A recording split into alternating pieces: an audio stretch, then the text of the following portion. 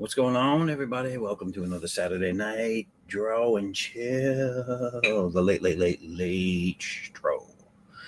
I've been drinking already. I'm about two in, so it's gonna be a short show. No, I'm kidding. Um,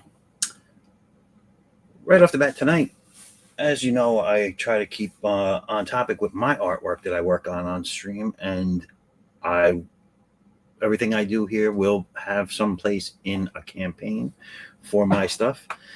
What you're looking at here is I did a bunch of covers for two stories that are in the future, not too distant, probably next year sometime. At least a short intro, 8-page story is in the future for them within the next year or so. But this is a group of college students. This story will take place in the 90s, and they're reminiscent of, I guess you would say, like Gen 13, DVH, the likes. Bunch of college students meeting for the first time, becoming friends, and dealing with their super abilities, which they will get at the same time with each other. You just have to wait and see how that happens. And it does fit in. It's a timepiece. Like I said, it takes place in the 90s, but they do fit into the universe, and they stuff that happens in this story will have ramifications in the future. That being said, again, I did the link for my Kickstarter campaign, which is funded already and is in late backing right now, is in the chat. If you are interested in checking it out and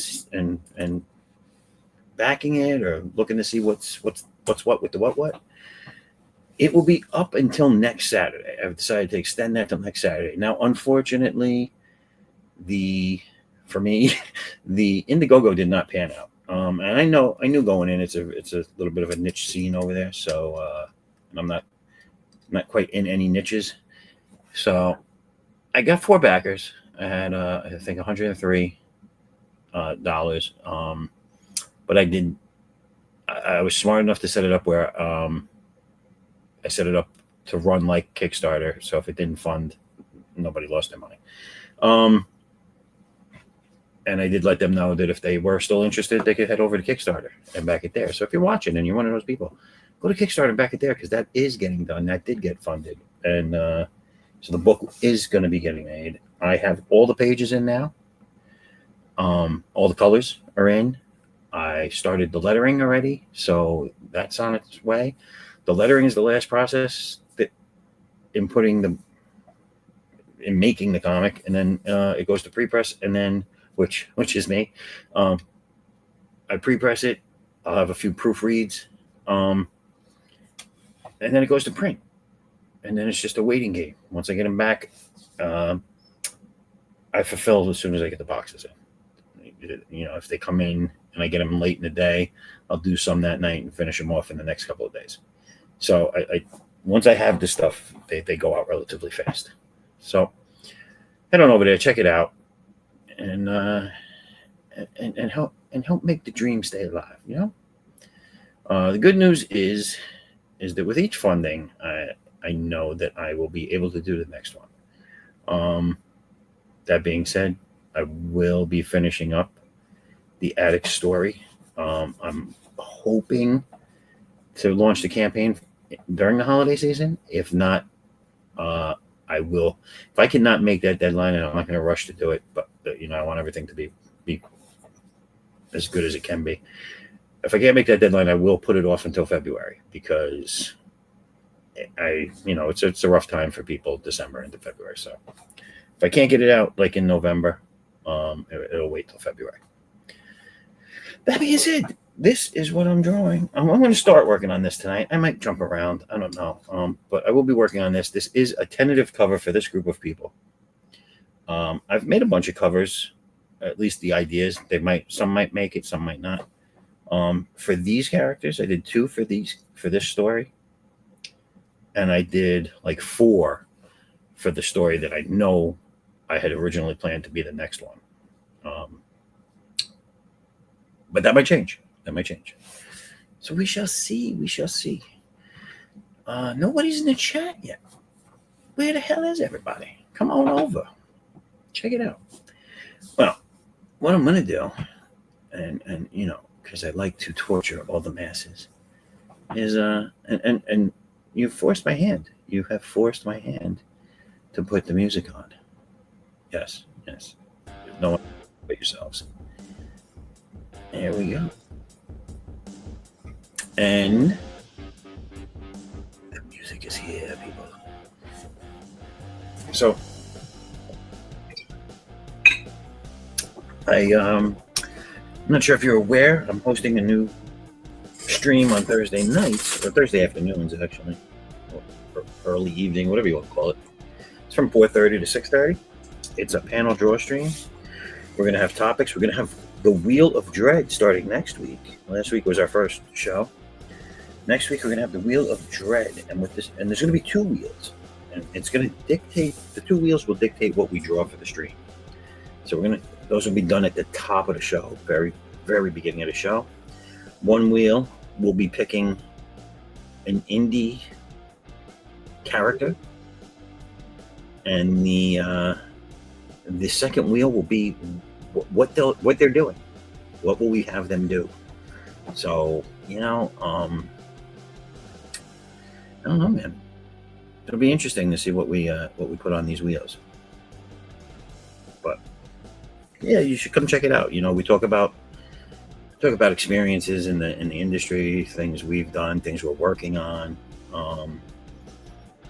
We try to keep it related to me creating and the like, or art in general. So yeah. Unlike here, where I drink beer, draw stuff, and make fun of people.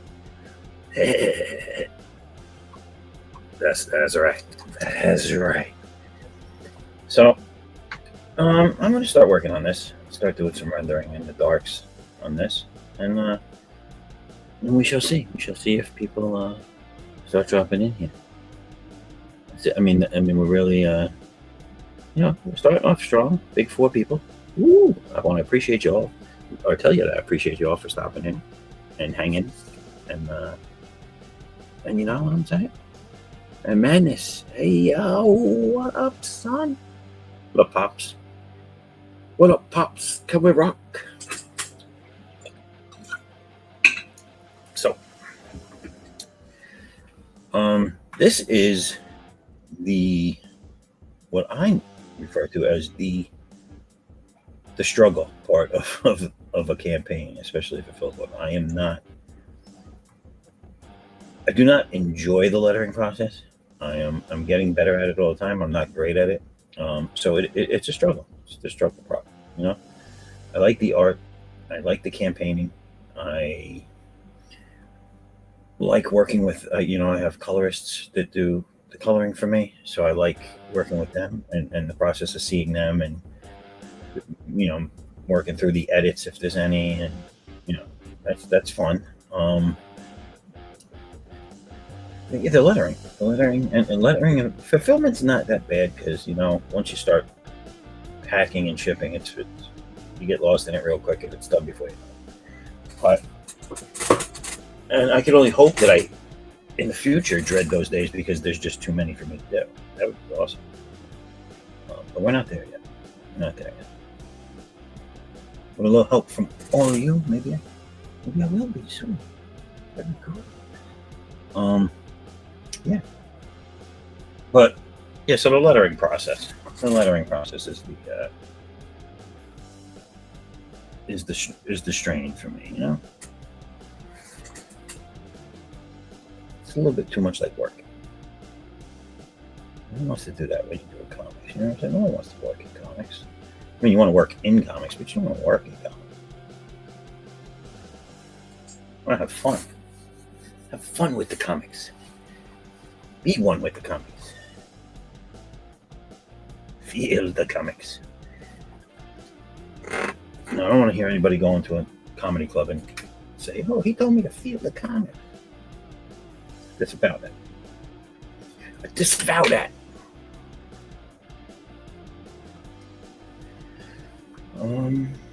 What else do I got? Not much. It's been a really quiet Saturday. I went to see see some people I haven't seen in a while with the wife. We had a day out. Um, tomorrow, it's the tomorrow is the day that we do stuff, and especially since we're both home, we get to catch up on things around the house that we should have been doing, but we're all too busy to do. You all know how that is, right? That's fun loving, mother lover. But yeah, that's what tomorrow holds. And if I can break away, I'll do some arting, or at least some writing. Uh, I think all these cover concepts and drawings that I've done have come about because I, with writing, especially as an artist with writing, I have to step away a lot and then come back to it. Um, I do have a tendency of falling asleep while I'm writing. Don't know what that's all about. I mean, even if it's something I'm really into, it's just I don't know, puts me to sleep. The process puts me to sleep. So there's that. Nah, I mean,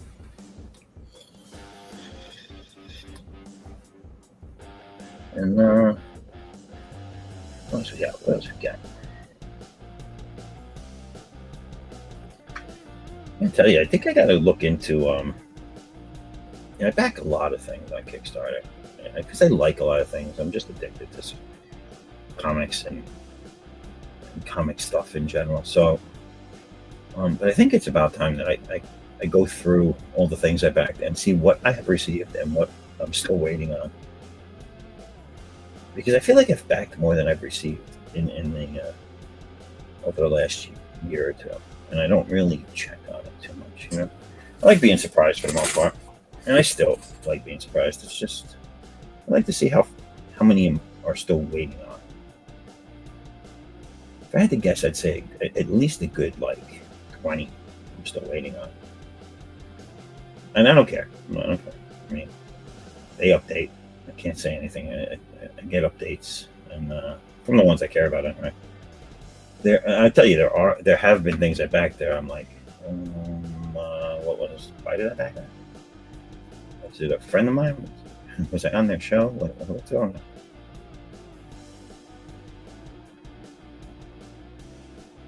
Did they steal my credit card?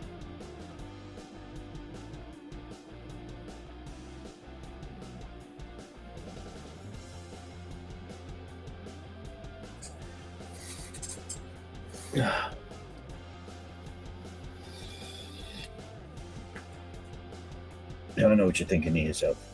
Who in college that sits in a coffee shop like this is this jacked? Well, I'll tell you, this person right here, this person is jacked.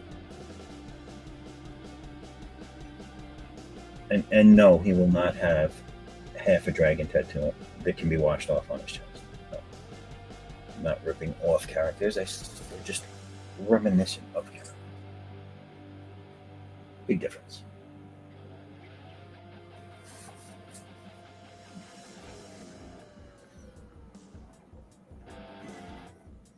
And their abilities are different too. So, you're not gonna run into that.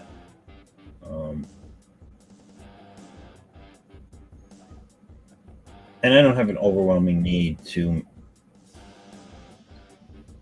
uh,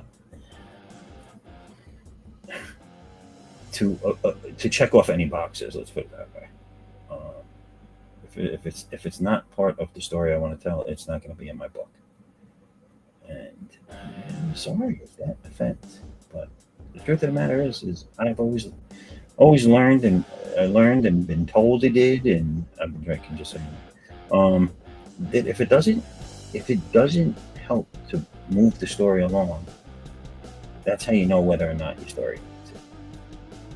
And I don't think any checked boxes will be moving my story along or are needed to move my story along, so there will be none. And that's that, Jack. It's my world, and you're all just living in it. I hate to break that to you now. I mean, if this is the first you're hearing of that, I'm sorry. But What else? What else? What else? I did. You know what? I can share with you. I want to share with you because I'm very happy about it, and I think I might actually end up using the characters at some point for something. But on the new Thursday draw stream, um, I don't think uh, a lot of people really knew we were going to do a topical draw. So, some people worked on things they had already started, which is fine. But I made it post-apocalyptic scene is basically what I had made the theme for the draw, and so here's mine. It's far from done, but this is what's coming up. So it's coming along, and I don't know if you can make it out too much, but it's a big, overgrown, what looks to be like a New York City-esque city. Huge crater in the earth here, or where like the island broke off, because this is water down here, and this is an old energy transformer. It's dilapidated and rusting out, and he's just standing on top of it. It's gonna be overgrowth and everything, but yeah, that's where we're at so far. So if you follow along, this stages, you know what I'm saying? And I like to show people the stages of my work. That way, when you finally see the finished, you can say, "Hey, I remember when that was nothing but a bunch of blue lines, and he was trying to talk me into it representing something." So yeah, man. Yeah. I say yeah. All right. I thought. What we got? I want to see something. Oh no, that's not what I want. All right. Go back to this. So yeah.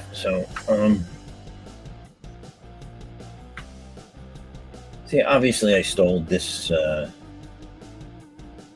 Just sitting around in the coffee shop they're in a booth, not really on a couch, but it's inspired by the typical Friends TV series feel, I guess.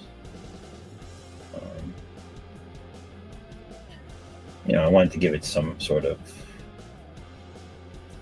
everyday feel, and not just superheroes doing superheroic things. Nope. Turn here. I think I got most of them drinking. They're either ice coffees or smoothies. I'm sorry, not ice coffees. They're lattes. I need my latte.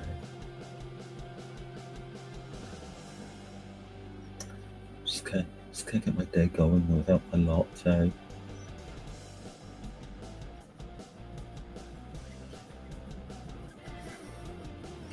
How do these people remember what they want in their own drink? You ever hear some of these people rattle off these drinks? I think I want a cold foam double shot. Over easy, special sauce, lettuce, cheese. 2 taps, do a dance, turn around. With low fat oat milk. I never understand how they remember their own milk. Let alone the people that rattle it off to. That's talent. They earn that $75 a drink over there, I'll tell you. Look like a man.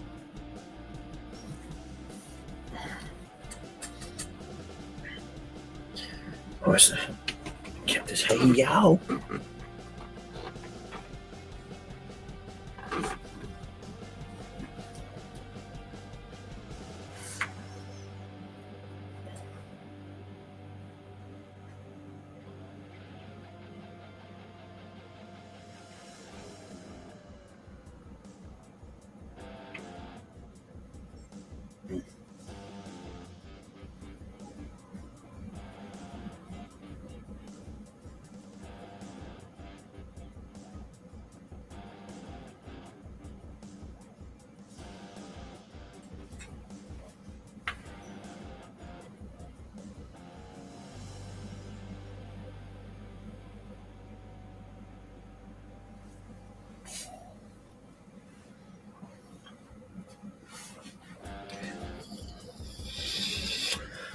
So who we got? Oh, we banging up the numbers now. We up to 17 people. Hey now.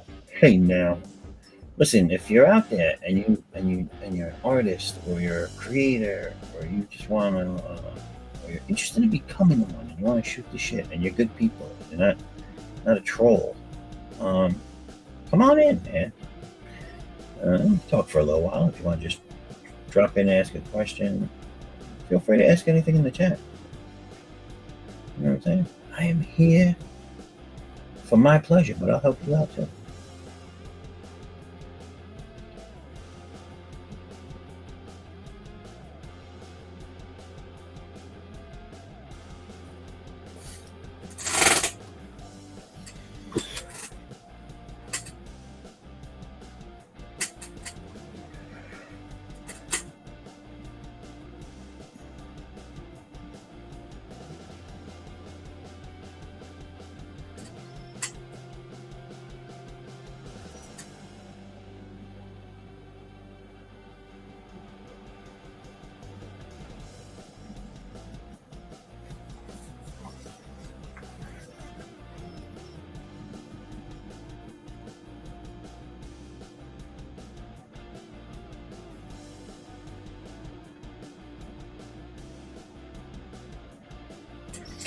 So once I'm at this stage, since these are the finals and this is with the heavier blacks, it's easier to smudge. You might notice that when I do this, I do left to right, top to bottom, and I keep so that my hand flows this way, and then I finish over here, the bottom left, and that way my hand, if I do it correctly, my hand rarely touches an area that I've just blackened in. I'm not that good, so I do end up touching things that I've already done. But I used to when I started, like even though I've been left-handed my whole life, they teach you go left to right, blah blah blah, and you have that in your head. And I used to do that for the longest time, go left to right. And then by the time I got over here, I'm going back with an eraser and fixing 1,000,001 smudge marks all over my pieces. And it's like I got to train myself to not do that. So I pretty much trained myself now to do it this way, which is good. A lot less smudging in my life, a lot less cleanup. Shortens down the time it takes me to finish.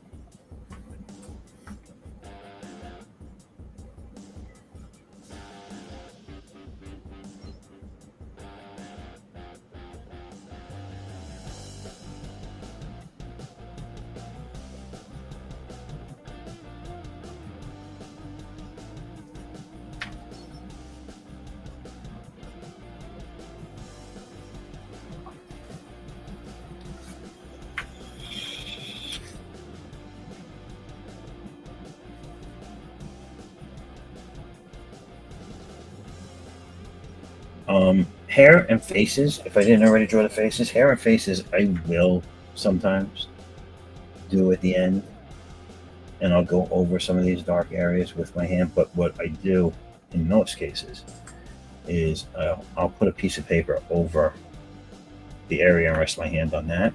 That also cuts back on smudging, to have something between you and the artwork.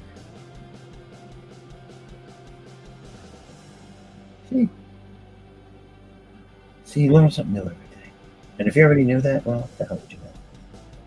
Now you know it again.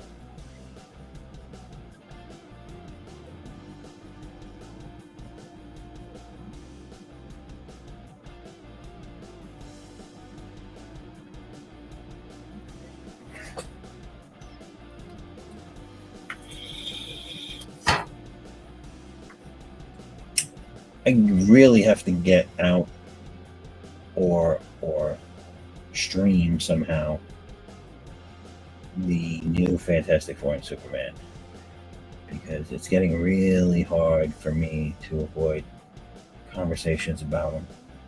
And I don't think I care about spoilers, but I don't want to know every little thing that goes on during the movie, and we're getting to that point. We're getting to that point.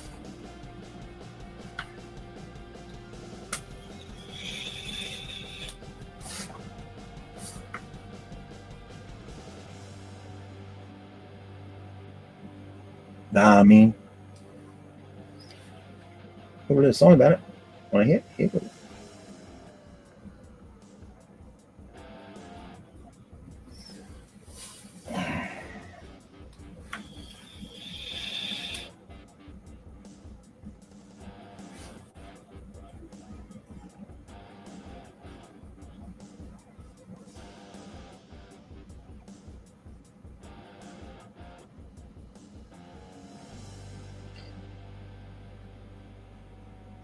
So I know, like, the internet has replaced certain things from the past with streaming and stuff like that. Like, I was talking about this with someone else that does comic book artwork. Um, they're not in this space, but they do they're new to it and they do comic art, but they remember. They're not young either, so they remember the good old days. But does everybody remember drinking drawers? You know what I'm saying? You go to drinking drawers and you Pops, I have no idea. This is one of those shows where I'll just sit here and ramble on for hours if nobody shows up, but they're all welcome to come.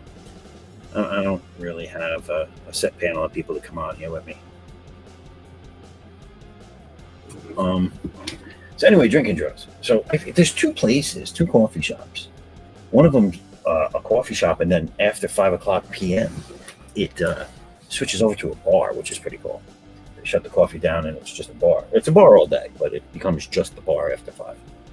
Anyway, I talked to them, and they'd be interested in doing it. So now I gotta try and figure out if there's a way to near me, because these are both near where I live, to reach out to the art community if there is one around here. I don't know. I'm not big in communities as far as that, like that type of stuff is concerned. I want to see if I can get a drinking drawer going again. That would be so cool. Like, I used to do them in Manhattan all the time. If you haven't guessed, I'm from New York, but I used to do them in Manhattan all the time. I didn't run them. I used to go to other people's to start them, but they used to be all over the place. They used to be really easy to find, and they were a lot of fun. A lot of fun. So yeah, so there's just two places that would let me do it. I've talked to them already about it. It's just a matter of finding people near me that to come to them. If I could do that, that'd be fun. Yeah, do a stream from there if it becomes something. You know? That'd be cool. Wouldn't that be cool? Live streaming from a drinking drawer. I guess I would have to get like people to sign waivers to be on a thing, right? Dale Keown killed them? How did Dale Keown kill drinking drawers?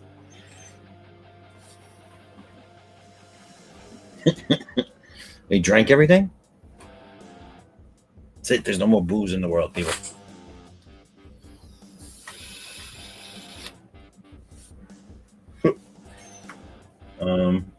Well, Pops, if he killed them, I'm resurrecting the damn things. You know what I'm saying?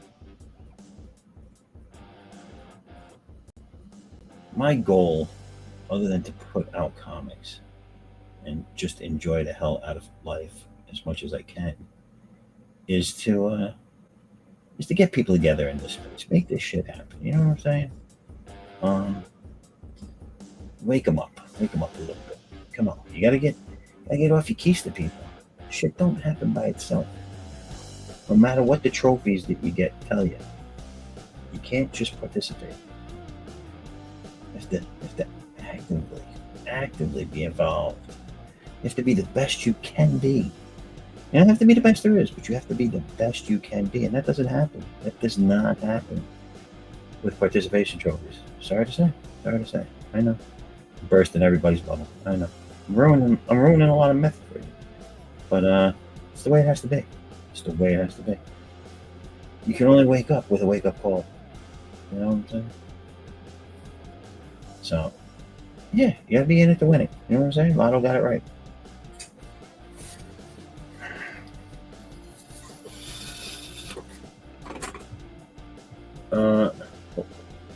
Nobody wants to pass out in their chair and scream for Mandy in their drunken stupor.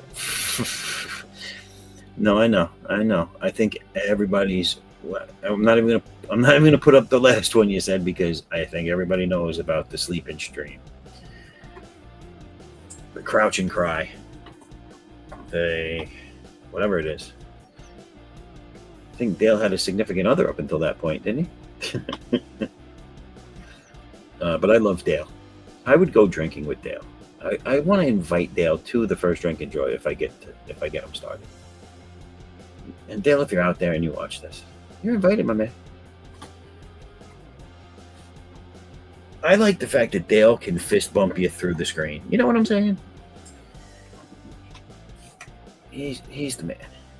And plus, he draws one awesome Hulk-like character, whether it's the Hulk or Pit. Just nobody does it quite like him. He was made for that. And the fact that they ever thought that he shouldn't do it just shows you how wrong they are all the time. Mainstream comics.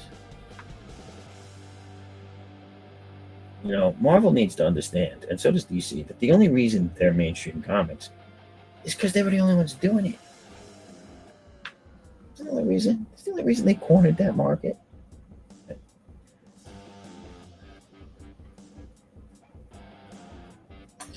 Just saying. I'm just throwing it out there, people. Keeping it real out in the field, all right?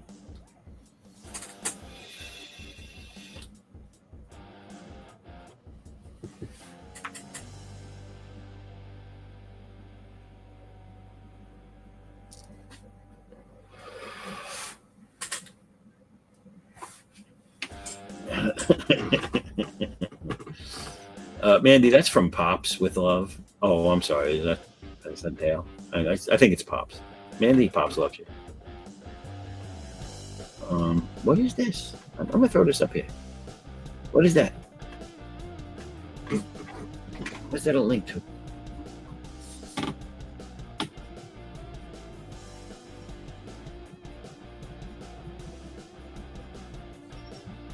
Is that for here?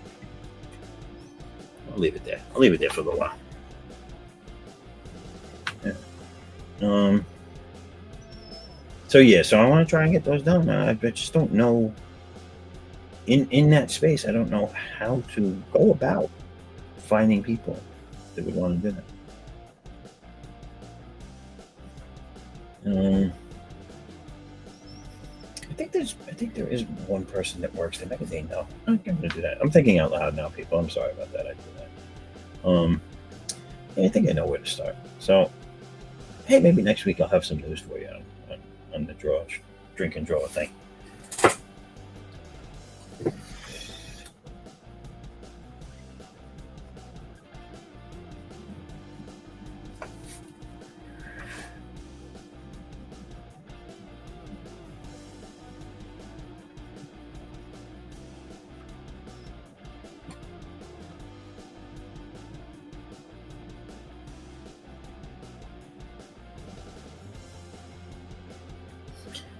No idea what that's supposed to be. All right.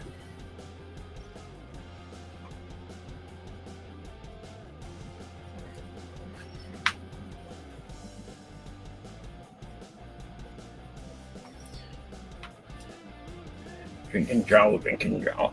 Oh, listen, we have 22 people viewing this. So for those watching, if you could like, share, subscribe, jump up and down.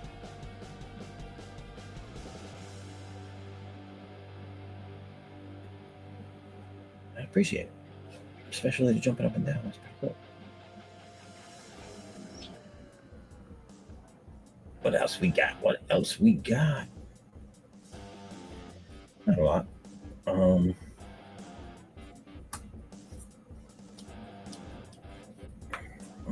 I will reiterate what I said when we opened because I know there wasn't really anybody here. But so the Addicts on Battlefield Fury 2 did not fund on Indiegogo, but it did fund on Kickstarter, and it is still late backing in Kickstarter, and it will be up until next Saturday. I was going to take it down earlier, but I figured I had some people over there That did back it on Indiegogo, so I'm going to give them a chance to maybe switch over. And so I'm going to leave it up till next Saturday, and then it'll be down, and it'll be over for good at that point. So if you haven't backed it and you're interested or you want to check it out, there's digital copies. If you don't want to make a big commitment and you just want to see if you like it, go there, do that thing, and yeah.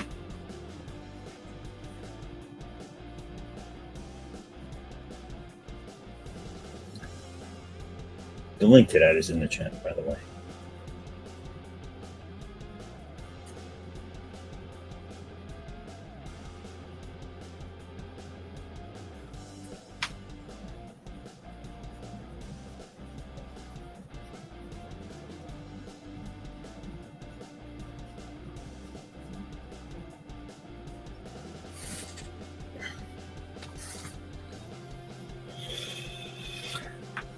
The good thing, it's not really a good thing, but the one thing, let's say the one thing about being here on stream by myself right now is I'm actually getting some drawing done.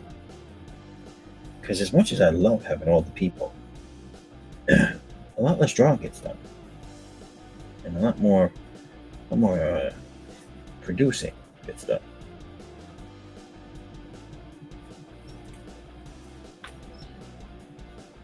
Of which I'm more than happy to do. Because I do like having people come on in and share their stuff. So if you're out there, come on in. Don't be shy. Stop with the shyness. Shy's out. Shy is passe. It's also past beat.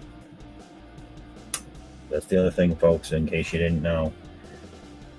Bad, horrible dad jokes all evening long. And you can only get them here. That's right. That's the stream's hook. Dad jokes. Bad ones. And they don't get better. They only get worse as the night goes on. So. And unlike the music, they don't stop if you come in. So it's just a thing, you know. Unfortunately. I apologize. All right, enough messing around with the booth. Let's get back up here to where the boobs are. It is all about the boobs, people. You gotta enjoy the boobs. You gotta put the boobs. People come for the boobs. You might not want to admit that to yourself, but people come for the boobs.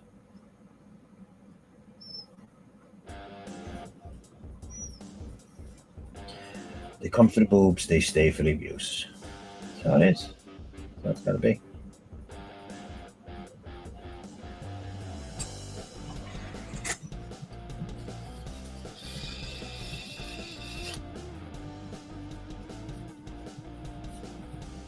So I keep hearing. Well, I know it's what 3 weeks away. The holiday. I keep hearing people talk about a holiday like this week. What holiday is this week? Does anybody know? Can someone tell me? I know. I can go on a calendar and look up what day is what, but I don't want to. I'm lazy. I'm drawing here, people. You're drawing to do. I can't be looking at the calendar. Someone help a brother out. Tell me what day it is.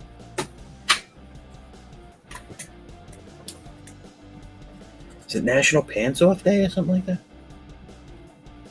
Whip them out Wednesdays? No, that was last week. I don't know. Yeah, help me out. Help me, Rhonda. You know what I'm saying? Help me, Rhonda.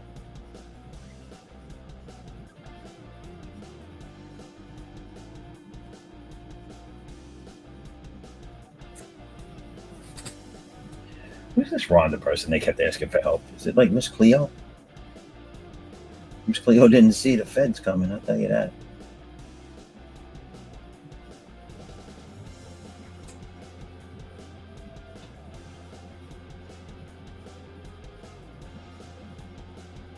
I think Miss Cleo was working at the resort I went to for my 50th birthday. Could be wrong. I think it was her.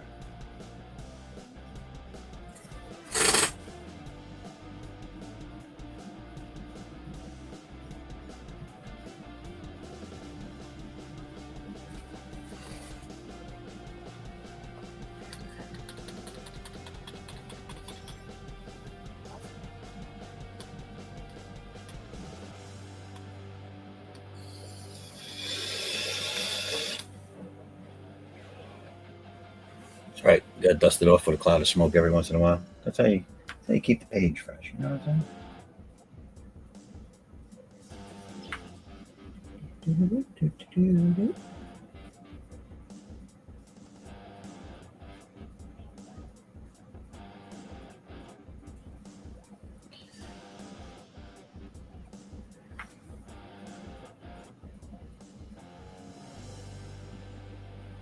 So, if anyone's out there in the chat that feels like participating in the chat, I have a question for you. You might not have an answer for it, but if you do, what? And I'm going to be very specific with this question because Image Comics. No one can deny when Image Comics came out. It was the biggest thing in comics at the time because no one had ever dreamed of opening up a new comic business alongside the big three. Other than, I mean, you had Dark Horse, but these guys laid low. Image came out, guns blazing. They were going for the gold. And while I did like everything they were doing at the time, because it was just new and different, my favorite stable of characters had to be Jim Lee's. I just think he had really good looking designs, some interesting stories. And I'm talking about initial Jim Lee. I was not a fan of the Authority. Sorry for those that are fans of the Authority. I thought I thought when the Authority came out that he was getting too heavy into messaging. He was getting too heavy into trying to be cool, hip, whatever. And there was some of that the whole time. Like Stormwatch was supposed to be a politically driven story. The originals as well. But so I guess the question is, what was your favorite, if you had it, of Jim Lee's character stable? Because I'm going to say mine was the group that didn't see much action, but I liked the designs and the characters, and I liked where it looked like it could have gone, which was Wild Core. I think the characters were cool. I think the story looked like it had promise, and it was kind of well after the initial launching of all the main titles. It was a new wave. It was the next wave of titles and characters from him. I also liked, and I think they came out of his stable, but they weren't his creations. Was Wetworks, those Pistachio stuff. I mean, I remember waiting patiently for them to finally put that book out because it didn't come out when it was supposed to. And I loved that first run all the way up until I'm going to say issue 20, between 20 and 25 somewhere. Uh-oh. Woodham, what's going on, Woodham? Lucky Smooth, like, yeah. All right. And hey, diddle diddle to you too. How's everything going, Woodham? What are you up to?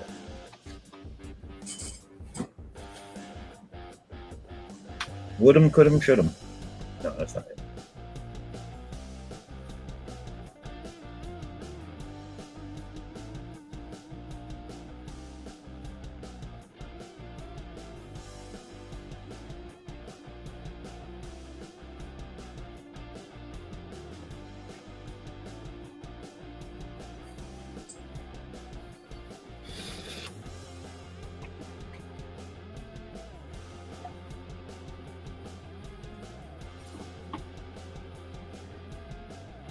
I just like to watch artists draw and show me some of their stuff, older, and currently. All right. Well, right now you're looking at currently. This is a new group of characters that I have. They take place in the 90s. Well, their story is going to take place in the 90s, and this is them in a sort of like a Friends type pose setting. If you're familiar with that series, TV series. I don't know too many people that aren't, unless you're like very young right now. or insanely old. And by insanely old, I mean like, you know, Doc old. That one was for you, Doc, in case you're out there watching. I'm just kidding. I joke, I kid.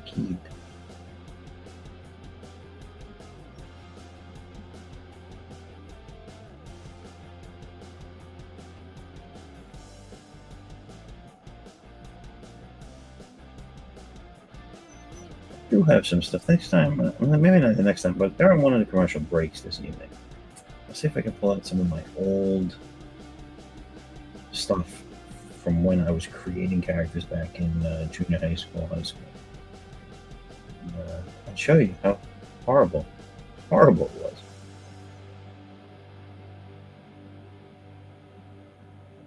So bad.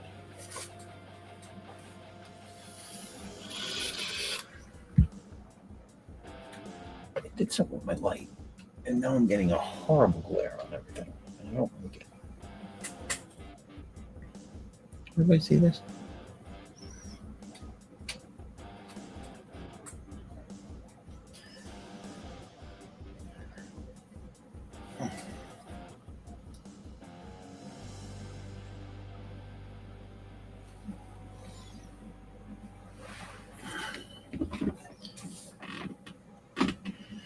That's what this speech to text synthesizer thought.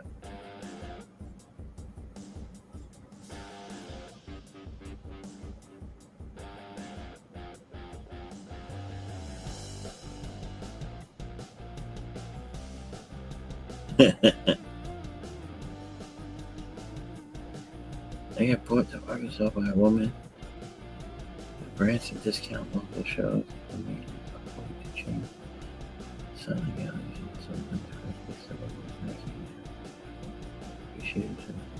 What the hell does any of that mean? What are you, a robot? Is that what's going on here? Has someone spilled water into your hard drive?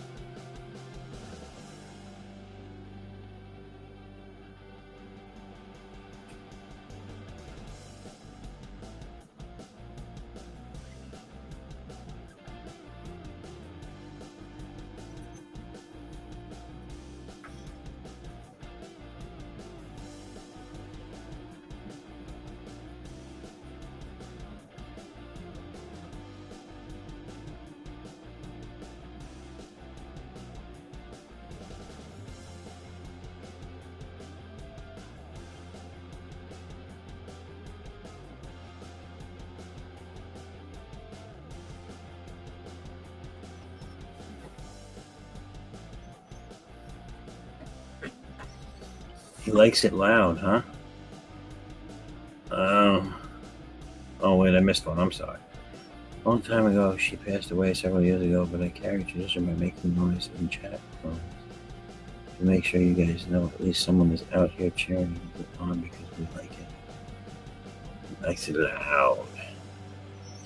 This way, I hope Pops give you suckers the illusion that there's an audience out here. Well, thank you, Woodham. I appreciate that.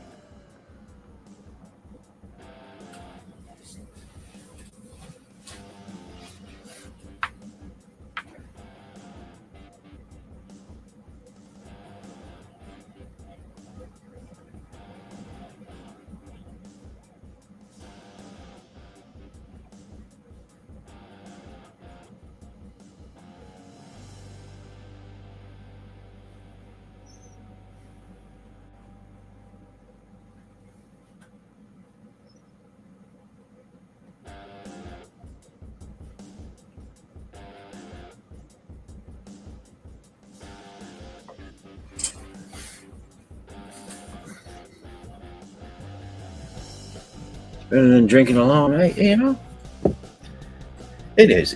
You know, and as a man in this world, I'm used to people faking it. no illusion tonight. I asked, where's everybody? Yeah, I don't know. I don't know.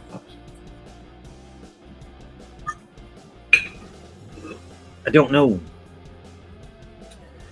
I wish I did. But, you know, in my defense, we still haven't hit the hour mark yet. And usually people don't.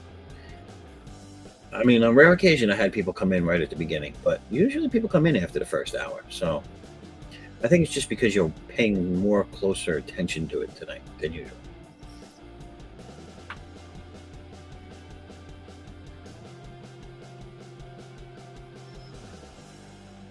Because once we hit the hour, I'm going to throw up an ad, take a take a quick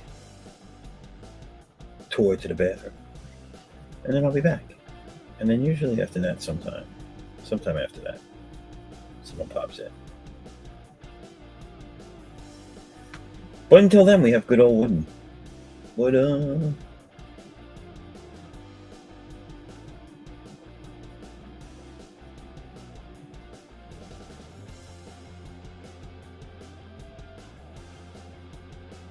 Who I thought was real, but now I'm pretty sure he's just a figment of my imagination.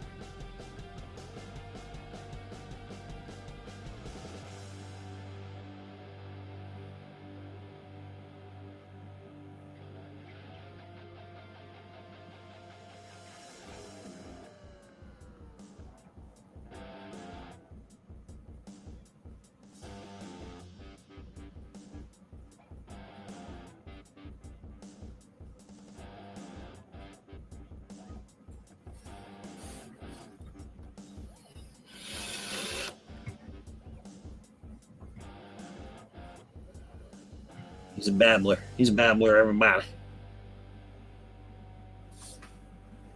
Babylon, brother. Babylon.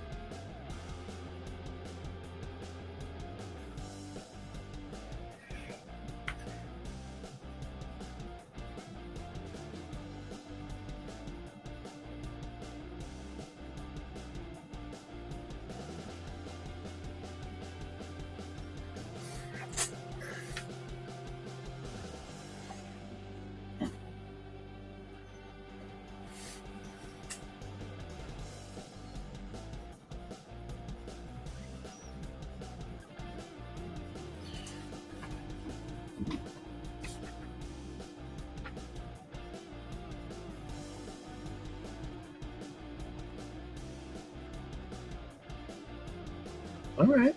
Well, what dial did she turn up? Do I want to know? Probably better if I don't know, right? But now I want to know.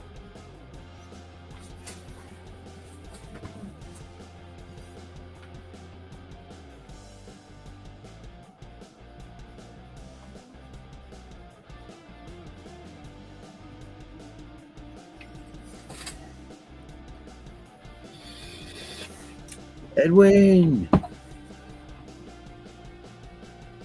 Edwin, Drawing Aces Anthology live on Kickstarter Acevedo. Good Lord, that's a lot. Edwin, come on in, man. Talk about your stuff. I'll let you present it. Come on, check it out. Love watching a lefty draw. I hope you don't dash my thoughts by revealing that your camera is not. No, I'm a left-handed person. It is all real. It's just about as real as you are. Hail alternate chatters, or is this chit chat? You don't stop. So anyway, hail peeps, Edwin, come on, Edwin, you can do it. Come on in. We'll look at your campaign. It's what we do. We do things. All right. Back to drawing. I do want people to come in now though, because it will give me a chance to go producer mode for a little bit, and then in producer mode I can drink my beers easier. Just saying, you'll be helping me out. You'll lose the music. You'll help me drink my beers. You know, you'd be doing a lot. You'd be doing a lot of good. A lot of good in this world. Done. I joined in the chat. Just saying. Something to think about, you know? Mull it over. But do it fast.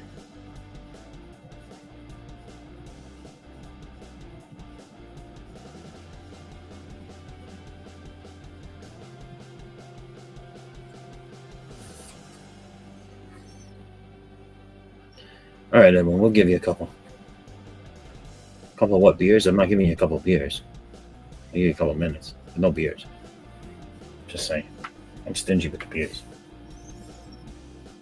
I'll be Bogart with beers, man.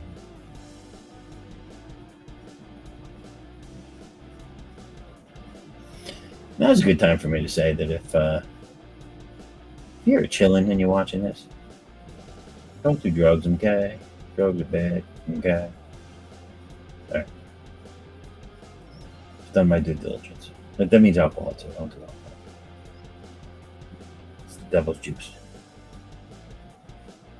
I just happen to like it. And a lot of it. A lot. I like it a lot.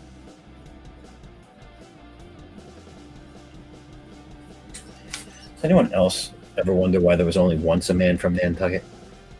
Just throwing that out there. I don't know. I was thinking about that earlier. Why only once?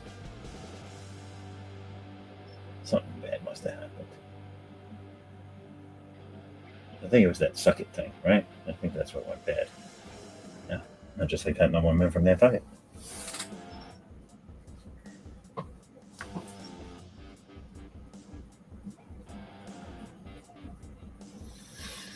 You know what? I didn't see it too recently, but I saw it maybe like 2 months ago for the first time, and I did not think it was as bad as everybody else claimed. I mean, I don't think it was a great story, but I thought it was done all right. I thought it was done well. It was a different approach Marvel took, but with the New Mutants movie, you know, don't listen. If you hated it, don't crucify me. I have my opinions. I'm allowed to have them. But yeah, that shit was great. And if you thought it sucked, fuck you. Oh, I'm sorry.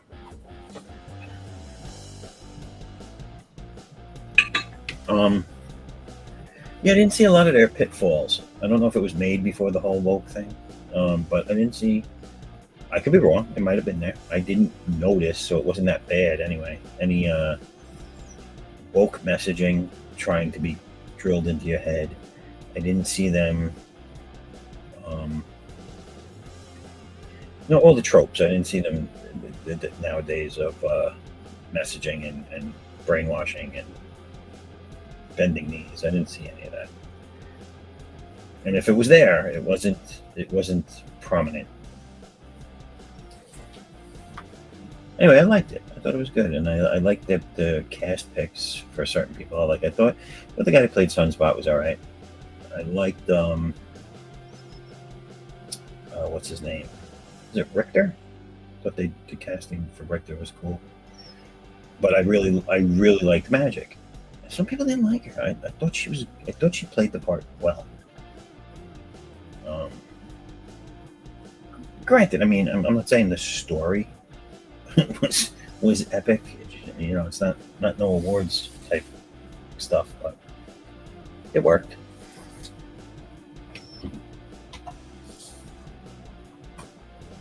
And that was the dial she turned. Oh wait, hold on. I didn't go all the way back there. Hold on. I may have to go ask the AI robot, but I believe my TV used to have a dialed call control. And that was the dial she turned up. Contrast. Brilliance? Maybe. Alright. If this was a bar, Woodham, you're cut off.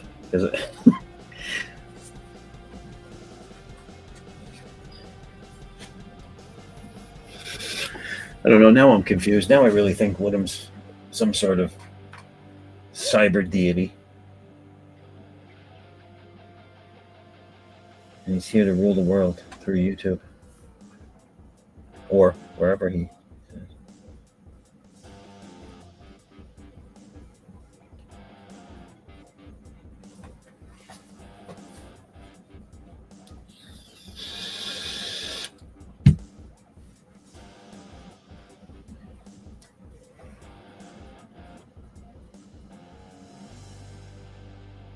So anywho, yeah. So just wanted to say that I've been meaning to tell somebody that I didn't think it was bad, and I heard all this bad shit about it. Although I don't know what people were referring to, that it was like, oh, Marvel's trying their hand at horror. I mean, what the hell was horror about that? Nothing was horror about that. No horror here. There's no horror here. This room is clean.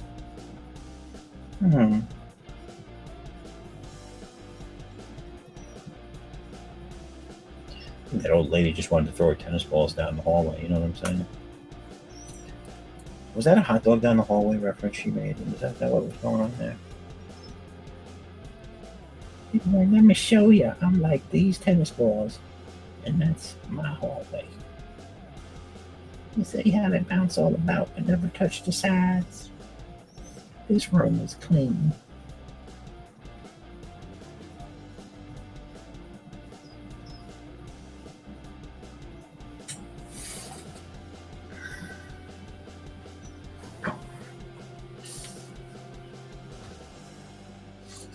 Do. There we go.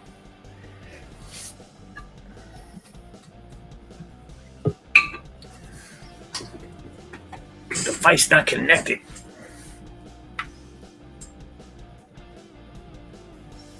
All right, we have someone in the back room. Hey, what's going on, Buzz? What's up, brother? What's going on? How's everything? Chilling, you know. Another dollar. Yeah, I hear you. Well, thanks for coming in. So, do you have your campaign? You want to share the screen and we'll can you actually pull it up? Because my StreamYard connection isn't great. I can put it in the private chat. Yeah. Hold on. What is the? Well, it's on Kickstarter, right? Or is it? What's it on? Yeah, I just put it on the private chat. Okay. Hold on. There you go.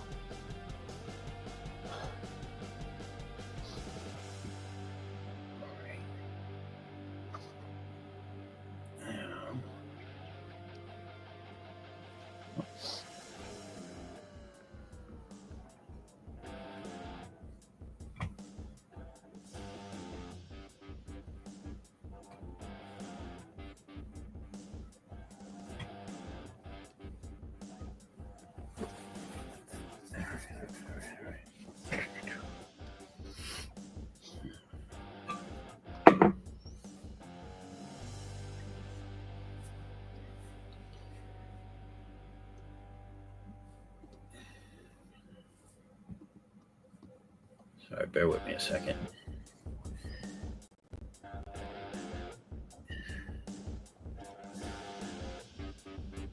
All right, there it is. I'm gonna do this. There we go. I'm gonna start by running your video. That good? Yeah, that's good. All right, everybody, here we go.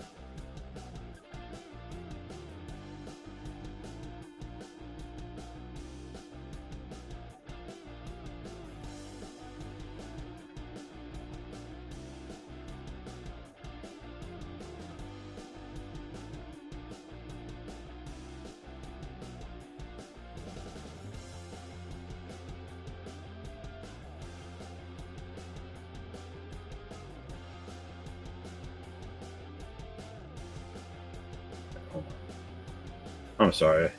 I had to manually mute and unmute these things. There we go. Can you hear me? Yeah, I hear. All right.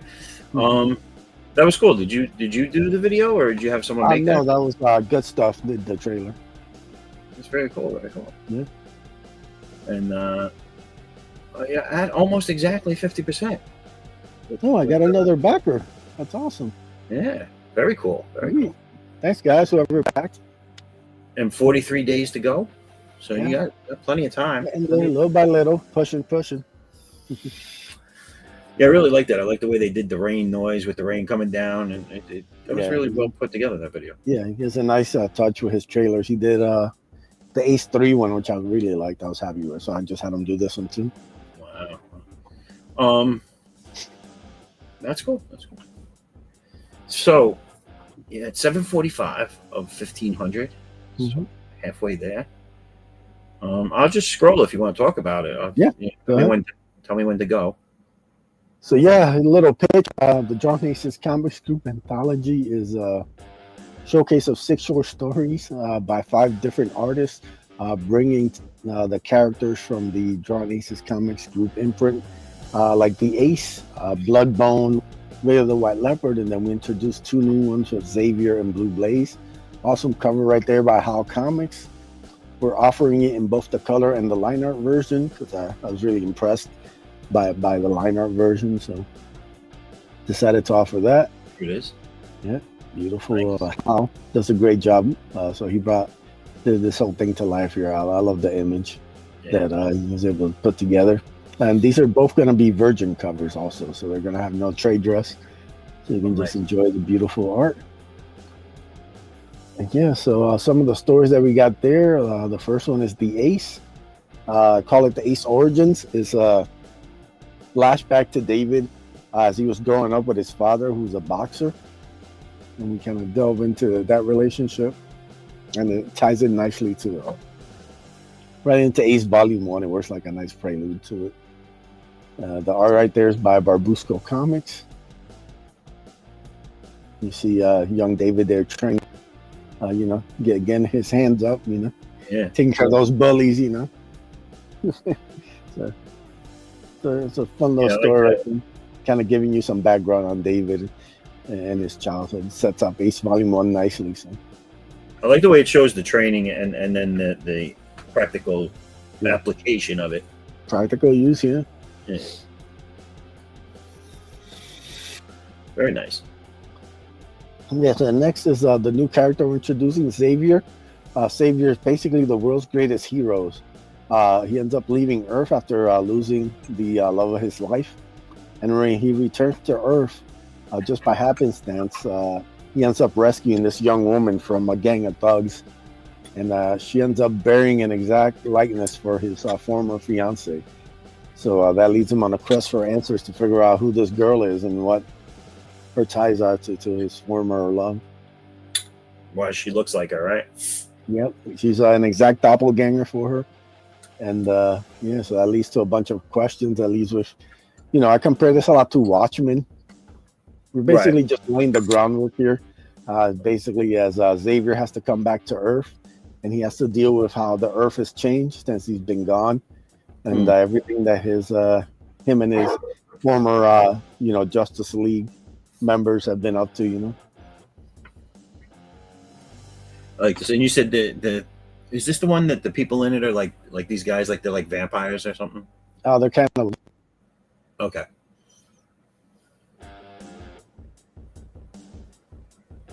Yeah, and the detail's nice. I like it. Yeah, art by Rafael Cresta. He did a great job bringing this to life. Yeah, very nice. Really nice detail, really nice action. There's a couple really good, there's a page that's full of Xavier just beating up the thugs. That just is fantastic. So can't wait for people to check this out. Yeah, I like the perspective on him jumping down, mixed with the panel next to it, which is like his view, or a view of where he just came from, looking down, and the facial expressions. I like it. We also have Bloodbone here by Maxi Dallo. Bloodbone is a mass vigilante who ends up having to kind of use all the skills he gained while he was away to rescue his city from a criminal organization, which is overtaking it. Bloodbone's very street level, very action packed, and this takes place right after the ash can that I launched of Bloodbone. So Okay. you see him taking over as kind of the city's protector as he tracks down the serial killer who's harming young women at night, and Bloodbone looks to put a stop to that. That is, I love the. Well, first off, I like the creepy him in the shadows on the second to last panel. That was a lot of fun, yeah.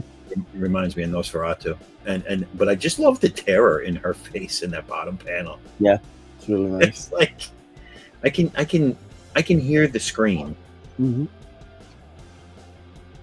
Yeah, that's my favorite shot there. The second one with him standing on top of the roof building. Yeah. Swooping down like he's Batman or something. Yeah, that was a lot of fun. This was the page I remember last time we looked at this. I remember I said that this page reminded me of the guy that draws. I don't know his name offhand, but the guy that draws Trencher, or used to draw Trencher. That's what it reminded me of. That the building, the way the buildings look in that panel, and him standing there, and then the action. Very cool. And you could really feel that kick in the face. I'm sorry, but that's. I love like the. Bloodbone's very action packed. A lot of great kind of action little panels that I like to throw in there. So Max did a great job with this. I also like the fact that the crack isn't an overlaid sound effect. It's actually like part of the artwork. It goes behind him, but you know what it says. Like what that is. That's very cool. And then we have Raid of the White Leopard by Avery Butterworth. Story of a band of Viking raiders who get caught up in a massive storm and get shipwrecked on a mysterious island, and now they have to deal with the island's protector. This is a really interesting story. This is the first 7 pages, and it gives you a nice hook at the end, kind of get you into more. And just beautiful artwork by Avery, just really captured the whole tone perfectly. Yeah, I like it. The feel of it.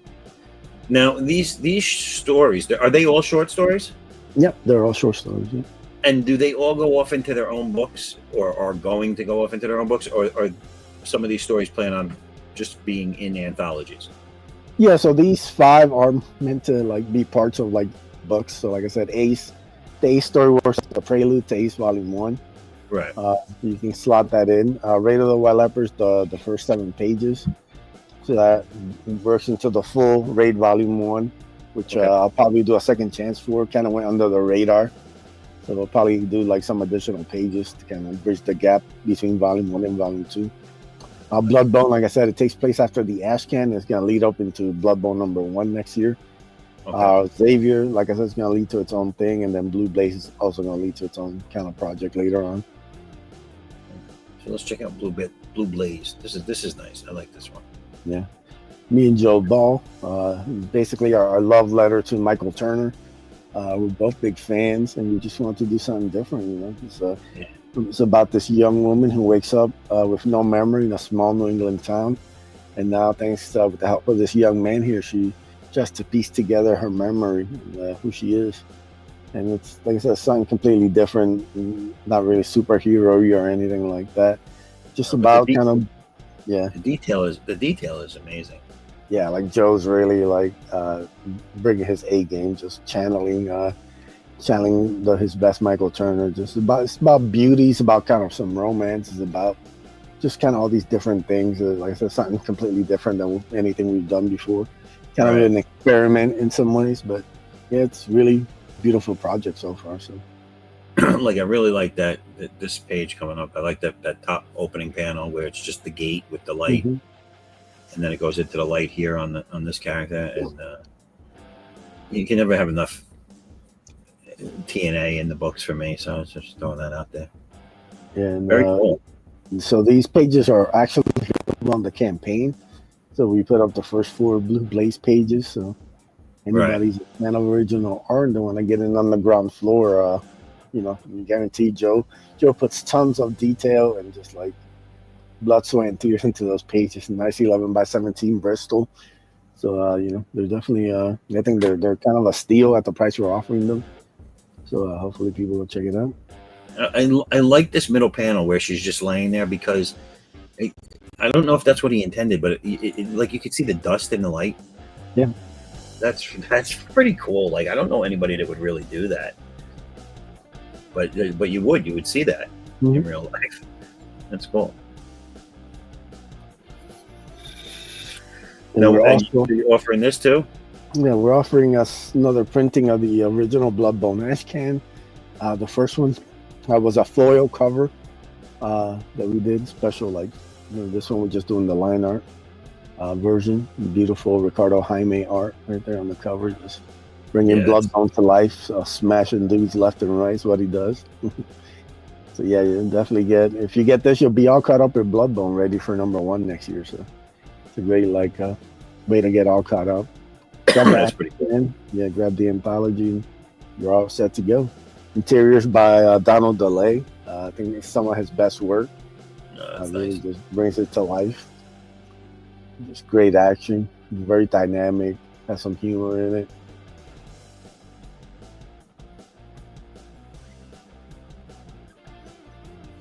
I like how all whatever these guys are, mobsters or whatever they are, but I like their legs. They scrawny little legs. Yeah. That's definitely the Donald style. Very cool. And yeah, another this guy's freaking enormous. Yeah. I remember this page. It's great. Yeah, really fun stuff to work on. Donald brought it all to life from my script, and yeah, we worked well together. I'd love to get him to do some more. You know, depending how the books do, maybe wrangle him up for another short story or something for Bloodbone. Right. That's cool. Yes, just another page of Blue Blades right there. Like that page is also available right there on the campaign. So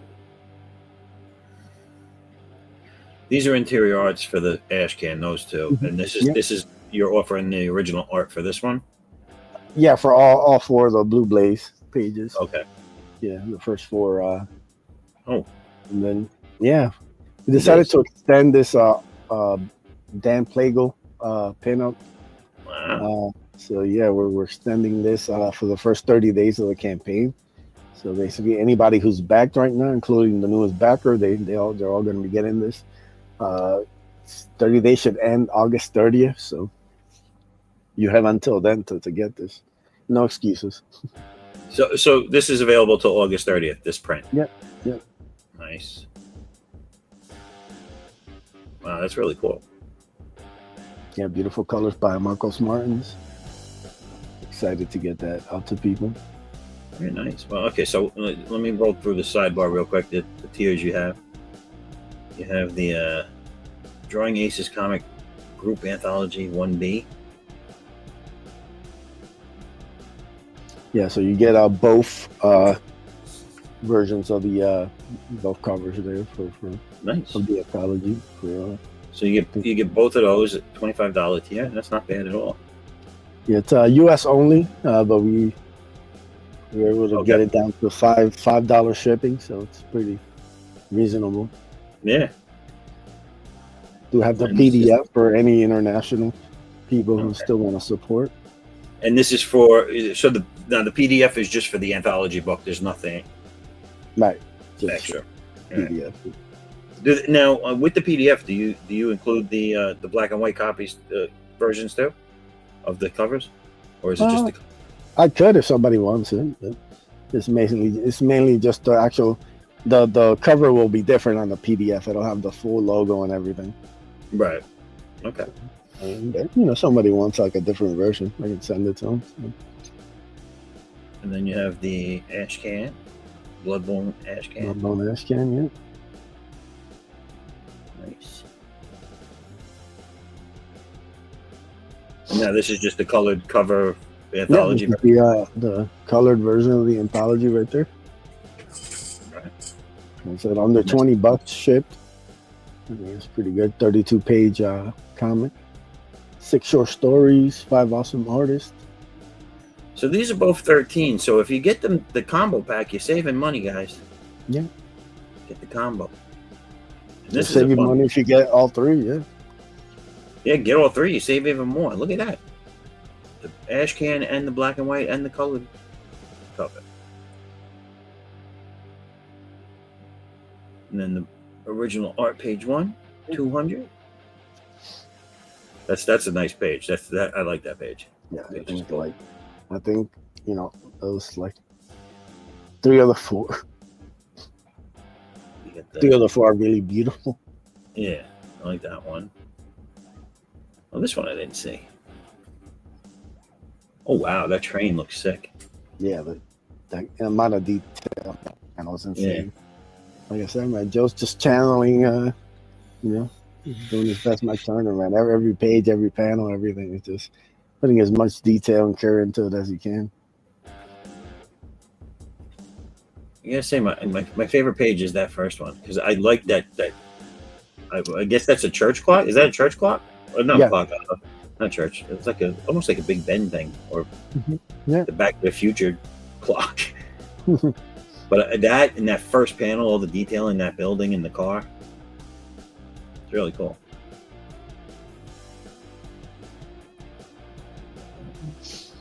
Not bad, man. Nice campaign. Oh man. I'll go back up to the top and refresh it. See if anyone else jumped in on this. Hey guys, we're close to 50%, halfway there. 43 days. All right, so it's at 7:45. Yeah, I mean, you're right there, dude. Halfway point. And this has been up for how long now? Well, it's been like 2 weeks. All right. So you got plenty of time left. There's a lot of time. There's not even a third of the time yet. Yeah, we're still making the rounds. Had a couple cancellations this week, so we're trying to reschedule those. But yeah, we have some stuff lined up for next week, so looking forward to. Well, that's really cool, man. Okay. And congratulations on the launch of the Kickstarter, and you're doing great so far, man. Yeah, man, I appreciate it. So everybody out there, let's see, can I see? Okay. I'm sorry, I've been neglecting the chat for a minute, so hold on, bear with me.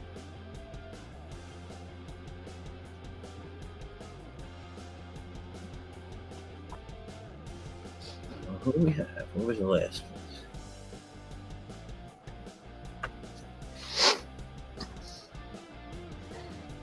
We have Matthew here. Matthew's asking, please follow the Night Slayers #1 re-illustrated on Kickstarter, or by way of Kickstarter. They're at 13 followers right now. So, Matthew, are you on pre-launch? Is that what's going on? Yeah, usually followers is just like the pre-launch page. Go sign up there, people. Yes, just show some love. Yeah, and you'll get updates too once you follow. So.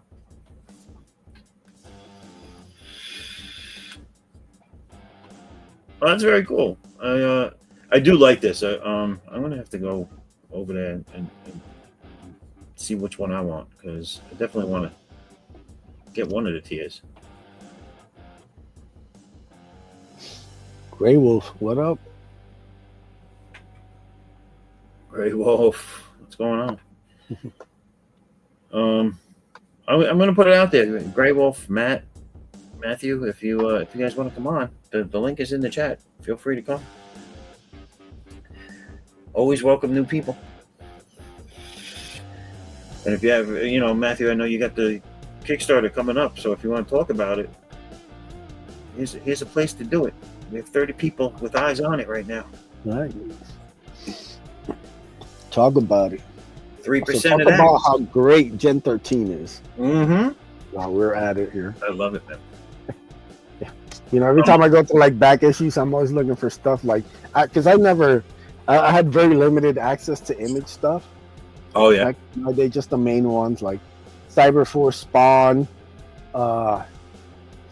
Cover for Spawn, Young Blood, maybe one or two others. But a lot of these books I only ever saw like the little promos for. So I Right. never got Gen 13 until like much later.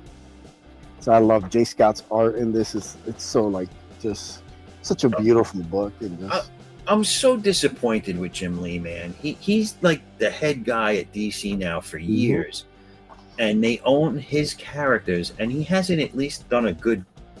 I mean, at least do a good action figure line of all your creations. They were such great characters.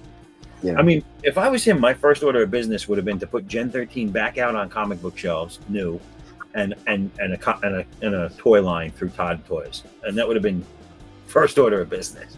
Yeah, it's crazy. Like I'm looking back at so many comics and stuff, and I'm like, this art is so just beautiful and just like Yeah. it's like if you don't know about it, you'll never like never have any idea. Like if you love Jay Scott, Yeah. all his covers he does for Marvel, whatever. Like man, Gen 13 is just made for like to be brought back and just be like a. And there was books that had such good art and stories to them. I mean, there was a lot of stuff there that was like, Wildcats. Wildcats was sick. It is the most beautiful book you'll ever look at as far as just art. Yeah. Well, Jim also lost like his mind in that book. the original launch, and I would say maybe at least the first 13 to 15 issues of Stormwatch I love too. I thought that was a great book. Great, yeah. And that was kind of new for its time, the way their take on the superheroes, you know. I mean, I liked that. I liked, Gen 13 when that came out. They were the first teenage kids that were superheroes living in the time that they were being drawn. Like that was the 90s, and they were 90s kids doing 90s things. Yeah, it was pretty cool. But then I also liked like when they had that cliffhanger imprint. I loved Crimson. I loved Danger Girls. All that stuff was great. Battle Chasers. The Danger Girl Kickstarter's coming, launching in September. My wallet's gonna be hurting so much. I'm already just shaking my head. I think of how much I'm gonna drop on that. Is he doing it? Yeah, it's that's gonna be the sick. pre-launch is up now. You can go give it a follow. I think September 20 something was. Yeah, that's gonna be sick. I was so disappointed. I was happy and disappointed at the same time when Joe Mad brought back Battle Chasers, because I loved the characters, I liked the story, and I was glad he was finishing it. But I was very disappointed that he didn't do the artwork. Yeah, I mean it's not the same, man. Look at that. Yeah, no, look Look at at that. that. Look at that. That's what you need in your life. I don't even collect slabs. I have to get this. It's such a good deal. The one thing I want to get, and I can't find it because it's discontinued, so you have to get it through a collector now, is the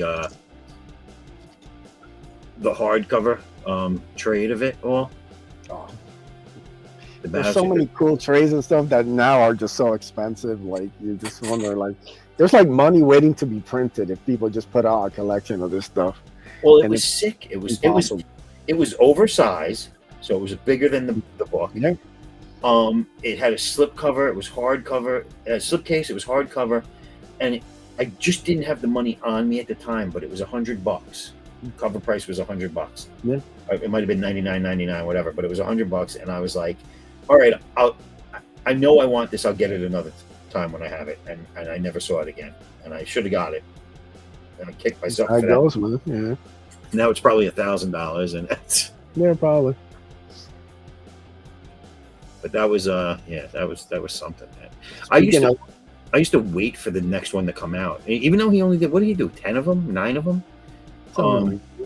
But I always waited for the next one to come out because he was very detailed. He on that, like when he was doing X-Men and stuff, he had great characters, great composition, but he wasn't really too detailed with his backgrounds. But when he put out Battle Chasers, man, he put a lot of effort into those pages.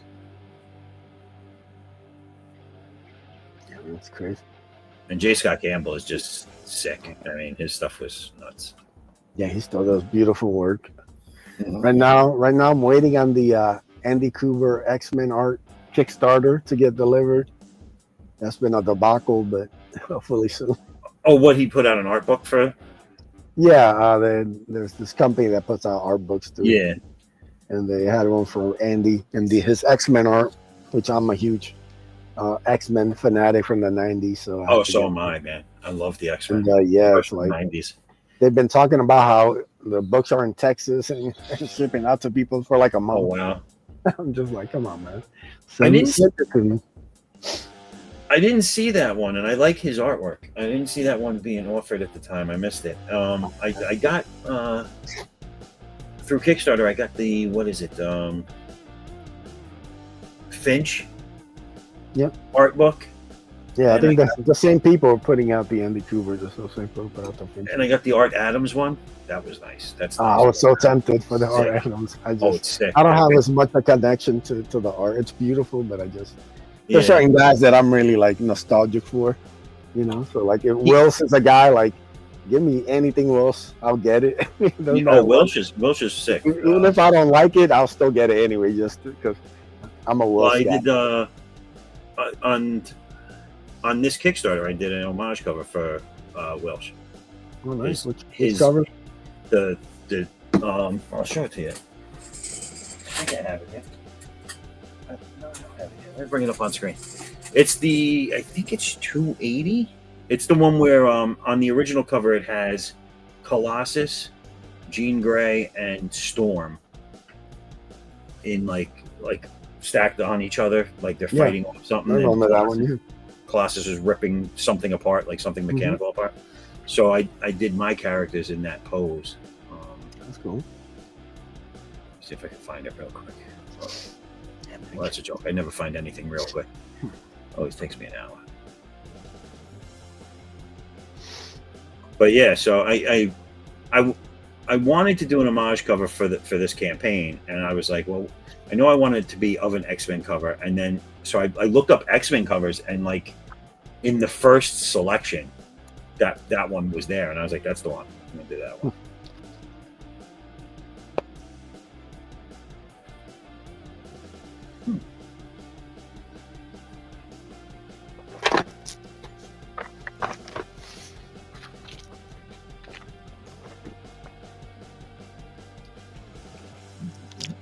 Oh, here it is. Let me see if I can share this.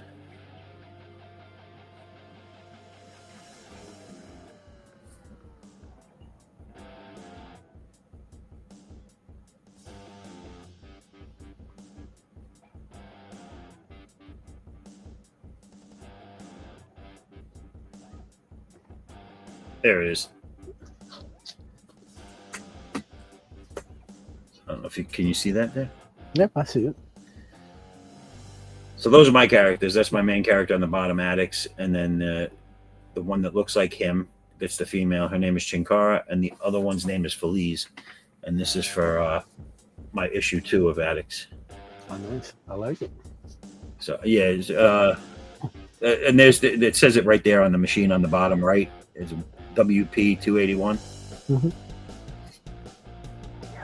That whole run, man, is so good.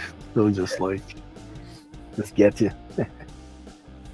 Oh yeah, when he first introduced that whole story too, where with what's his name, Bishop coming back from the Bishop and then Fitzroy. Oh yeah, all that stuff. Yeah. even the story was cool too. I don't know who wrote that at the time. I can't remember. That wasn't Claremont, was it? He might have been doing like the script. But that was a good story too for him to do, because there was the future and the present, and it not having to do with Cable was cool. Like, hey, it's a future story without Cable. Thank God. And then Bishop ends up joining the team, which is great. Yeah. Yeah, no, that's the cool stuff, man. I thought, like, it's funny because with the writers, when the writers change books, I think they should let the writers wrap up their stories before they get rid of them, because I always feel like the original idea is there, then the writer leaves, and then some other writer comes along and changes what it was, what the punchline is. Like, I remember they finished up that story that started there, where who killed the X-Men in the future, and they kind of wrapped it up with Onslaught being the one that did it.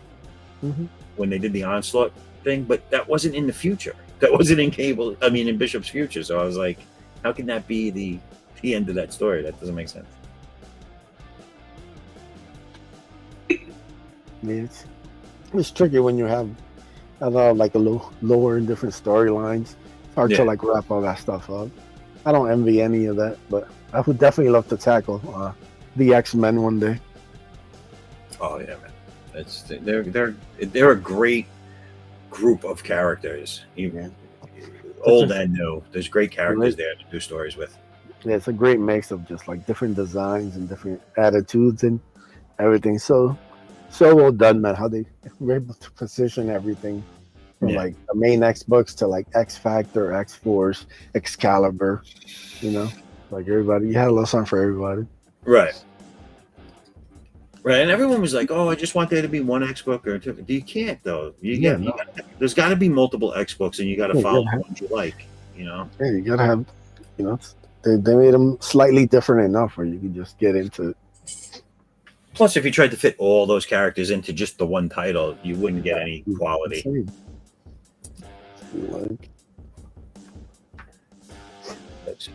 Speaking of which, hopefully this, what I'm working on now, ends up being the future Gen 13.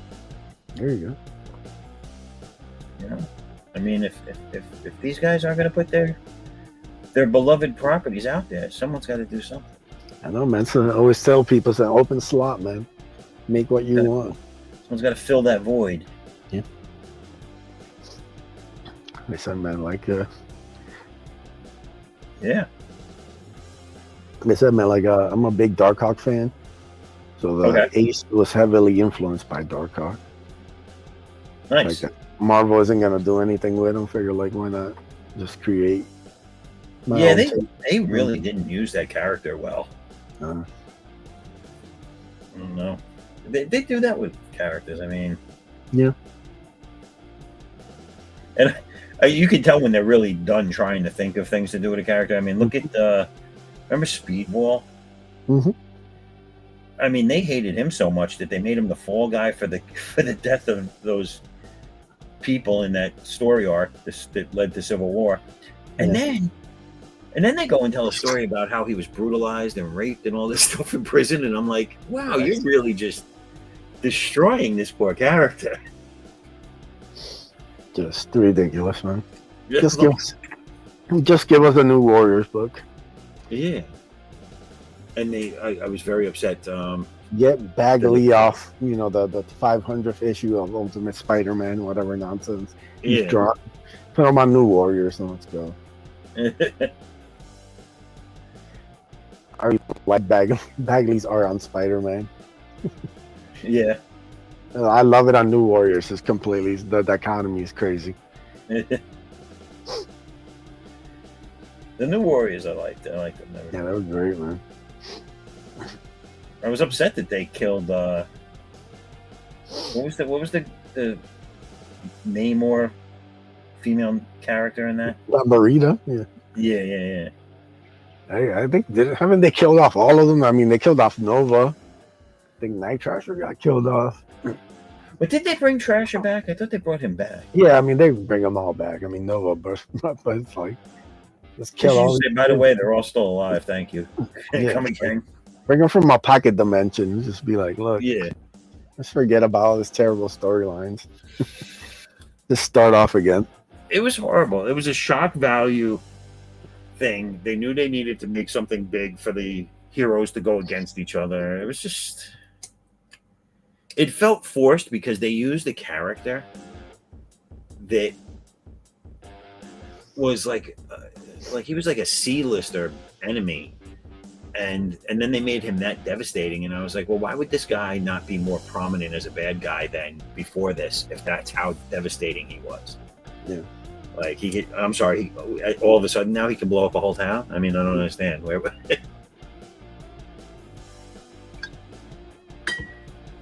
Yeah, it was messed up. But that's the problem. That's why a lot of people don't like mainstream. Mainstream loses. They're just horrible lately. I don't know why and it's sad to say, because when they didn't suck, that's what got me into comics. You know what I'm saying? Yeah. Those are the guys that got you into it, and then they go and They don't even care about the properties they have anymore. No, it's all IP. Yeah, well, IP Marvel's been farming. sold off so many times. Yeah, it's basically like, can we turn into this a terrible Netflix show? Yeah. Can we get this on Disney Plus and spend, God knows how many millions for the ratings to suck? There's nothing about it that's like, they don't even care. Like, hearing the X-Men 97 writer who got fired. Oh yeah. Yeah, he was giving a whole spiel about like what it's like to work for Marvel, and you're just like, these people have just phoned it all in. There's nobody that actually cares about the characters or anything. Right. Just about egos and just like, checking boxes. Pathetic. But it is true though. They don't care unless your story pitch has something like you said, like unless it checks all the boxes Mhm. they want you to check. It'll never see the light of day. Yeah, they're like, oh my god, like why do you want you see talking about like pitching comic book stuff, and like, and there's like a guy who doesn't like anybody pitching him comic book stuff. I'm like, what are we? Yeah. Like, who is hiring these people? Like, and I'm not one of these people that just because Disney put it out, I'm gonna say it sucks because they're woke now and they got messaging and everything. No, I'm gonna give it a fair shake, and if that specific show or whatever I'm watching has too much bullshit in it, I'm gonna call them on it. And if it makes it through without it, then good for them. Like, I did not dislike. I was a big Star Wars fan for years, and I think Disney has done a good thing. Not a good thing. Has done well to destroy it as much as they can. But I watched the show Andor season 1 and 2, and I did not. Even though it might not be Star Wars to some people, it might not have a completely Star Wars feel. Yeah. I don't think it was horrible, and I don't think they tried to beat anybody over the head with messaging. So I give them credit for that in that show. But then you watch something like The Acolyte, and it's like, okay, enough.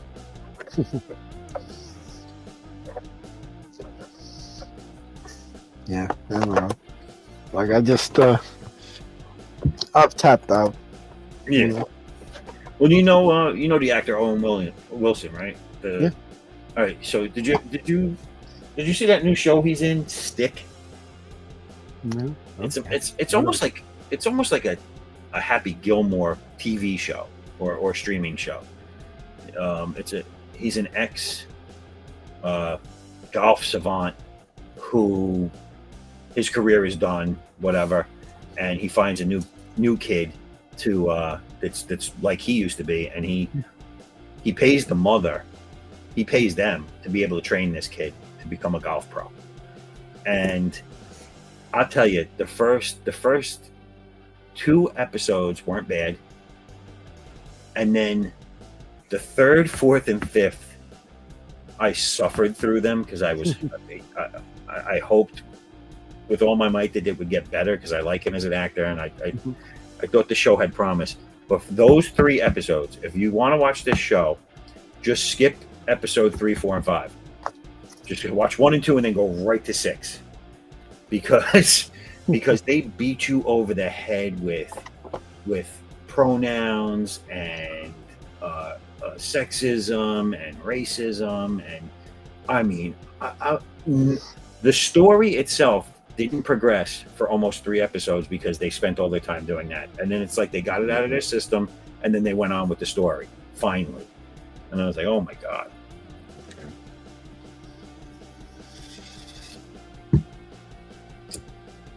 They should have just shortened the whole series, took those 3 episodes out, shortened the series. It would have been a great miniseries. Yeah, even like most TV these days, it's all like everything could be told in like a handful of episodes. Really. Yeah. But yeah, it makes it hard to find new stuff that you like. My wife will pick a series, and they do it too. They lure you in. They don't do it right away. They lure you in. They make you interested in what's going on, and then they're like, "Okay, we got them. Now let's beat them over the head." Yeah, they know what they're doing.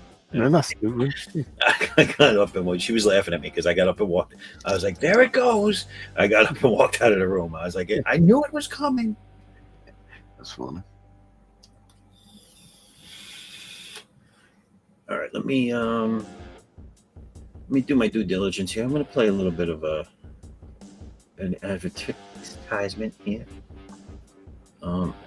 So for anyone out there that doesn't know, we have the Madness. The Madness has a project going on. It's an Ozzy tribute art book that a bunch of us, I'm in there, a bunch of other artists and creators have artwork in there, and it's all a tribute to Ozzy. And there's a little ad here I'm gonna play, and we'll be right back. Ozzy, what are you doing? Come and have a look at this lovely book that was sent over. You're rapping in the burning. Oh, go on and stick the back out your mouth. No one can understand you like that. Say how to five dentists and all. Oh, well, that's not much better. Ozzy, why don't you sing to me? I can always understand you when you sing to me. Fucking my brains. What is this my publisher sent me?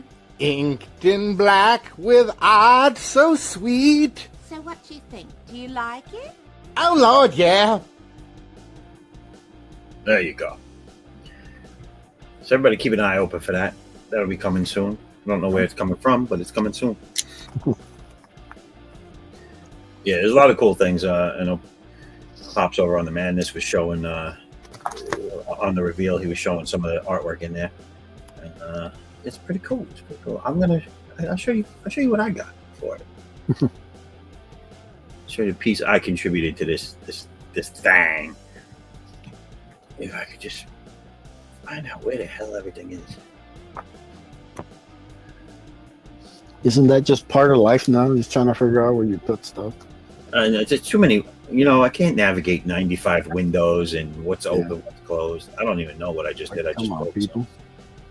There we go. Let me see if I can presentation screen.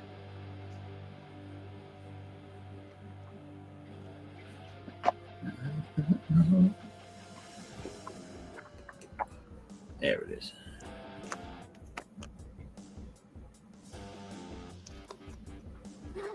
There it is right there. That is my Ozzy piece in the book. It's Ozzy defeating the devil and taking over hell with Lemmy from About to say, is that Lemmy? yeah, Lemmy in the background. He was there to greet him. Easily. So that's my contribution piece right there, people. It was it is a partnership piece. I drew all the line work, did all the line art for it, and it was colored by Bruna Costa, who has done most of my covers for my campaigns. So she's an amazing colorist. If anybody's looking for a colorist, reach out to her. Just as long as you don't take her away from me. There you go. But yeah, so that was a lot of fun doing that.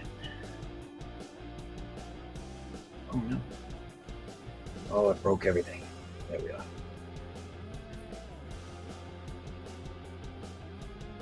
Yeah, that was a good distraction to do that piece. I was getting burnt out.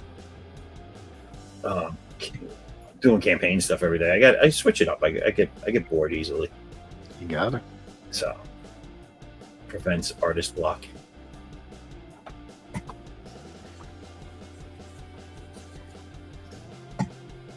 So and everybody out there, I also still have my campaign running. Now the Indiegogo one, it did not successfully fund on Indiegogo, but it is successfully funded on Kickstarter, and I'm still in late backing over there. And I would like to ask everybody, go over there and check it out. I'm going to drop it. I'll drop the link again in the chat. I have gone over it numerous times on stream. I probably will go over it again before I sign off later tonight. But for right now, the link is in the chat if you want to check it out while you're listening to us or watch Check it out. It's over there. Check it out. And that will be coming down next Saturday. I left it up a little longer and gave an update over in Indiegogo to tell. I had 4 backers over there, and I said if they still want it, they can go get it at Kickstarter because There you go. Indiegogo now allows you to set it up separate. I don't know if they always have, but this was my first one over there. I don't have the crowd over there, but I just wanted to see how it would do. And they allow. I know most of the time they ask you to pay up front there, but they did allow me to put it into like only if it funds type thing. Mhm. So they didn't take the money from these people. I've never saw the money from these people, whatever. Yeah. I don't know how they work that out. If they just credit it back or they just don't take it. Yeah, I think I just get refunded. Yeah. So if those people are out there, I sent an update to them to let them know that they can get it at Kickstarter, but unfortunately, I can't fund it there because if it doesn't fund, I can't fulfill over there because if it doesn't fund, they don't give you the addresses or any information on the people because they didn't pay yet because they never funded. So I have no way of getting it to them unless they come over to Kickstarter and back it there. But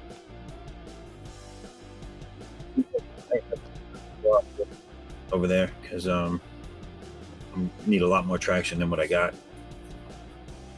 So Kickstarter is the way to be right now, at least for me.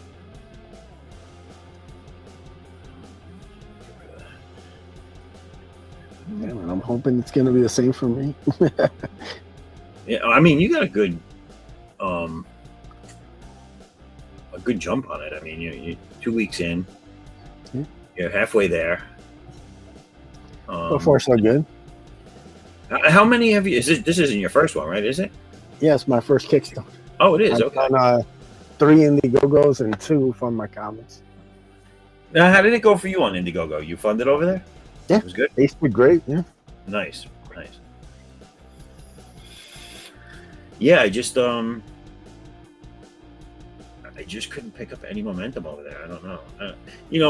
I'm not in any click or loop either. Like really, to speak of. I kind of remain neutral in a lot of things, and I had a couple of people that were going to have me on shows, and then all of a sudden they just disappeared, and they didn't respond to me, and I was like, So I'm wondering if did I stream with someone they don't like? Did I, like what happened? Like it was weird. It was weird. The reaction was weird. That happens. That's all I'll say about that. But whatever. But yeah. So people keep an eye out for this because this is going to be Gen 13 of the future, baby. Yeah, that's what you want. Get these things blown out. These are my 2 main girls right here. Always gotta have the boobs, people. Gotta give the people what they want.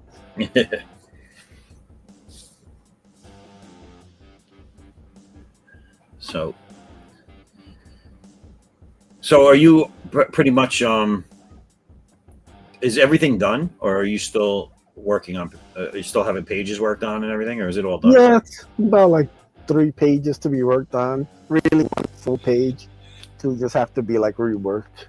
Oh, that's not bad at all. And then like 6 lettered, about 6, 7 lettered. All right. So yeah, the heavy lifting's done. Just a couple things. What's the total page count of the anthology? It's 32. Nice. Very nice. Hey guys, go check it out. I just got some pages back today that are they're unlettered, obviously, because I just got the colors back. But so every in this one I might have to redo some of the inks because I think some stuff needs to pop a little more. I don't do inks; I do pencils, and then I just level adjust them for the colorist, and the colorist does them, and then I just letter them because I do such tight line work with the pencil that it really doesn't pay for me to ink them. Like, I mean, if you see how dark that is? Yeah. Mm-hmm. That's my pencils. Yeah. So it's like, to ink, it's really just an extra step I don't need. And I do like the way pencils look with the colors over them. Mm-hmm. But this one, certain things didn't pop the way they need to, so I'm going to have to darken them up. Let me see if I can find it. I don't know if I have it in here.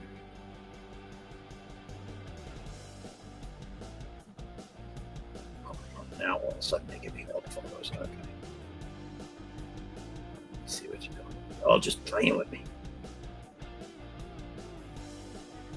That's not it.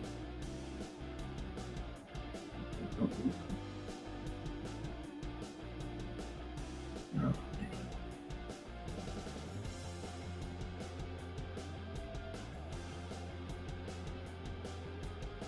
Huh. It is not here, and I don't know why it's not here.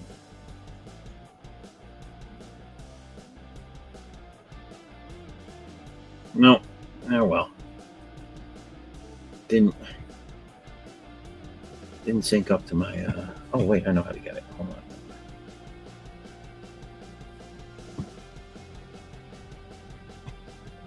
There is it.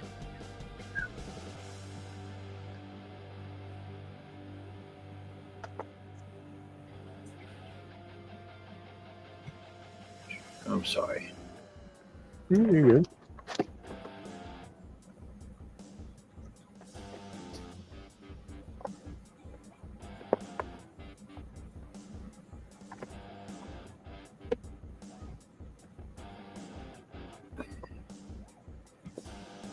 All right, so I'm going to show this. This is it.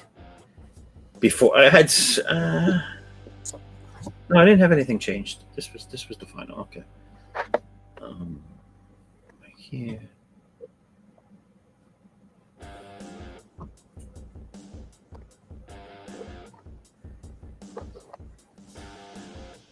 It's too much button pushing.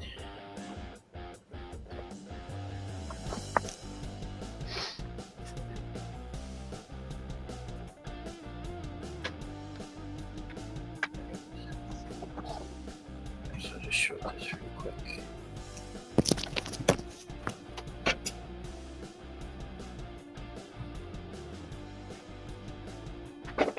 Oh, I gotta pull it out.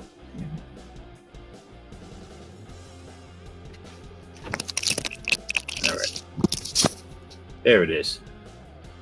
So this is the spoof ad for this issue, and it's for Might Be a Fart X. You know, it's for those occasions where it might have been a fart, but you're not sure. So you got to run to the bathroom and take care of business.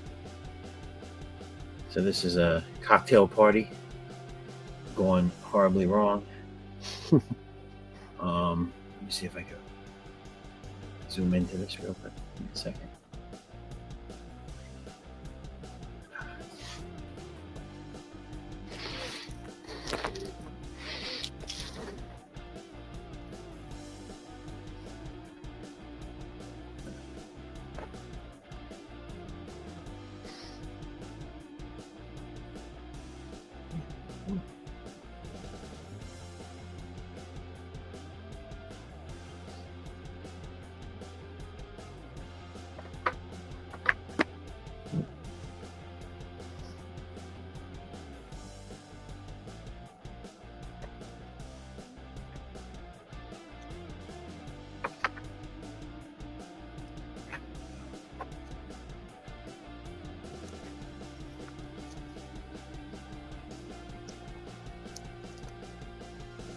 There it is. See, everybody's having a good time. Oh, little bubble gut. Little Heisman stiff arm going to the bathroom. Might Be a Fart X, the bottle. And there you have for a good time, call your mama is written on the bathroom stall. XXXmidgetporn.com. And poop, it's what for dinner. And everything's okay. She's coming out of the bathroom. Everything is okay. And then this big white spot over here, that like this empty part at the bottom of the page, Mhm. that's going to have 1,000,001 side effects. Just like the ads, you know. And every one of the side effects is going to be worse than what it helps cure. There it goes. So that is the punchline of that joke, is that everything there is going to be horrible, horrific. Hair loss, bleeding eyeballs, loss of hearing, and possibly sight. You know, all good stuff.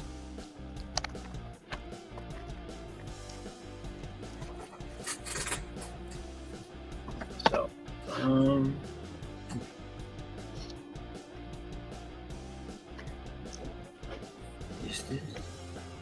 this isn't you, right? No, that's No, that's another Edwin. we have an Edwin. Edwin. Edwin's Adilo. Edwin. I don't know what this is, but there you go. YouTube. Mhm. Could be cool, could be porn. Be careful, everybody. Nah, Edwin, what's up? You're welcome to come in too, unless you're just doing a drive-by. This is the for those that are not paying attention to the chat. There's the where you can find Addicts #2, Unbound Fury. Yeah, go check out the Ace anthology over on Kickstarter. Let's see, where's that? Where? Close to 50% of the way. So close. I think one more back away. We crossed that 50% mark. Just good. It's only been a couple weeks. You didn't drop it in the chat, did you? I tried to, but my connection's been having problems. Oh, it didn't go in? Yeah. Oh, I know where it is. Never mind. Like I said, it's like with StreamYard with me, it's like you know, fingers crossed every time. Right.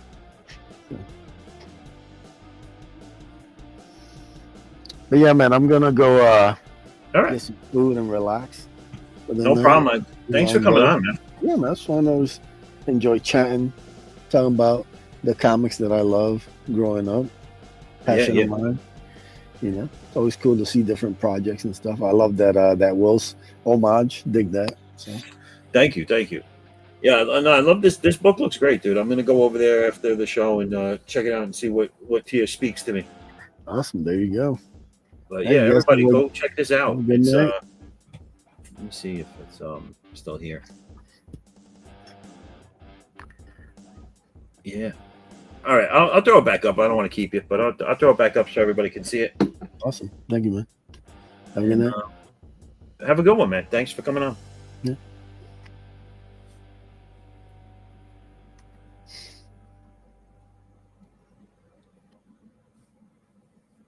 All right, everybody. Well, there it is.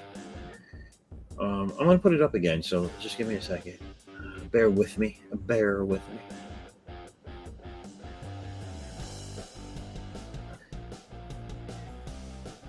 I am not the fastest at doing this. I'll get better, hopefully. That's it.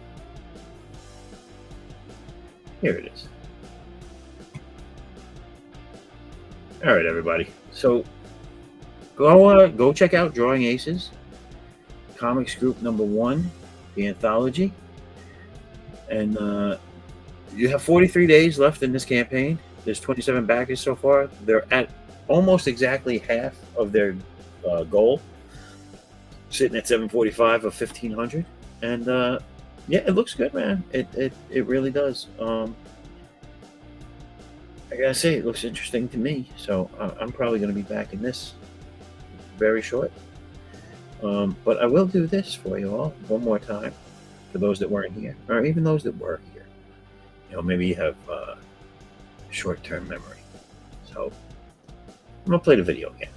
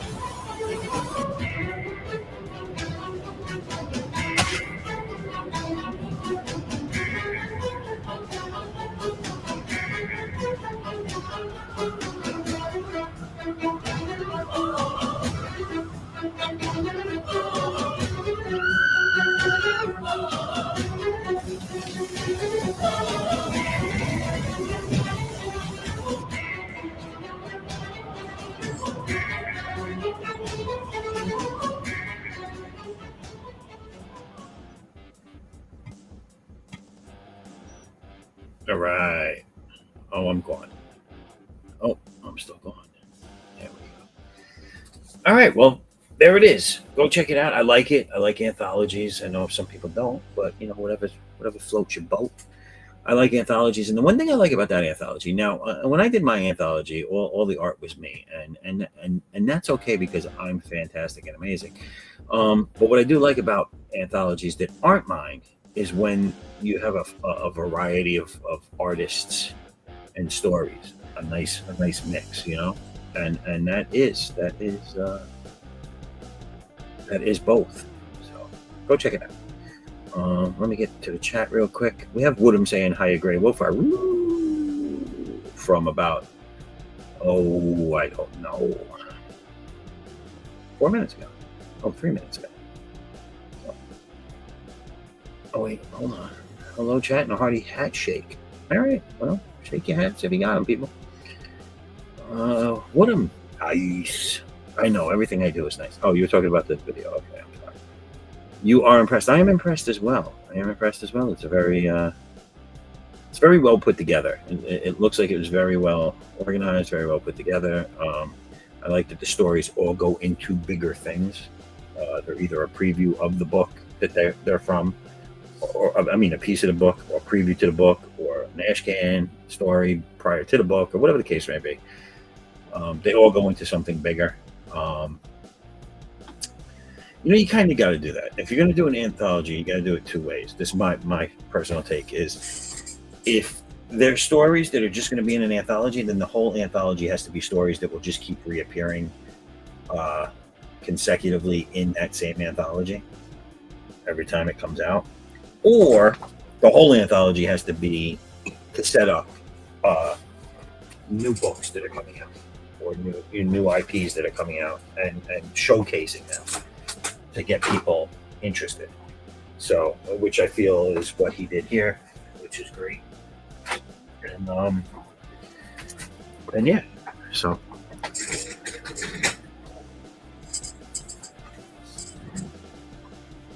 yes, it boggles the mind. It does. Well, it doesn't boggle my mind. There's a lot of work that goes into all of this stuff.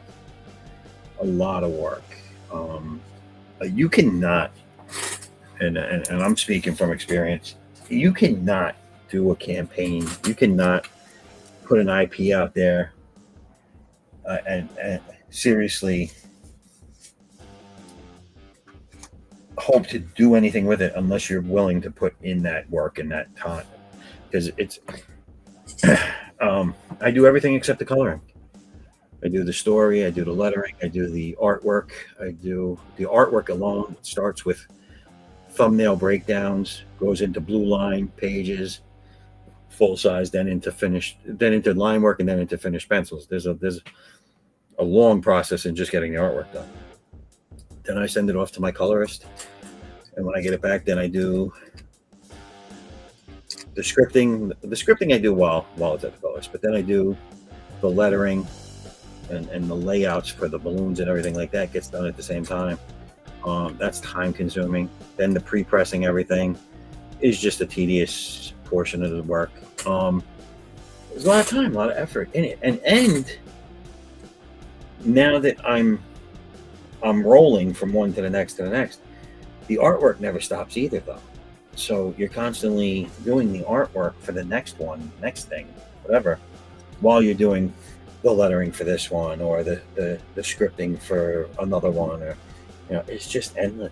And to keep it all organized, like, it does get confusing. Like, I've pulled up pieces for the next book, thinking they're for this book to show people, and I'm like, oh no, wait, that's the next book. Or I've pulled up things from the first book, and I'm like, oh yeah, that's not in this book. That's done already.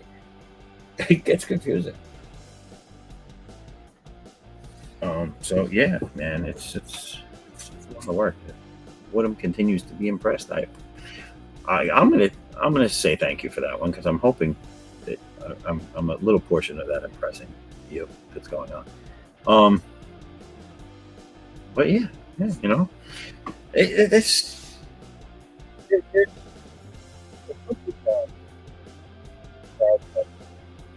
the indie scene has let people be more a part of the process and show them a little bit of the behind the scenes thing.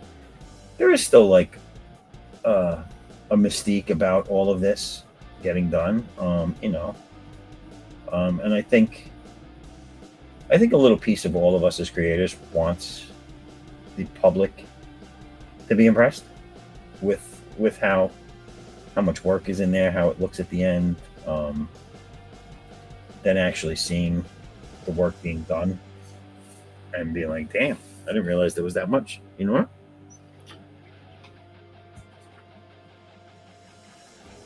Exactly. Your lucid explanations. My solid lucidity.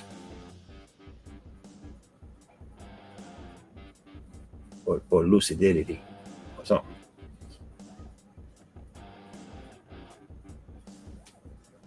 I got so many windows friggin' open here. It's ridiculous. I had to close some of them. They're just all over the place. Windows everywhere. So we got 35 people there. Please like, subscribe, and show me some love. Go over to my YouTube. I just want you to find it. I'm not gonna put it up here. Oh, it's in the chat. Go to that Christian Zaffo dude. Find him on YouTube. Hold on. I'm gonna drop it. I just want you to go over there, like and subscribe. And then you can come back right back to where you're watching it. You know what I'm saying? Just show some love. That's all it is. That's all it is. It's just showing love. Here it is. This is my YouTube in the chat. And if you could just go over there and like and subscribe, and then come back to wherever you are, I'd appreciate it. Not just looking for numbers, people. Just looking for numbers. You know what I'm saying?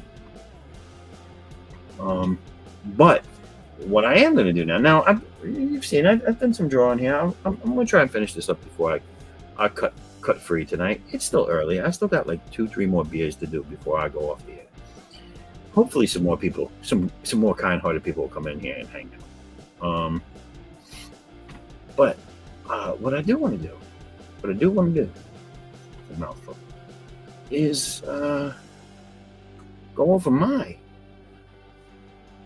Kickstarter that's already funded and in late backing right now, and turn you on to some stuff. You know what I'm saying? Maybe you haven't seen it. Maybe you just keep hearing me say go back it, but you don't know what the hell it is I'm talking about. You know what I'm saying? We're gonna show you. I'm gonna show you what the hell I'm talking about. Present. All right, what do we got there? That's not it. There it is.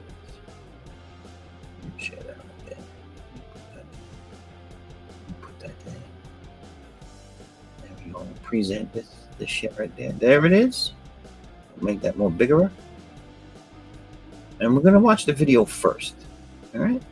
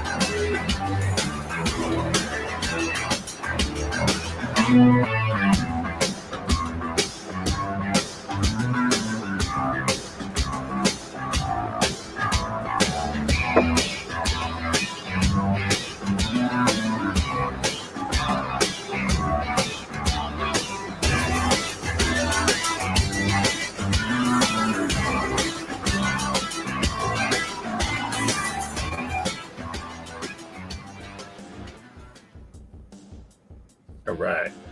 So that's the video. So it's sitting at 1,051 of 1,000, 17 backers. And this is Addicts. Addicts is the premier superhero of the C.O.U. Chosen One universe, which is my comic book universe. And we have a little bit of everything for everybody. We have superheroes, sci-fi, fantasy, steampunk, you name it. It's in this universe, and some of it all takes place on the same world. Some of it takes place on different worlds. Some of it takes place different times. But this is all my universe, and Addix is an ex-military man who was highly decorated, was part of the secret ops group, and he was highly trained in many forms of warfare, martial arts, everything, you name it. This guy was trained in it. He's being a sniper, everything. And he resigned, or he retired from the military, and went home to be with his wife and kid, who was preteens, and he was living the life. He was loving life, being the family man. Change of pace. This is what he always dreamed of. But shortly after coming home in retirement, his wife was killed in a horrible car accident, and it sent him into a downward spiral, and he became an alcoholic. He couldn't keep a job, or even lacked the desire to have a job. His daughter ended up collecting cans, working part-time jobs, and trying everything she could to help with the money. They ended up losing their house. They moved into a trailer park, and just when they thought things looked at bleakest and like they didn't know what they were going to do, lo and behold, 2 men in black show up and offer our man Addix an offer he couldn't refuse. If he signed on the dotted lines, his daughter would be taken care of and not wanting for anything, and she'd be able to go to school, go to college, and have a good life. But all he had to do was sign up for these top secret experiments. Well, with nothing else to lose, he signed on the dotted line, and after some time and a bunch of experiments, boom, transferred into the super assassin Addix, who no longer needed to sleep or eat. He had super speed, he had super strength, and he had a continuously generated blue aura field around him that no one could touch him, and he could manipulate it into any weapon or anything he wanted, anything his mind could think of. This aura made him virtually unstoppable.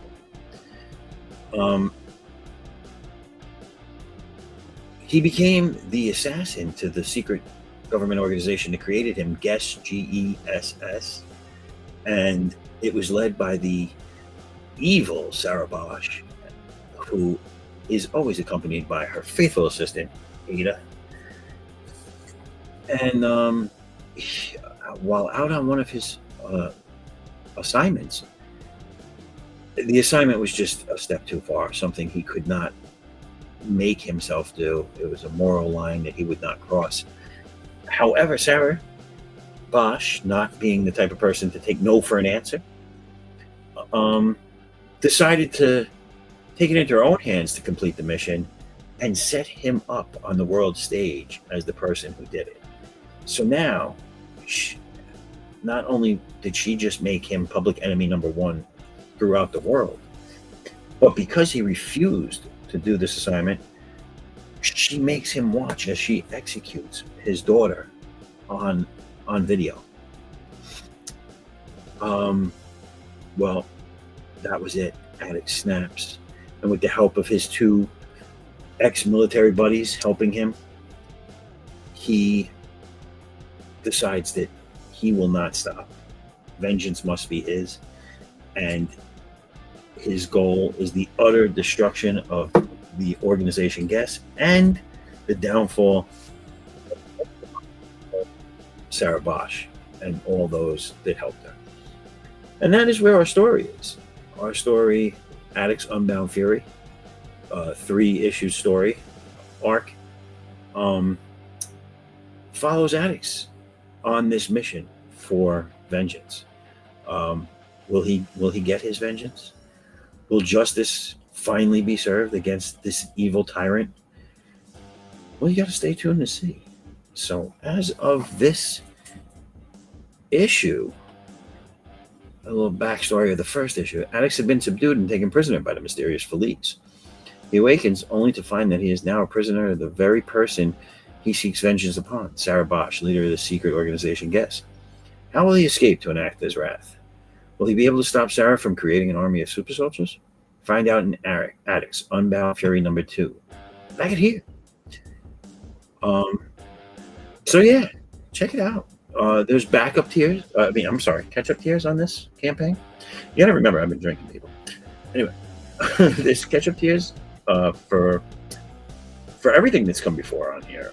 There is an anthology book that also came out with a Addicts Aaron flip book. Those are my two main characters, Addicts being this gentleman right here, and Aaron is another character that you will see sometime down the road. But you can get those. You can get the Unbound Fury #1, and you can get this current one, Unbound Fury #2. So you get the three. You get 4 books in the catch-up here, plus some cool knickknacks. This year is a print that was available if you subscribed at my website and then backed it. Physical tier, you would get this in with your physical tier. This print. Now I bring this up because the time to get this has passed. If you haven't already backed it, I'm not offering this in the late backing portion. But this is the type of stuff I do with my campaigns. So if you want to be privy to any specials that I'm going to run for subscribers and such, the 2 things I would say do on the next campaign is subscribe at my website and also sign up on the pre-launch page when I post it, because I usually give something different for both of those. So it'd be 2 extra things for free just for doing those things, and those things are free to do. So free gets free, people. So that's the only reason I thought about it. So here's some of the preview pages for this issue. This is Addicts looking like he is being released from something. So gotta back it and get it to see what this is all about. This is his 2 ex-military buddies that help him out. The guy at the top there, his name is Oz. The guy at the bottom with the fake IDs is Jay. And they're kind of like the comedy relief a little bit as well. Here you have Addicts, and that's his aura. As you can see, he's manipulating it into a battering ram, and he's breaking through that wall right there. These 2 guys look a little bit befuddled as to what's just happened. Then there you have the evil Sarah Bosch in the foreground with her faithful assistant Ada right behind her. And there's very boobalicious. Here you have Addicts hiding in the weeds, waiting for his escape van with Jay and Oz inside.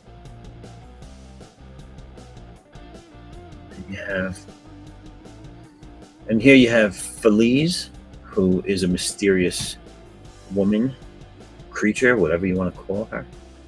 You'll find out more about her and what she's all about in this issue.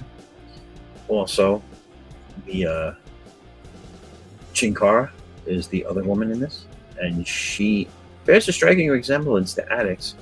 You're also going to have to read to find out what that's all about. All right, here are the tiers. We have cover A tier. This cover is done by Vic Medina. Beautiful cover. Mysterious figure in the background. Find out who that is as well, with Sarah Bosch and Ada in the foreground. Here's my cover B. That's my illustration with Bruna Costa as the colorist. This is Jin Ann and her horse. They are the stars, or she is the star of the backup story that runs through this trilogy. Here is, I showed it earlier. This is the homage cover to the original was done by Will Spataccio. It was X-Men number 281, or Uncanny X-Men number 281, I believe. So you can get that cover. You have cover C. This was done by Narcilio Souza, and also colored by Bruno Costa. Amazing, amazing cover there. Two lovely ladies on the front of a yacht, having some wine with a hotel in Laughlin, Nevada, which is where a good portion of the story takes place, in that hotel. Then you have cover D, which is a John Stinsman cover, and this is an Indiana Jones theme. Now, he's done theme covers for this series so far. The first one was a Game of Thrones theme cover. This one's Indiana Jones. And I have still not decided if he's available, what I will ask him to do for the next one. But we'll see. But this one's great. Indiana Jones, the Boulder Run. You have my character Jin Ann in the front there, with Sarah Bosch in the background, lunging at her. The two of them don't know each other in the story, just in case you were wondering. A little sidebar. We offer the sketch cover here for those who like to draw their own covers, or who like to bring it and get it sketched on at a convention. Grab one of those. Then we have the naughty cover, which is no trade dress and no dress. Those shocked smiley faces are not on the cover. Those are just there to protect the innocent right now. Then we have a pick 3 cover. You can pick any 3 of these 5 main covers for $40. You pick 3 of them. Then you have the catch-up tier. Here it is. So you get I'll read it right off here. You get 1 copy, Addicts Unbound Fury number 1. Addicts Unbound Fury number 2, the homage cover, is in this one. Addicts Aaron Flipbook, and the C.O.U. Big Bang Moment Anthology. So that's and that's you get all that for $65. Not a bad deal, people. Then we have the metal cover collection this time. So the last issue had gold colored covers, and this one they're emerald colored, but they're metals covered. They're virgin covers, no trade dress on them. They're beautiful. I mean, the gold ones came out amazing, and these I have no doubt will be just as glorious. So if you're into highly collectible things, this is the tier for you, because those are going to be very limited, just to whoever orders them, and one set for myself. These were the stretch goals. Unfortunately, we didn't reach any of them. There was going to be a die-cut sticker, a metal card, a set of bookmarks, and then this one here. This is great. Now, if anyone has $9,000 they want to drop on this, then you'll force my hand to make this a reality. It's already drawn, actually, and it's a 6-page black and white War Future Self, which is another character of mine. She's a female god of war in my comic book reality. And this is the, I guess, origin story of her, but the first 6 pages of it. And then there would be a 6 pages of the story and 6-page sketch section in this book. So it would be a 12-page ash can. And yeah, so it might still be reoffered next time. We'll see. Then we have 2 new add-on sketch cards. So these will have a print run. This is them, the finishes. They're gonna be in sketch form like this. You have, sorry, dry throat. You have Chinkara on the left, and that's Ada, the assistant, on the right. So those will be there. You also can get any of these previously available items. I have 2 card series. Card series 1 that had 9 in there, and card series 2 had 7. Also, there was character bio tablets that are basically like Who's Who tablets, I call them, but they're cardstock cards that have, the powers, the bio, the stats for the character. So that's cool. And you can get the ones that I've done already. They were offered on the first campaign I ever did. I am in the process of making more for other characters that will probably be released with the next campaign. But those are available there. And yeah, there you have it. And what I didn't show you here that is available is where is it? Is it here? Not here? Oh, I don't know. Did I not make it available? So I didn't make it available. Interesting. Oh, here they are. They're at the bottom. Oh, it's all gone. Yeah, I didn't carry them over, people. I'm sorry. So the only way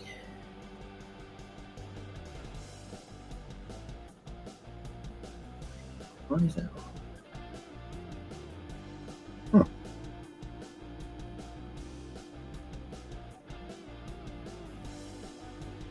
I don't know what happened. Did I break something?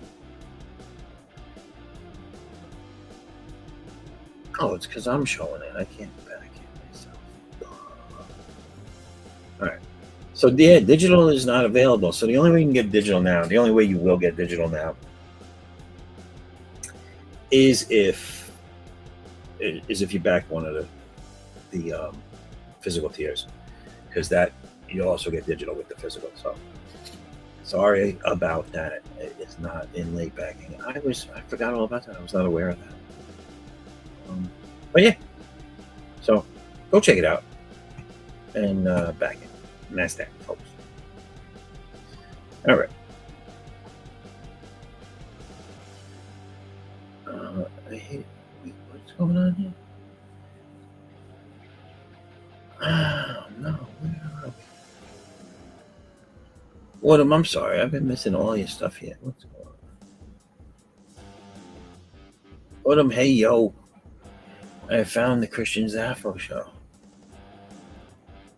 Yes, you have. I'm all subscribed and I commented in his chat. What is this? Ouch, that's pretty bleak. Not sure what that's for. To get a few signatures before the experiments, but I am following the plot.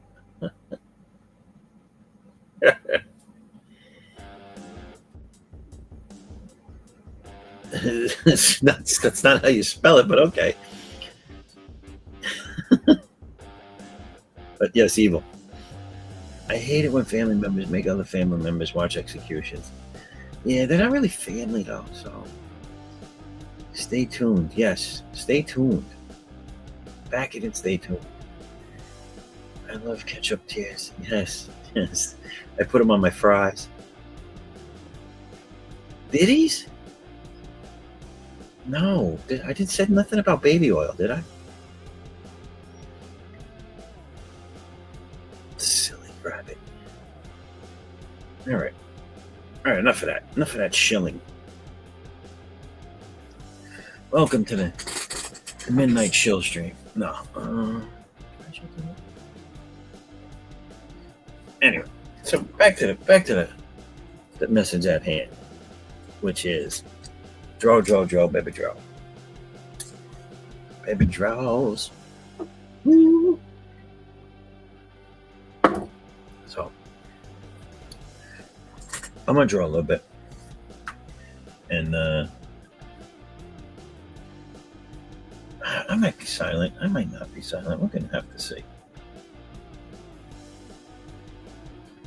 I just want to get a little art in for a few minutes here. So if you got to get up and go pee. You know what I'm saying? Because you don't want to pee when stuff's happening. You want to pee now when stuff ain't happening.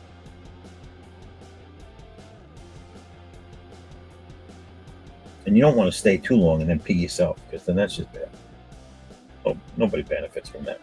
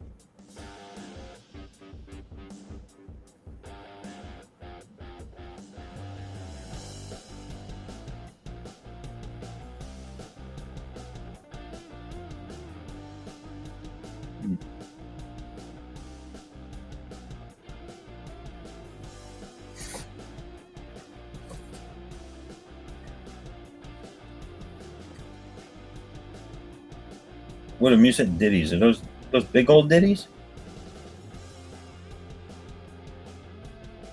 Everybody likes big old ditties. You know what I'm saying?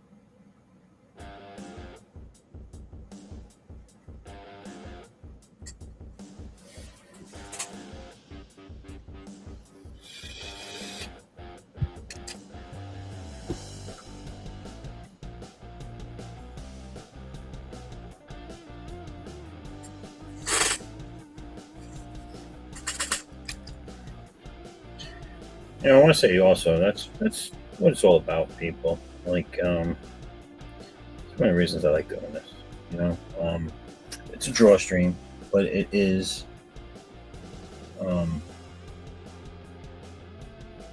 we're a community of creators that just are looking for our audience, for our niche, for someone, for exposure, people to see our stuff. So I do like taking the time to stop, and especially like for things that I like, that look good, that something I'd be interested in, and I have no problem going through the campaign and letting you all see it and get exposed to the newness and the coolness of some of these projects that are out there that some people might not know about. Just don't know. There's some people that might not browse Kickstarter or Indiegogo or wherever, and they might just go look at stuff that they're presented to on a stream.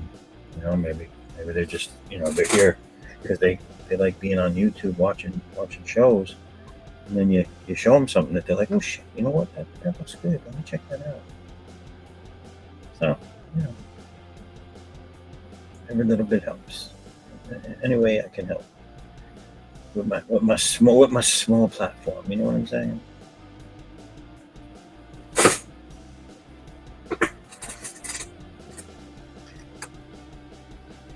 But right about now, I think it's a commercial break time because nature is calling a little bit. So bear with me. We're gonna need to show one that's gonna give me the time to handle this stuff. You know what I'm saying? What we got? Who knows what we got?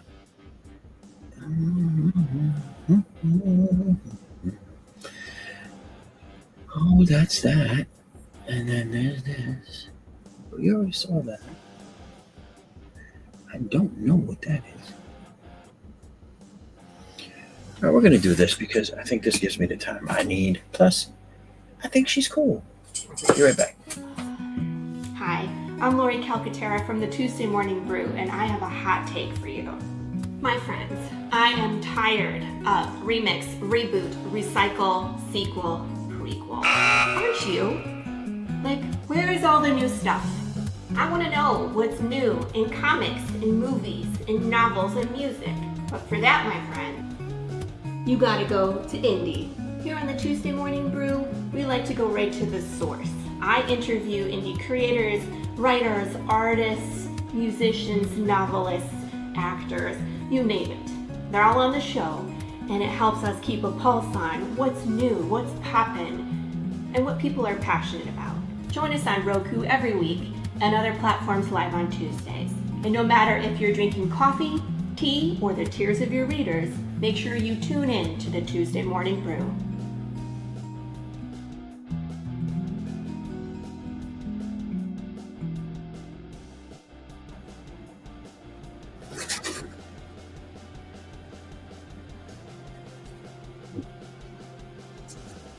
I missed it. I know I missed it. Damn it. It didn't give me enough time, but I'm back. Whoo! Here I am.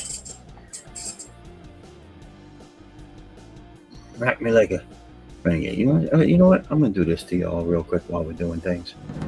In the heart of a major city, in a place raised to honor Earth's past protectors, the world will again learn, sometimes, superpowered intrigue doesn't stop at the grave.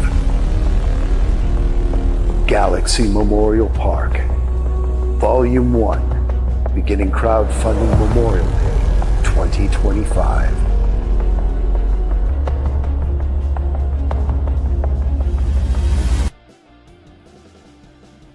There you go, Galaxy Memorial Pizark for the Shizark. You know what I'm saying? What? Big Levi Skeens stuff, dude. Go check it out. It's a cool dude. It's a cool story. Looks good. This is only volume 1. The guy is in the process of doing volume 3, I think. So, and you will see the progression of not only the story but the art. But he's starting with issue 1, with volume 1, because you have to get the whole story. You gotta get the whole story, people. All right, we have new people in the chat. We have Raul and T. I want to know what's new. What do you want to do? What do you want to do? And what's poppin'? All right, Raul, are you coming in? You better get on in here, because the music's gonna keep playing if you don't get in here. I don't think I ever shut it off. I should have shut it off before. That was very rude of me to not shut it off when I said I would. But come on in, Raul. The one is fine. Yeah, man. Do you see all this wonderful goodness I'm drawing over here, Raul? This is for the peeps. You know what I'm saying? Drawing all this wonderful goodness for the peeps. Choking to death. Turning on your computer, huh? All right. Well, as soon as your Apple IIe turns on, it'll be next week. No, I'm kidding. All right. Well, I'll be patiently awaiting the bing of your arrival in the back room.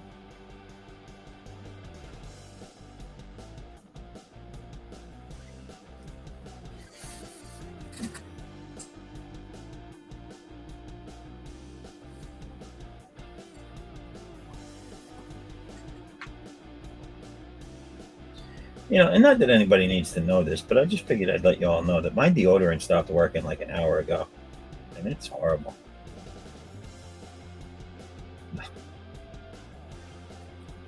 I joke, I kid. Not really, but.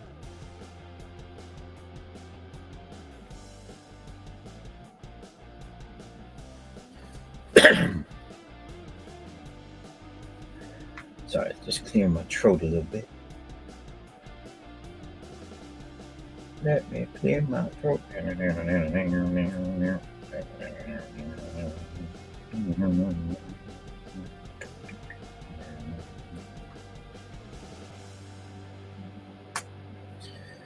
Oh, damn, breaking lead everywhere.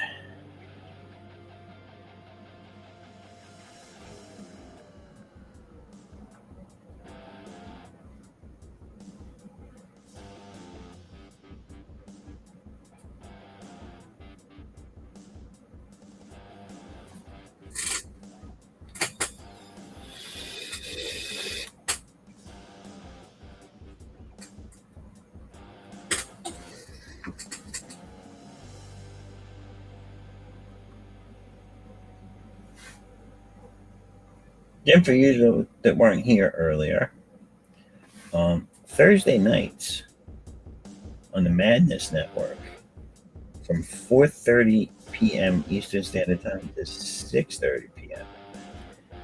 There's a new panel, Drawstring, where we will be talking about different topics each week, and ranging anything from business, industry stories that people might have to tips and tricks and pointers on campaigns and art. There's a little bit of everything we'll be talking about, but also it's a drawstring. So we are going to start this next week, this next coming Thursday. We will be unveiling the 2 wheels of dread. And what these wheels will do is they will dictate the art being done on that drawstring. The first wheel, will have a list of characters that exist in the indie spectrum. Also, we will have the second wheel will be what is that character doing, or where is that character at, and we'll have to draw a combination of the 2 wheels. So we'll have to use the character and what they're doing. So we'll be doing those at the beginning of the show, very beginning of the show, and then drawing them for the 2 hours we're there. Now, if people on the panel say, "Oh, wait, hold on, Spambot, you're sleepy. Were you here the whole time? Oh, good night, sir," or sirs, or ma'ams, or bots, or whatever. Good night, and get some rest. And so you're all bright-eyed and bushy-tailed in the morning. You know what I'm saying? And just how dare you leave? No, I'm kidding. All right. Well, thank you for being here. I don't know how long you were here. If you were here a while, you should have said something earlier. But yeah, next time you have energy, if you want to come back on. Last time you were here, your art's awesome. So, Raul, yo, I just got home. Yeah, well, hurry up. Stop with the excuses. You're watching Dimebag Daria? Isn't it Dimebag Daryl? Isn't Daria the girl from one of those shows, Beavis and Butthead? Daria.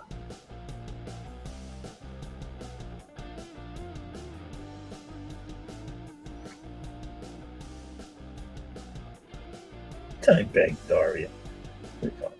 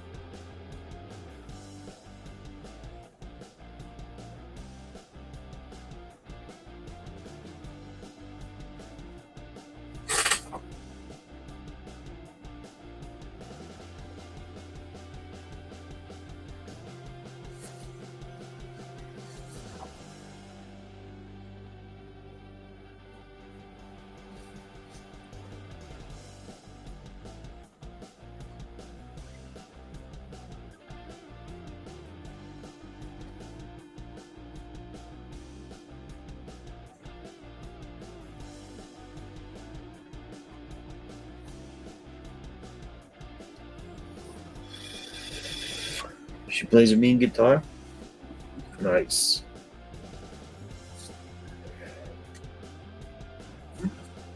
Where were you watching this, Raul?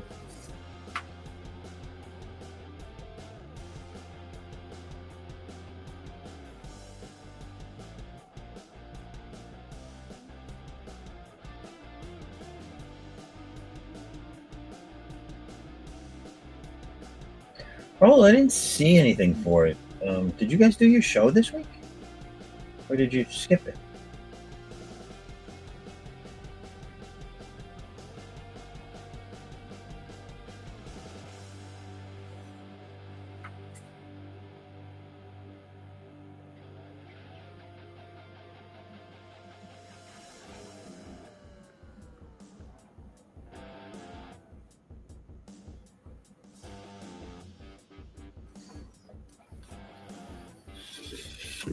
Oh, hold on. I'll drop the link.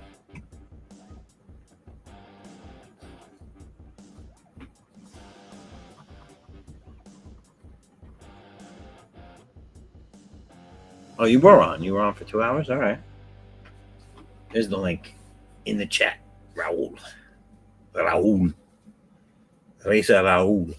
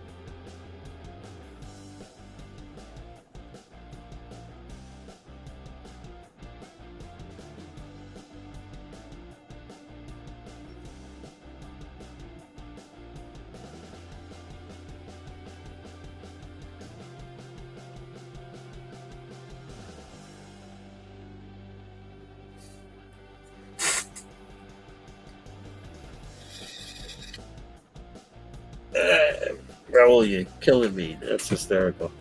Look at him. I told you. The Apple IIe has to warm up.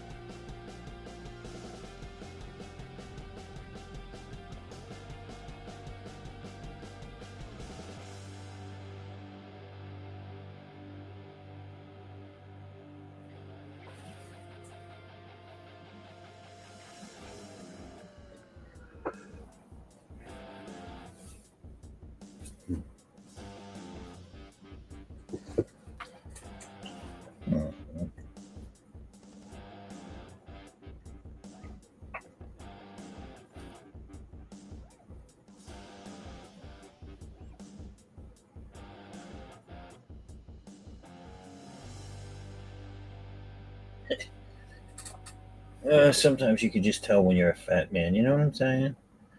Like, I just had the thought to end the stream because I wanted to go have ice cream. That's a fat man thought right there.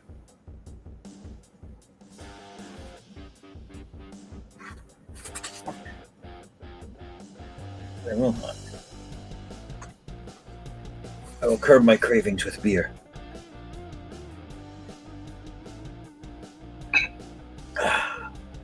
Pays to buy the best. Or what I have.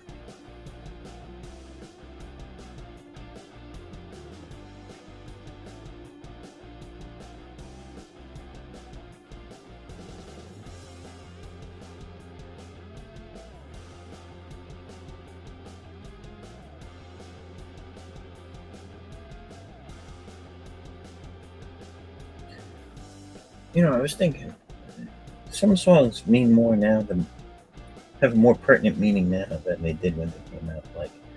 Like once, twice, 3 times a lady. Like, is that how many times they've had to change?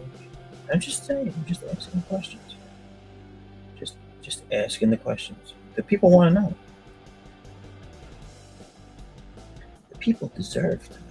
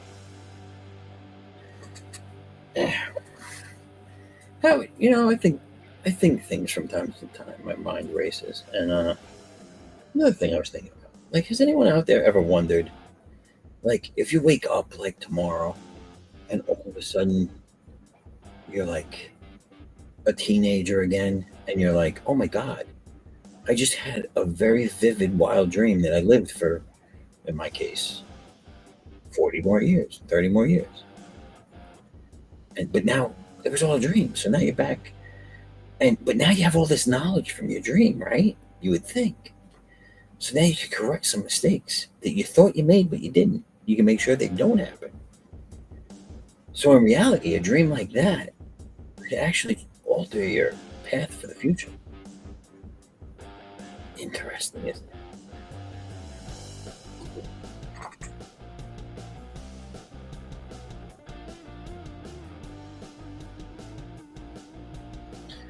And this segment has been Thoughts from a Madman.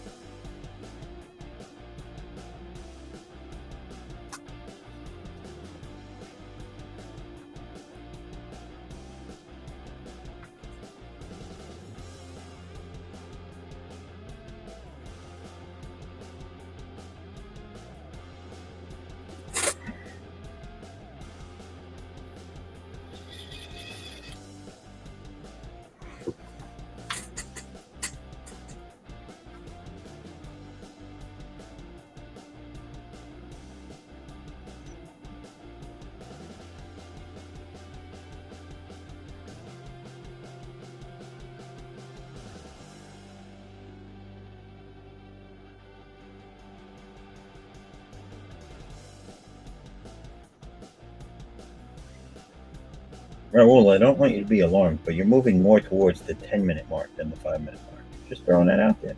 Just saying.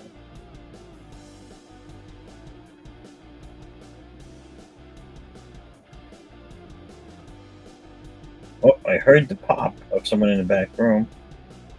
I heard the pop. Raul, give me a second. It's going to take me 10 minutes now, all right? I'll be right there. No, I'm kidding. Here I come. Here I come. Cosita de... Raul, what's going on, brother? Hey, yo, I made it. You made it. I made it. What's Yo, you go at the 3-hour mark. What's going on with this Daria? Oh yeah, I was Dimebag trying Daria. to find your show, and then you know Dimebag from Daryl. I know band? Dimebag. You know Dimebag, right? So she's trying to be like Dimebag, but she's called Daria. So she's Yeah, I called was like, herself. that's cool as hell. Yo, she's actually playing pretty good with the guitar. Huh. You should rate her after the show. I have to. Everybody watch the ill stylings of Raul while I go and look at what my dog is freaking out about at fucking 1 o'clock in the morning. Tonight's the world premiere of the art. I'll be right back. Yeah. Alright, how do I trying to I'm trying to get back to my art screen here. Okay, good.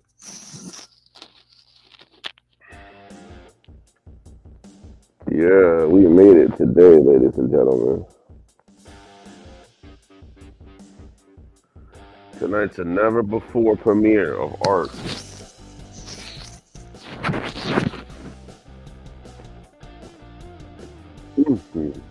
The never before premiere tonight of art, people. So you guys get to see the premiere of it.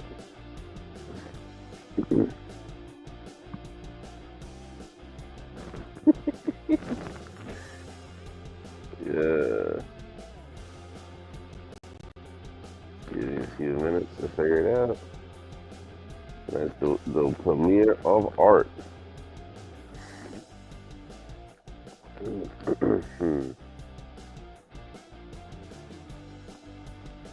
Alrighty.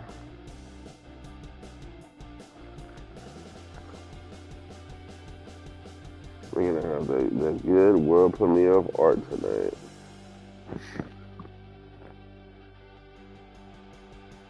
Let's get it out here. This is a never been done before.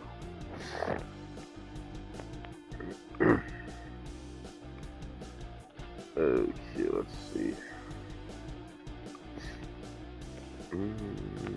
Speed this thing. The lasso tool. There it is. We doing the world premiere of art tonight.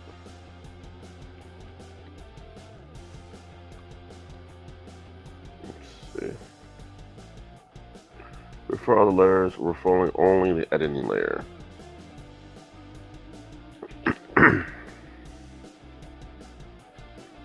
All right, I'm back.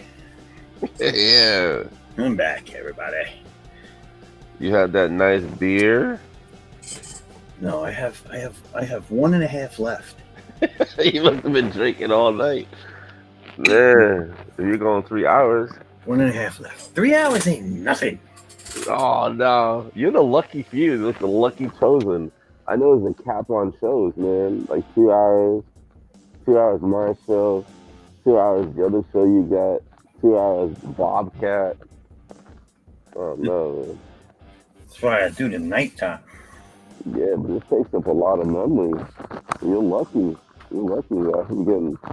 Why you sound like you're underwater, bro? Is it, hold on, is it better now? Yeah, that's better. I'm trying to hold the mic and like near my lips. Okay, I got it. Hold on. Woodham's been going crazy. Is Woodham real? Do we know if Woodham's real?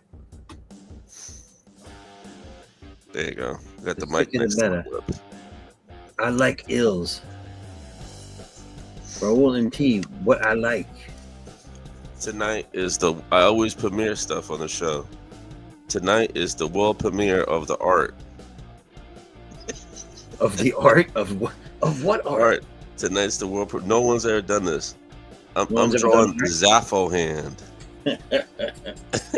Oh, you're drawing the Zaffo hand. I like it. There it is, baby. There it is. Trying to go back to it. It's the Zaffo hand. Yo, position your hand the way I have it. There you got it. I am, ain't I? Yeah, that's it. The Zaffo hand. Yo, they gotta make a clip of this. They gotta make a clip of this. Believe me. The Zaffo hand. Well, you saw it here first, folks. Like, I can attest it. No one has ever seen that, nor will you ever see it again, probably. It's like this is the world premiere of that. That is the world. Oh man, that's so cool. World premiere Zaffo hand. Sure, my headset is up here. That's we fun. got the world premiere. Oh, good news. I'm announcing this. This is another world premiere. Let me get this mic close to my lips. Another world You just premiere. got world premieres all over the place. Another world premiere. So I got my trailer for my character, Knock This Veil. I thought you were going to say you got your trailer park. And Nah, I get that. I wish. Nah, I got the trailer. So yeah, if you want to run it, you can run it. I have no idea how you're supposed to do that. But. all right, so you see the button at the bottom of you're in StreamYard, right? Yeah. You see where it says present? Yeah. Okay, so click that button. Okay, so you click that, and then now it should give you a bunch of options, cool. And you should see the image or the screen you want to show. Do you see it? Okay. Yeah. That's true. So then, yeah. So click that. Yeah, to find out where this thing is at. Yeah. It says video file, image file. Oh, sweet. All right, so you got to find this thing.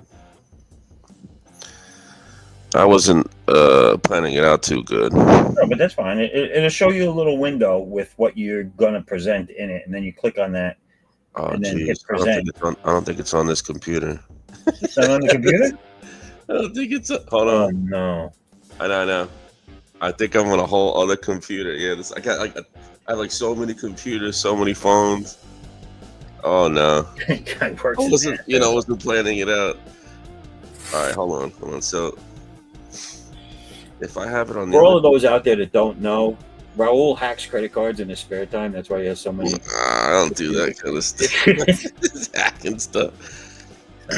So maybe okay. So we got the madness thing. It'd be cool if I could just send it to this email on mine. Oh, geez. Should be able to, no? Yeah. I didn't upload it to YouTube, so man. I didn't upload it. Get too involved. This is a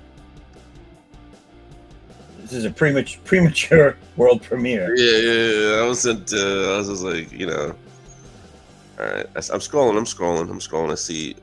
Okay, I see it in my phone. So let's see if this buddy can get fast forwarded to my email. What are we doing? Send. Hey, do you have Facebook? No, I don't think. Are you on Facebook? Yeah. Oh, you are? Yeah, I'm on. Oh, yeah, you're on Facebook? So what do I do? Do I send it to you on Facebook? It's only like 30 seconds long. Can you drop it in the private chat here? It's on my phone. But this is a different private chat. This is the link that you send. I don't think I'm trying to download it somehow. This is crazy, man. Drop it in the madness chat. I'll pull it from there. Madness chat. Okay, so I'm saving the video. Okay, I'm saving the video. Yeah. And now I don't think the madness chat allows you to upload videos to their You chat. should be able to put a link to it though. No, can you link to the image? I haven't video. uploaded. Yeah, you're right, man. I'm just gonna upload it to YouTube real quick. No biggie. All right, I could do it. I can figure this out. I can figure this stuff out.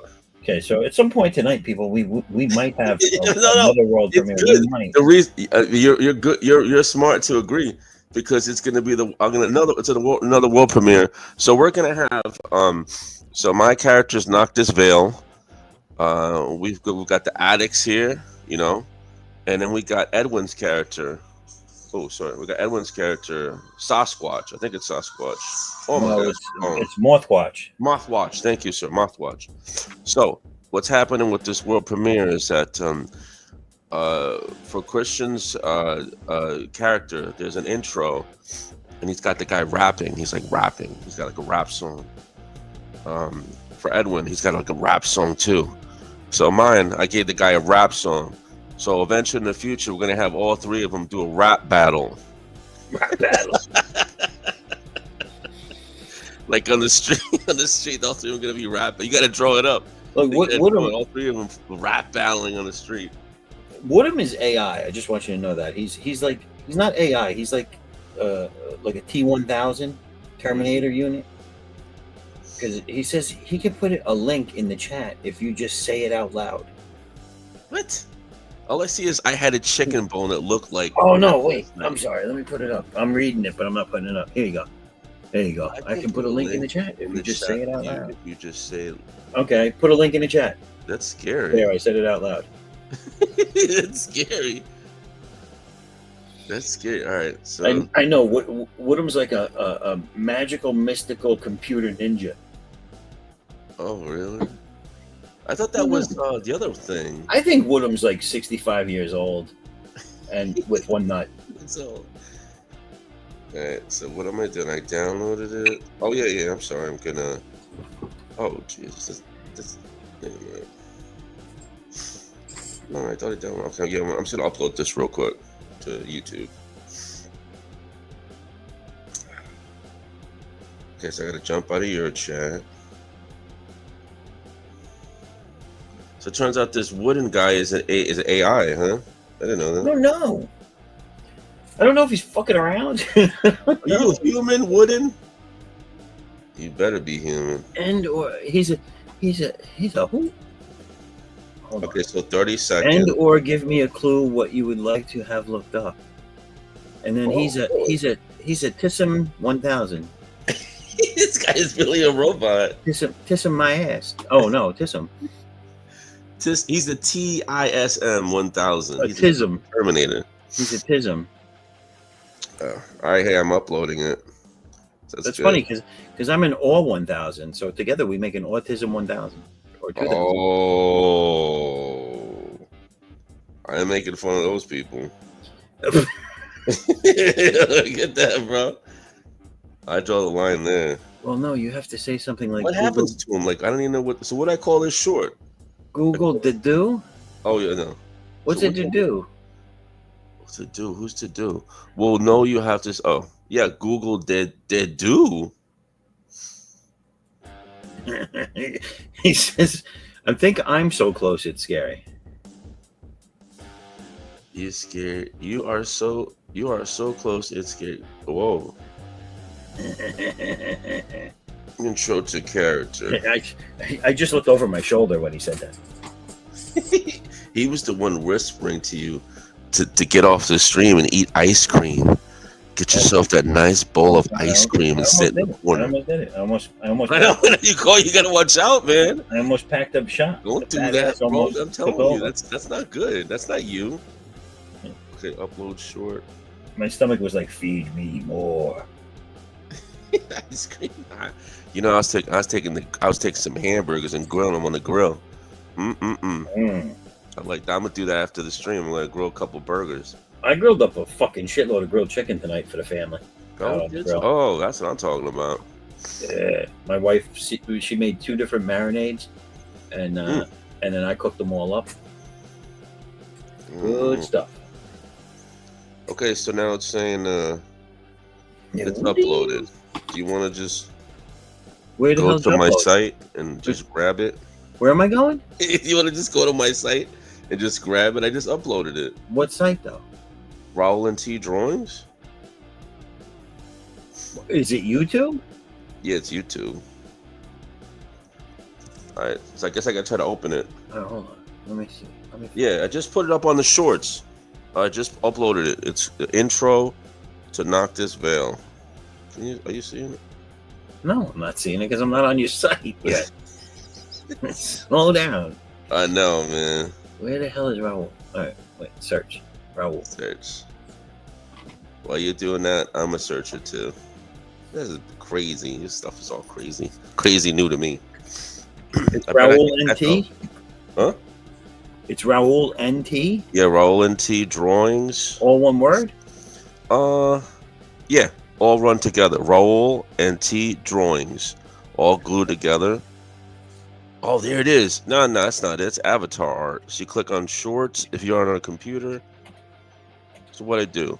It says intro to character Knock This Veil. Talking about promote. How do you... Oh my gosh, no. Stop that noise. Okay. Share. I'm copying it. All right, copying it. So what I do is put it in this chat. Okay, put it in this chat. Okay. Yeah, you got it? I found it, but it's Did like... you put it in the chat? The private chat? Yeah, put it in the private chat. It's in the private chat right now. Ugh, that was hard. Woodham says he's 67 and watching you with his good eye on a tiny screen. That's what it's Oh, all about. That's what it's all about. he's Woodham. not lying. He's not lying about the good eye. Here it is. Here it is. He's not lying. You get that one good eye left. Is this a new promo? Yeah, it is. Oh, Yeah, it's just like God. What brand the hell new. am I watching? Yeah, preview it. Preview it for no naughty stuff. Oh, hold on. I mean, what's going on here? All right, he does some sick shit with.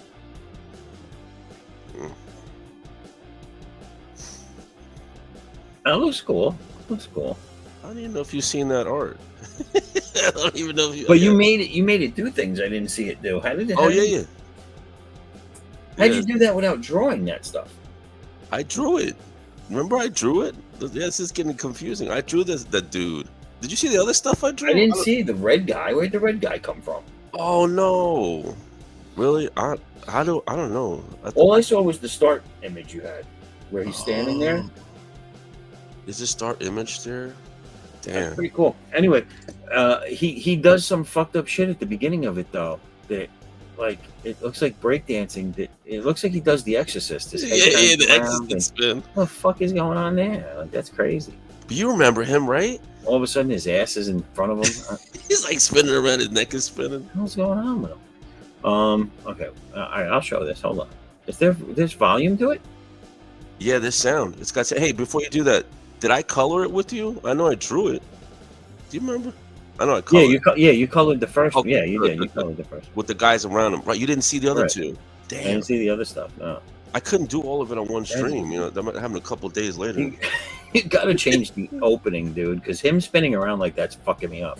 All right, yeah. I don't know what's new. I can change. I can change the stuff. Wait, the rest of it looks good, but now I gotta try and play it. Hold on. Now I gotta try and do things. That's me rapping some lyrics that Jerry did. I don't know why. Jerry came up with the lyrics. Why is there no volume? Because I have the volume off, right? Okay. Yeah.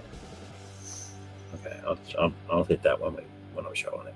Now you got to play yours, play mine, and play Artex. Oh, 1 second. Where is You inspired me. Window. There it is. I got mine set up for the Roku when we go to Roku. Can't make. How do I make it bigger? Oh no, that's too big. I don't want that. That's not what I was trying to do. Make it go away. There we go. And then while you're loading it up, we got the world premiere of the art. We're doing the Zaffo hand. It's never been done before. The Zaffo hand. The Zaffo hand. Come on. This is. Hold on. I'll show the Zaffo hand first. There it is. Get Oh, the baby. Zaffo hand going. Come on. I got mean, it. that's great. This is a world premiere, people. Thank you, Chris, for letting me premiere weird stuff. I always put like the weirdest stuff on this show. This is the late show. Is it like Woodham likes Popeye? Oh, he's like Popeye. I'm sorry. Oh, that's what's wrong with Popeye. One of them is squinty, but the other one is good. Oh, yeah. It's like Popeye. Yeah. Oh, that's good to know that. All right, here we go. I'm gonna add this to the stage. There it is. Make it as big as I can right there. I can't hear no music. All right, hold on. I gotta get Woodham's thing out of here. And then, how do I start it over? Can I start it over?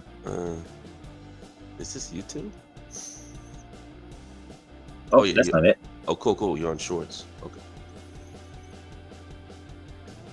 I just want to hear myself rap battling. It has no music. You can't hear it? I can hear it. Oh, you can hear it? You can't hear it? All I hear is your drum beat and your voice. Hold on, maybe you're running out in the live stream. I guess the private stream doesn't play it. You hear it just fine, huh? Savanbot, can you hear it? I don't know how to make it bigger, people. I'm going to the YouTube stream to see if people heard it.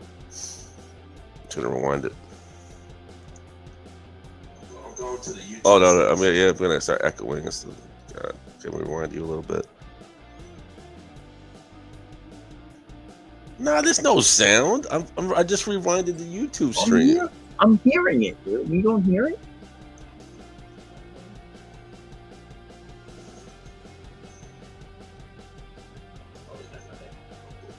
I hear you in the background. Damn. Yeah, at least we tried. He means bigger, please.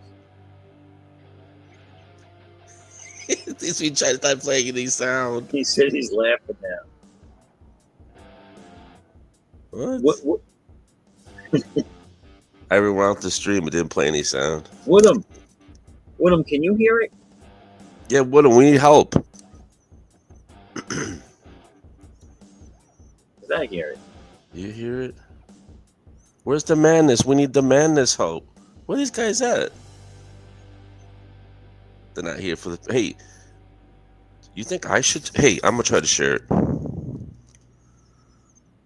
So what I do? Just click share. So wait, hold on now. Let me stop. Yeah. All right. Let me get some consensus here. Woodham, if you're still there, knock 3 times. No, if you're still there, let me know if you can hear it. I can hear it here. Raul can't hear it. Now, Raul, from what I'm hearing now, so you did a rap verse? Yeah, I did. But it loops several times through the video. Oh yeah, it's not long. The video's only 30 seconds long. It's a rap verse, right? And it loops. Oh yeah, you're hearing it. Yeah, you're right. That's me, because I didn't AI it. That's me. So right? No, that's you. Yeah. Oh, Woodham, can you? The video I'm playing of Raul's. Can you hear it? Can you hear the audio for it or no? I'm rewinding it on YouTube. I don't hear anything. Hey, shut off! Shut off the music. Maybe it's the music. No, I used to think I could do this, but I cannot play a bass line and guitar and also draw at the same time. So I quit trying. I'm amazed you guys do it at all. I can hear you asking me questions. Yes, I hear you. No, Woodham, not me. Did you hear the video music? I'm showing Raul's world premiere video, and I don't. He's saying he can't hear it, but I can hear it. Okay, if there is some other aspect you want me to say, like whether you are broadcasting in different color or something. Woodham, you are the weirdest old squinty-eyed computer I've ever seen in my life. He's definitely a computer, dude. We've been talking to a computer. I could have sworn we talked to Woodham once, though. No, that was Spambot. Oh, Spambot, right. Do you use a drum machine? What is he talking about? I don't know. I think Woodham's hooked on the Hayron. Oh, he's on some of that weird junk. He's on a weird stuff. He's got some of the Hayron. Anyway, so I can hear the video. Oh. And it was good, dude. It was good. The only thing that bugs me out is that fucking beginning. Where he spins his waist and his head around in different directions. And for some reason, his ass is still on the right side. I don't know. I know, that's crazy. I don't know how he does it. It's something. It's ninja. It's some. Hey, at least you premiered it. I used to premiere it. There you go. There it is. Maybe I should share it. I'm gonna try to share it. Okay, I'm just kidding. I know. Everybody has heard the same line 1,000 hours. What? Maybe I'm just too drunk to understand what people are saying. Oh no, man. That's what I'm going with. That I'm fucked up. Everybody else is okay. I'm just fucked up. Can you hear me? Can you hear me? Music on my thing? Yes, I hear it. No, wait. What if I'm not hearing it? I have no way of telling you what I'm not hearing because I don't know what I'm not supposed to be hearing. Oh, fuck me. What? Oh, now he's just messing with me. All I hear is the repeating music in YouTube, guys. Yes, the repeating music is what I wanted to know if you heard. I told you. All you're hearing is the repeating music, which is your drum beat. Well, I don't know how to stop it. No, I do. Let me stop the drum beat. Hold on a second. Everybody settle down. It's all going to be okay. I told you. He just hears a repeating drum beat. Hold on. Jeez. Can you hear that now? Nah, No, of course you can't hear it. I hear you. You can't hear it because I'm not sharing it yet. Stop it. Stop. Everybody stop. All right. Now, StreamYard. Present. Share screen. Some screens let you share audio. Share audio. Hmm. All right, hold on. I might have to click share audio. Oh, oh my god.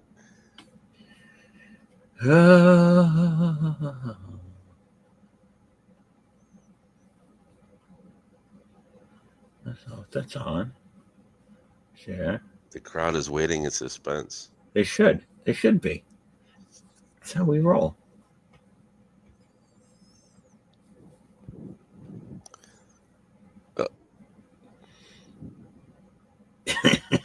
No, except you asking me to hear that.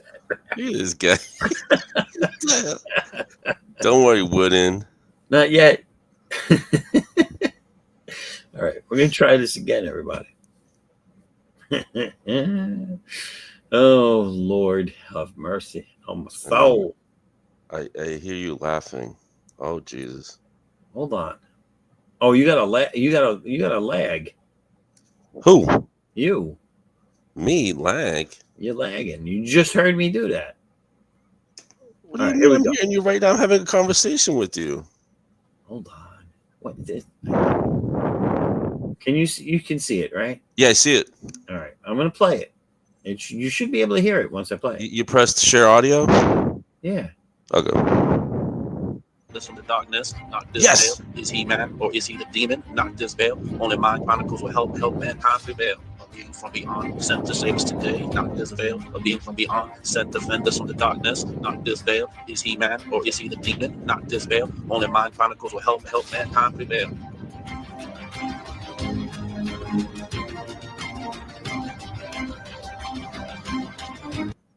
Yeah, we did it. This from the darkness, not this veil. Is he man or is he the demon? Not this veil. Only mind chronicles will help mankind prevail. A being from beyond, sent to save us today, not this veil. A being from beyond, sent to defend us from the darkness, not this veil. Is he man or is he the demon? Not this veil. Only mind chronicles will help mankind prevail. There you go, people. We did it.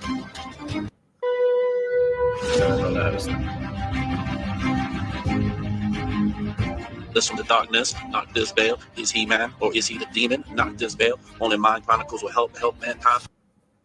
All right. Yeah, cool. man. Very You heard it here first. I heard it like 32,000 times before everybody else could hear it. Oh, so. you did. Yeah, you got to screen it. You got to preview it. Make sure it's saved.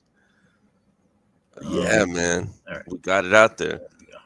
So you got the world premiere. So now we're gonna have addicts. We're gonna have addicts rapping. Woodham says voice recognition eats duty doo doo. And now he hears it too. All right. There you go. Sweet Jesus, that took a lot out of us. It's late. Yeah, there's a close up of the Zaffo hand. Oh yeah, man. And my new characters here.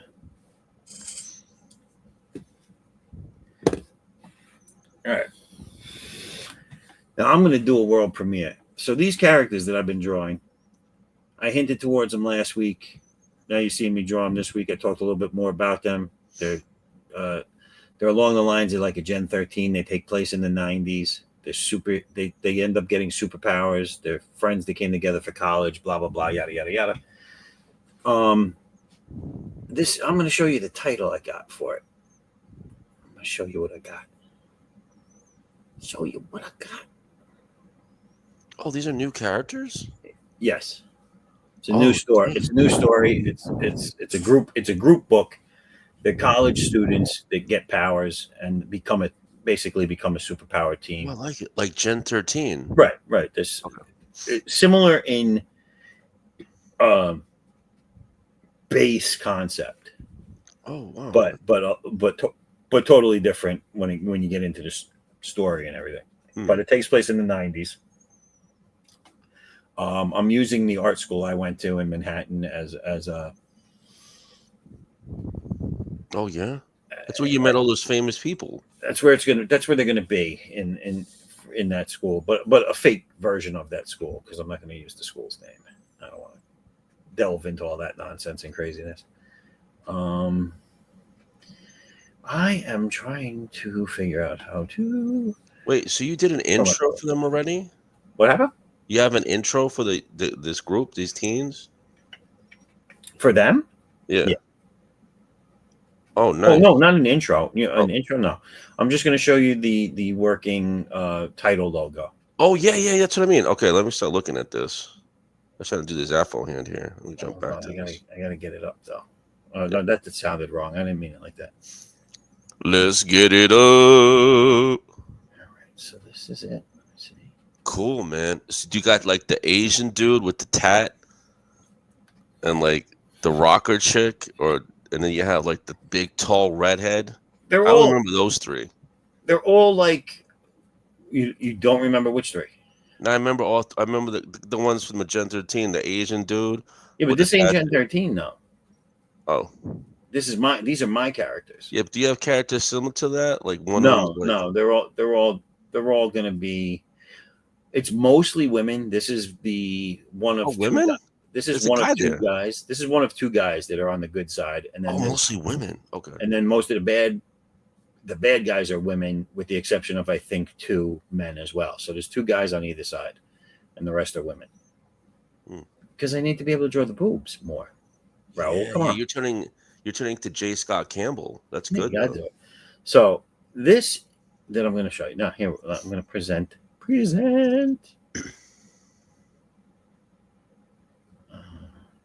Hold on. With a new image. I like Stop that. Do this. Do that. Share screen. All right. All right, you all ready for this world premiere? Yeah, I'm looking at it. All right. There's the logo. That's the new logo, baby. Oh. The title. 90s grunge for life. Oh, yeah, grunge for life. I like that. I thought I said just grunge life. No, grunge for life. Grunge, yeah. We can get some Nirvana sound. And I got the little black and white image of the main character's head right there. Oh, so it says 90s grunge for life. That's the title. I've never seen this. That's so smart, man. It's a world premiere, baby. Wow, yo, you're gonna get a movie deal out of this thing. Well, we could all hope. Yeah, you're going in the right direction, Zaffo. This is good. So, I'm missing the chat. Woodham says, "Wow, that's cool. I have some connections that brought me to Manhattan a couple of times and that era of time, but I'm mostly a country bumpkin." Well, I was in School of Visual Arts in Manhattan at that time in the 90s. Yeah, in the 90s. The School of Visual Arts. That's a great school. Yeah, I went there. That was my school, and I was there in the 90s. I started in the end of 93. And I went there for a while because I did a lot of part-time courses because I had a bunch of jobs and everything. I had to work. I had to make money. So I went there for a total of 8 years instead of 4. But I worked with people like Walt Simonson, Klaus Janson. They were all professors in my school. One I can't think of his goddamn name now. Damn it. Joe somebody. Joe Simonson? No. Oh. Well, Walt Simonson I had, yeah. He was a teacher of mine.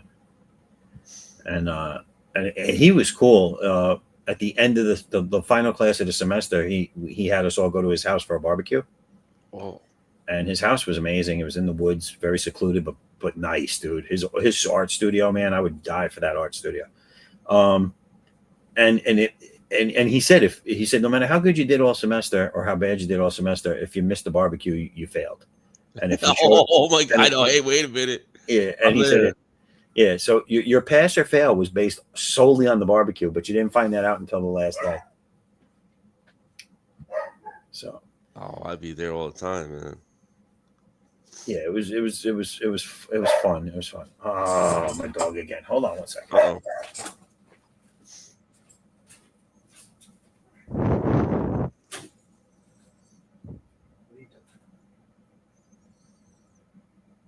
Oh, Zaffo's got dog problems.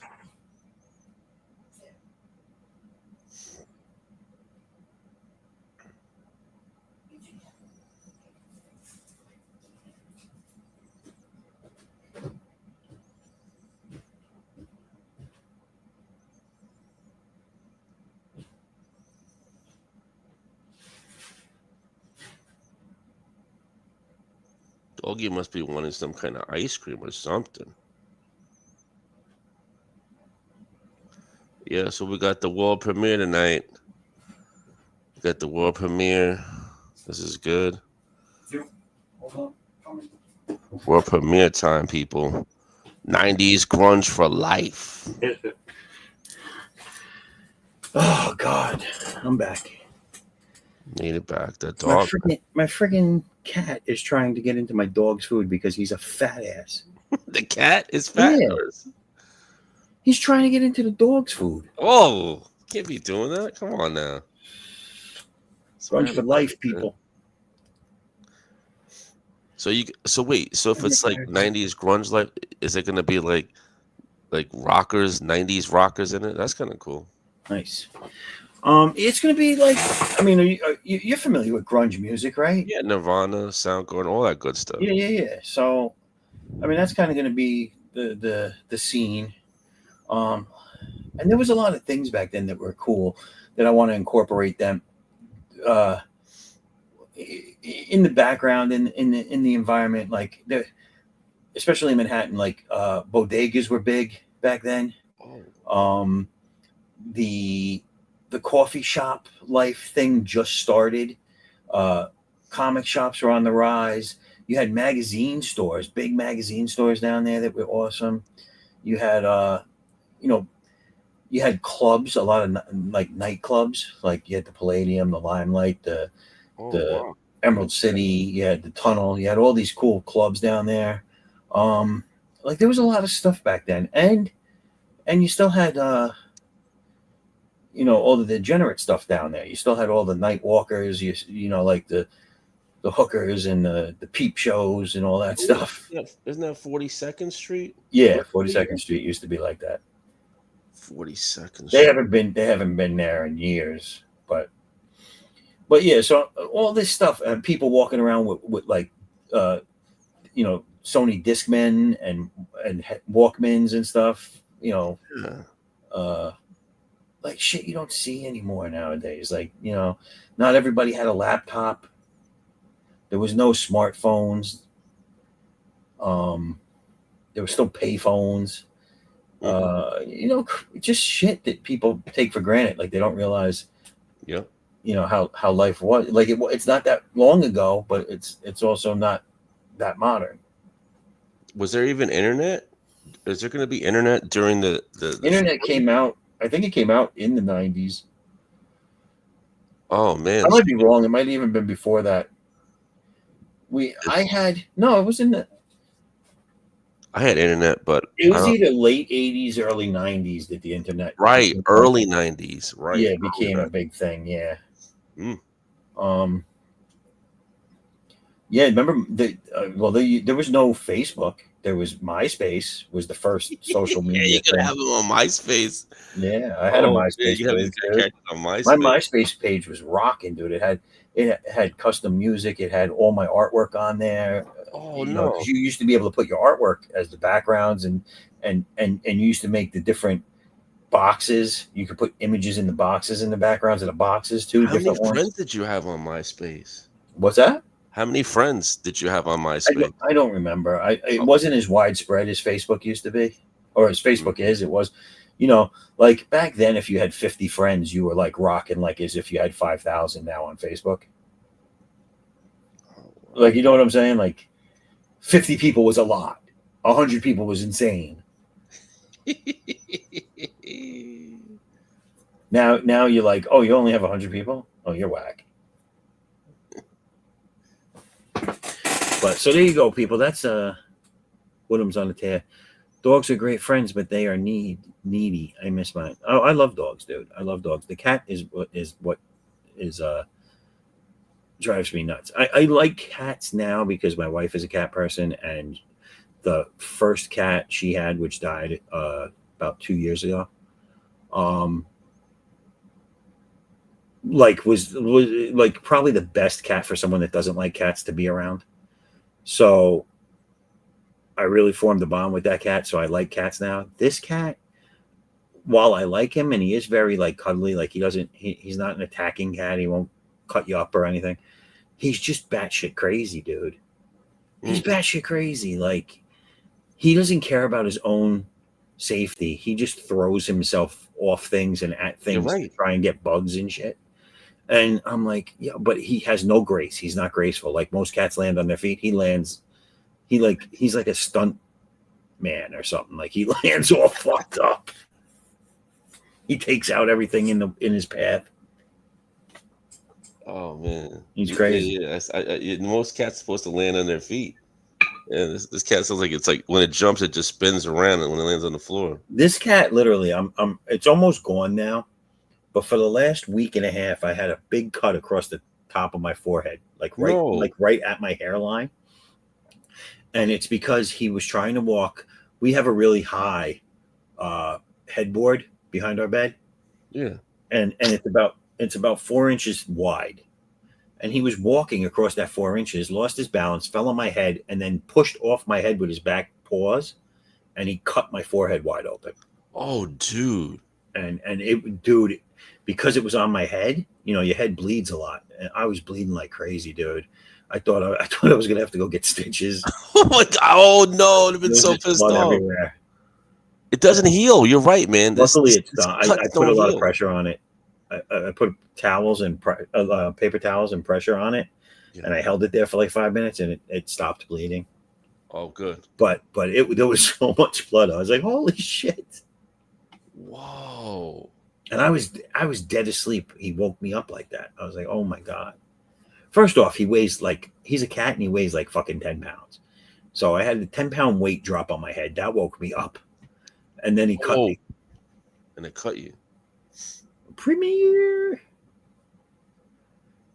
I love You're you calm guy, Zaffo. You're very calm, Zaffo. Seriously. I would have been like, what? How dare you? Oh, and my wife was half asleep and she's like, oh no, shush. Go, you're okay. Go back to sleep. I'm like, I'm okay. I'm fucking bleeding all over the place. Hey, I'm bleeding. Okay. What the hell? And she's like, shh, shh. And I was like, you shush. I gotta go fucking staple my head closed. Oh my gosh, man. Well, the pictures of it. Woodham was in New York, and the last time he was in New York, the World Trade Center was still standing. Uh-oh. Oh, it was that long ago. The World Trade Center was standing for a couple of decades after he was there. All right.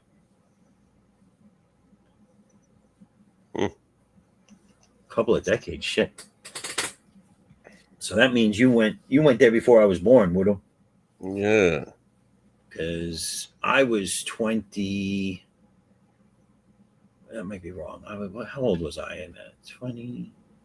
You were a baby. I was 26 years old when that happened. And if you go back a couple of decades, 20 years, then I was 1 year old when you were there. If my math is correct. All right, so let me take down the world premiere. Come on. I didn't know that. That's terrific. The 90s life. Look at you, man. You're coming up with these projects nobody even knows about. That's what I'm working on. That's what this stuff is right here that you're looking at. Sweet. I like the whole new direction, the whole new turn that it's going. I can't wait to see this book. It's a whole new thing. I'm glad. So you're going to be watching a lot of the MTV shows or something like that when they're in the house in the 90s. Well, I'm just going to reference things that I need refreshing on. But I mean, I lived through the '90s, so I know most of it. Oh yeah, no, that's good. Because there was this one girl who I thought was really cool on the MTV show. I don't know if you know her. I mean, I'm only mentioning you may know her. Her name was Sarah Becker, and she was an editor for Jim Lee at Image I gotta Comics. say the name sounds familiar, but I can't. Blonde. She was a blonde. She was a skateboarder. Yeah. Oh man. And she was on MTV. She was on MTV. What was she, a DJ or? I think she might have passed away, dude. Oh no, really? I know. I'm gonna try to Google it. That's sad, man. That's fucked up. She was really cool, really talented, working with Jim Lee. But oh man, I hope it wasn't during the show. Let me see something. Sarah Becker. She was so cool, man. You got to go back behind the Image Comics. You get to see him work. I learned a lot of stuff watching it. Sarah Becker, actress, movie tell, born in 2002, promising career. Let's see here. Yeah, Sarah Becker, cast member, season 5, MTV's hit reality show. So this was June 24th, 2024 when this happened. The Real World actress died at 52. Oh, she was on The Real World? Yeah, Real World. You got to start watching those episodes. I think I remember her now. Yeah. Yeah, you got to start watching it. I remember the girl that worked for Image Comics being on. Isn't that cool, man? Like you get to see how they work. She knew all the ins and out of the arts and stuff. And oh damn, she died. Does it say how she died? Just 2 years ago. Oh, so I was like, damn, man, she still could have kept going. What happened? She succumbed to the heroin? I don't know what happened. I don't know what happened to her. She got the Ozempic? Saying that oh no. That's why I was sad. What? She died. So now, remember I told you, Sarah Becker, cast member season 5, MTV's hit reality TV show, Real World. She was 52. She was with Jim Lee. Right. So Becker's family confirmed. This is why I'm taking back. That's what I said. Saying she died by suicide. Oh, dude, really? Come on, man. She ain't gonna kill herself. All right, buddy. That's conspiracy time. What do you think? Jim Lee had her whacked? I don't know. Somebody, yeah. I don't know, man. Jim Lee, you know how he is. He be trying to hook up with girls and stuff. She was probably like, no. I know you stole those ideas from Zaffo, so. And he's like, I have to pay you. I can't believe we are the Image Comics, man. You are Image Comics, man. This is it. We're going to get Image Comics going. This is great, man. You heard it here first, people. Look at this. Yeah, we got the 90s life. 90s for life. Look, we got notebooks, salt and pepper shakers, smoothies all on the table. Yeah, we ain't fucking around. We got a skateboard leaning up against the stool, the booth. Yeah, dude. Look at this. That is sweet, man. Yeah, because that's the only reason I brought it up. Is she was in the 90s, skateboarding, all that stuff, famous, had money. Talking about suicide. Come on, she ain't gonna kill herself, too. Come on now. She was famous. She ain't gonna do that. So I'm gonna find out what happened to her. I'm gonna try to get famous and find it. I wouldn't listen. I was trying not to go there with it, but it was all because I wouldn't give her my phone number. All right. Something happened, man. Something, I don't know. I think someone got jealous. I don't know if she's working on more stuff, but something happened. We got it. We got the nice grunge for life. 90. Is the title have 90 in it, or is it just grunge for life? I don't know, but this is kind of upsetting me that you're drawing my picture quicker than I am. With my hand. You're done. What are you talking about? You're finished. You're already finished. You're just like adding more detail. I got scared. I was like, I was coming on the show, and then like, boom, this game's already done. This is like what? Everybody, this is just Raul showing off. I just want you all to know that. Earl No, showing off. I'm promoting. I'm promoting. People are gonna see this and go, "Wait, who is this? The Hand?" Oh, Who's this? The Hand. all right. Hold on. So, right, for life. They're gonna think it's So what happened to you on Thursday? You were at work listening to the show? yeah, man. I'm loyal. I'm loyal to the madness. I was like, he's doing all these comments, but he ain't coming on the show. Where the hell is he? I'm sitting at work. I'm sitting at You were work. like, I'm at work, yo. Yeah, I was gonna play no hooky. How did you get off? Ain't nobody got off on Thursdays at like 4 o'clock, 3 o'clock. I'm home by that time. I go in early, dude. I get out early. I go in early, get out early. Oh, good. I'm nervous. I said, huh? It's saying with the other girl. I didn't even answer that because I was like, what is he talking about, hooky? I was like, I already worked all day. You're seeing it here, some kind of tribute. Yeah, no, I was working during it. I was like, hey, it's the premiere. I gotta get on the show. I was telling my boss. I was like, come on, man. I gotta get on there for 2 seconds. Nah, I did when nobody was looking. I'm not gonna lose my job. That's why I couldn't get on the stream. I was trying to. I can't stream and work. No, it just confused me because I was like, he's commenting every like 3 seconds, but he won't come in. Oh, where is he?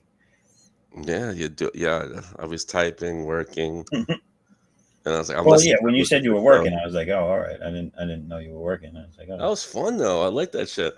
So you're saying like next week you're gonna have a wheel, and you're gonna two wheels. What? We're doing 2 wheels, baby. That's right. You get a top. What are you gonna do? Spin them at the same time, or are you gonna have one in one room? Spin one and then the other. But we might put them up side by side if we can. That's pretty cool, man. One of them is going to be picking a character from the indie networks. So we'll pick a different person's character each week.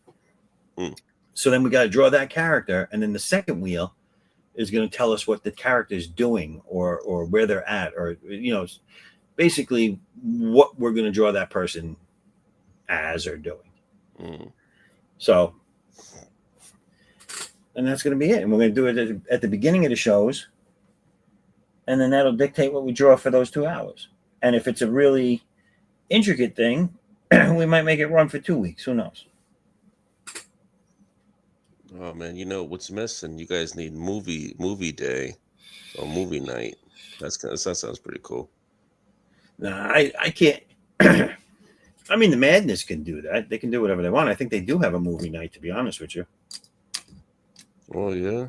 Yeah, they have a movie night stream. But you know when it's on. Is it Monday? But I stick to the comics. You know what I'm saying? I stick to the creative the comics. That's what I do, so that's what I want. Oh, hold on. We have I'm missing a lot of shit here, huh?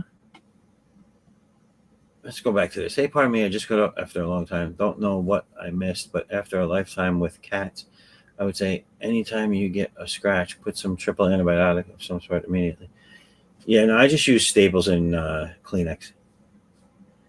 OG Bloodline, what up, son? He says, hi, everybody. What up? It didn't exist when I was a kid, and it is such a miracle, and nobody uses it now. And it seems so stupid that they don't know about it. Triple antibiotic, yeah, no, I use it on a lot of things. OG wouldn't say that. I don't know what he wouldn't say. OG Bloodline, JP. Hey, thanks for joining us. You need to watch what you say to everybody. Who needs to watch what with who? What happened? What? What happened? Somebody saying something? There's some shit going down. You need to watch what you say. Bloodline. What? OG says he used to draw, but now he's a writer. Okay. OG got mad. On the Madness Entertainment Network, all seem to be pretty good when it comes to chat members being decent to other chat members. Yes. I think OG got upset at something though, and I'm not sure what. No, he's like, what are you talking about, buddy? We were talking about Sarah Becker and the grunge life. No, I don't know. I think he's talking. He might be talking to To Woodham? I don't know. Oh yeah, you're right. I don't know. OG, what's going on? You all right?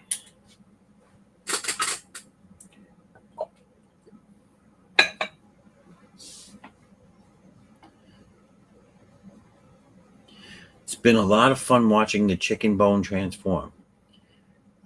See, now you lost me again, Woodham. I don't know what the hell we're talking about anymore. Do you know what he means by that? Yeah, he's talking about the chicken bone, some kind of chicken bone. Yeah, but what? I think he's cooking his dinner. He think he's cooking his dinner, and he doesn't. I think it's finally done. Like the dinner's cooked. See, this is why I try not to drink all the time.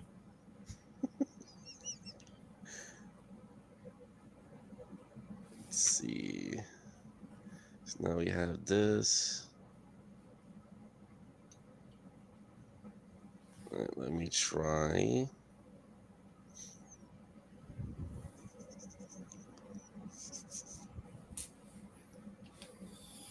Hold on here. I have no idea how anyone makes money by drawing or writing.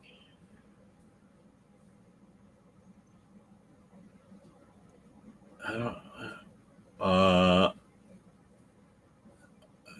don't know. We sell the stuff we draw and write. Is that a good answer? Edwin, yo, what up? Edwin, come on in here. Yeah, man. Field some of these crazy all 3 comments rap that are going battles. I'll be right back in a second. Oh, right there. Oh, look at that. He's got to be right back to the screen.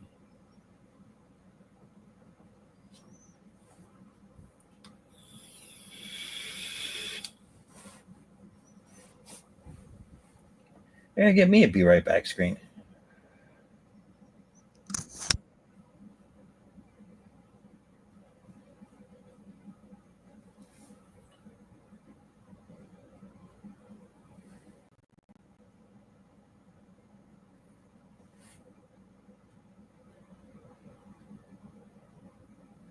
I made it back. Oh wait, I'm still be right back in. All right.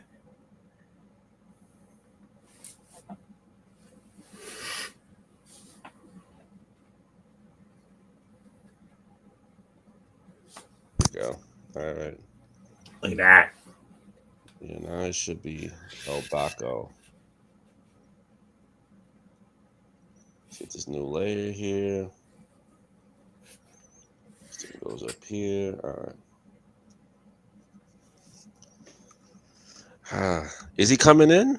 Is the Rap King coming in? I don't know, man. Oh, he was in there? Oh.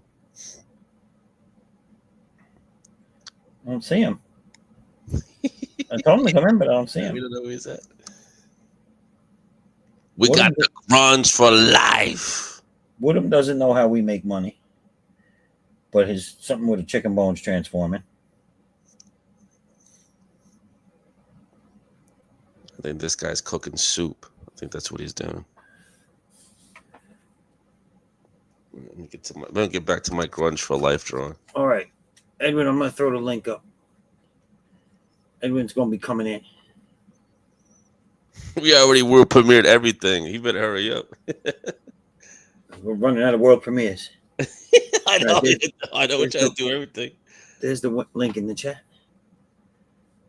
Woodham says, Edwin, hail and a hearty handshake. And 2 tears in a bucket. Fuck it. I still want to know what happened with OG. Capitan OG. OG came in, got pissed off real quick at something, and bounced. Yeah, dude. Talking about get my wife's name out your fucking mouth.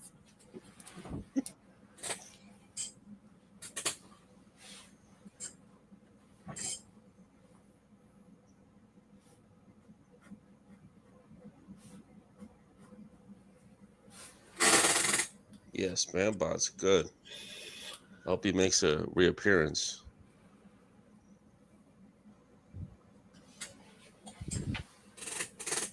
I haven't seen him in a long time. Who, Spambot? Yeah. I wonder what Yeah. happened. Busy man. I know that time we had him on, he was rocking it, dude. His art's pretty fucking nice. Didn't he turn out to be British or something like that? I think he revealed his identity. Yeah, you can't trust those Brits. No, I'm kidding. I'm kidding. I joke. I kid. Okay. Yeah, I think he's British, English, something like that. That's what I thought. I was like, what?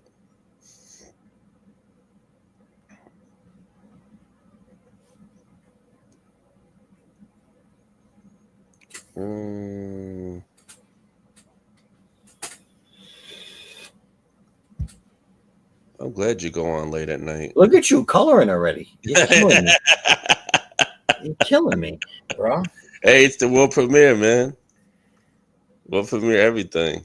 I got into it. I like that stuff. I don't know anything about it, but I like it. We're gonna add some more flavor to it. All I can say is if you finish that piece before me, I'm suing you. What? Oh my god! This is fan art. This is like the Marvel fan art or Image fan No, art. that's some AI stolen art going on there. Even stole my hand. Oh my gosh. Okay, let's look up some color schemes. Oh yeah, you talking about Gen 13. See what they got. Are you doing that just from watching me on screen? Yeah. That's pretty good, man. Yeah, it's all there. You got your hand there. It's pretty good. I'm gonna make the hand like the most detailed ever. I'm gonna shade it, all that good stuff. They're gonna buy the book because of your hand. Because of my hand. You can make this into a shirt. Seriously, bro.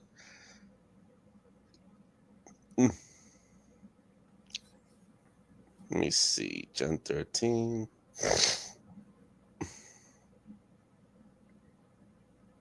All right.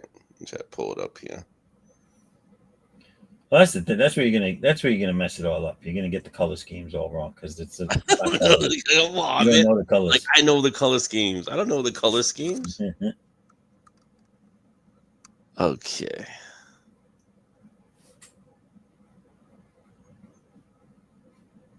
This is fan art. That's all it is, fan art. I get to actually see it, something. Let's see.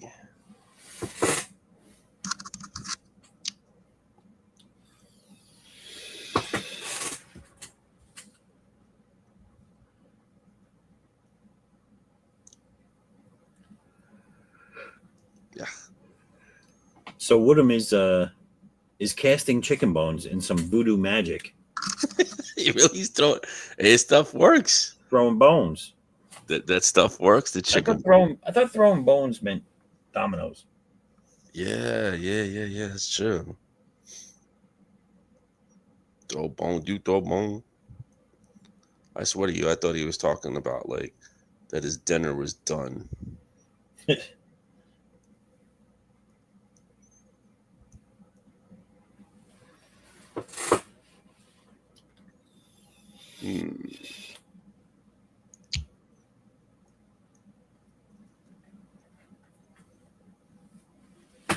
Chicken bone.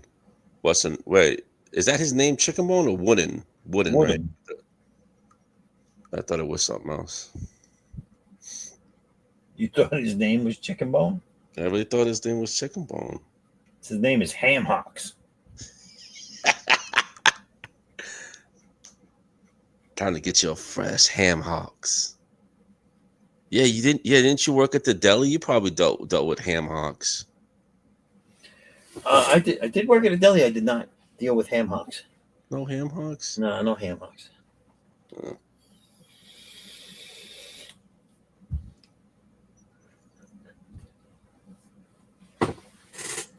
What about gabagoo? Did you deal with gabagoo? Gabagoo.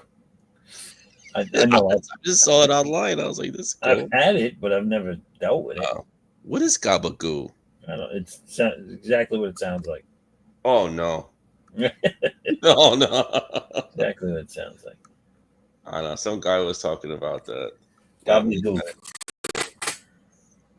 So you got to give me my gabagoo. I think it's the guy from Sopranos. Oh yeah. I think He was a Gabagool fan. Tony always wanted his Gabagool. Uh-oh. Let's see.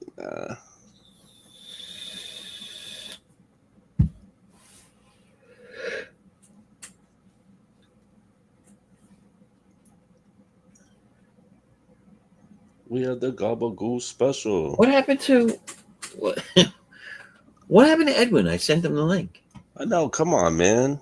I guess you know what? I think he's getting ready, like me. It took me a little bit. Well, It's not that easy. Edwin, we're at 2:12, and I'm probably going to cut it at 3, just so you know. Yeah, you better. Yeah, hold on. Let me look at the clock too. Yeah, we're too. Hey, get in here, man. You only got like 50 minutes. Come on, Edwin. It took me like 10 minutes just to make it in here. He might be watching Dimebag Daria. We had to wait for fucking Raul's dial-up modem to kick in. Come on, I just got home. I just got home too. He was I pinging was all over trying the to place. find the show, and then I'm like looking, and all these other shows are on. You're going against everybody. Everybody's on. Dimebag Diarrhea. I almost did Dimebag Diarrhea, I but still got 30-something viewers, so I'm all right with that. oh, good. That's right. That's right. Hanging with the big I'm dogs. just trying to get on the show, and I'm getting hypnotized by all these other shows. I'm like, what? I don't even know how they came on. He's probably doing the same thing. He's probably watching shows. See, Raul's admitting that there's no love for the Zaffo show.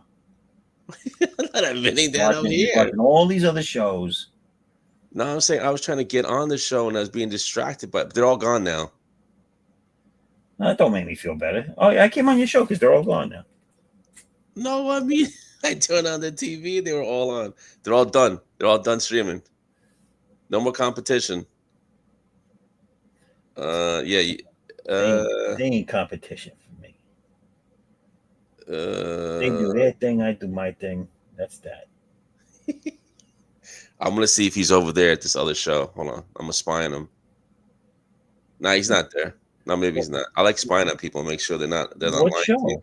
He's not another show. He's not. I thought he was maybe at some other show. But what was the show? The other show is Omar's on there.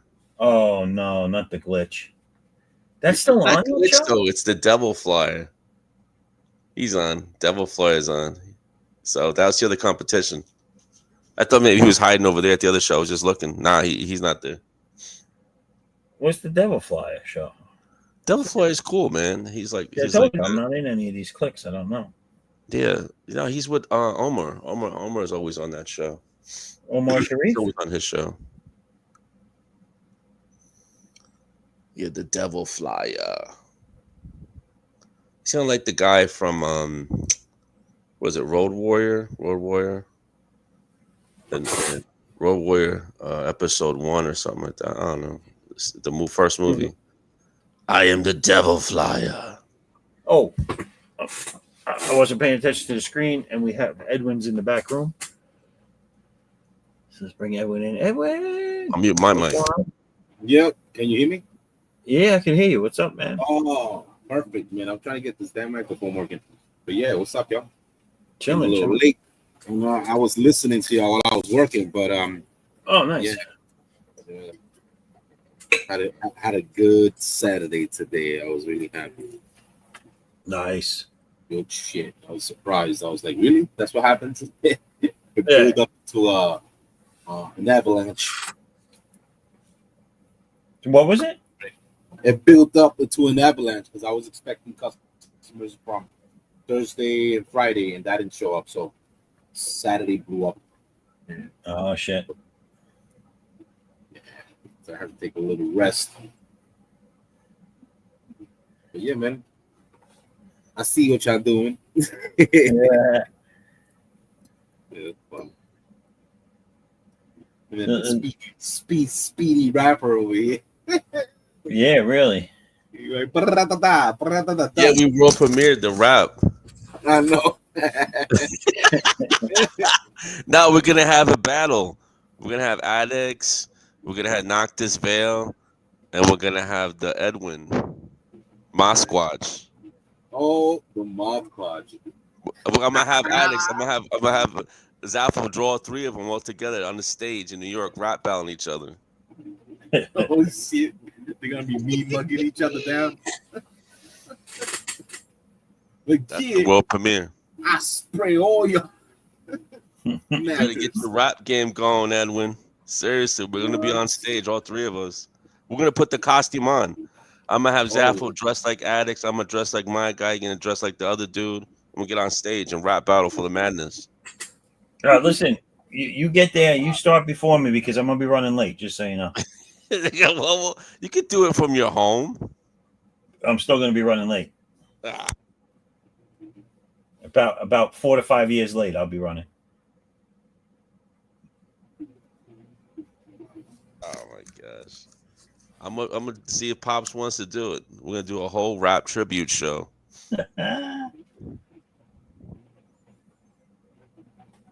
I was trying to get Zaffo to play his song, play my song, and then play your song. We were having enough trouble getting Raul's to play. Yeah, but you played it though. Thank you. You played it at least. That's good.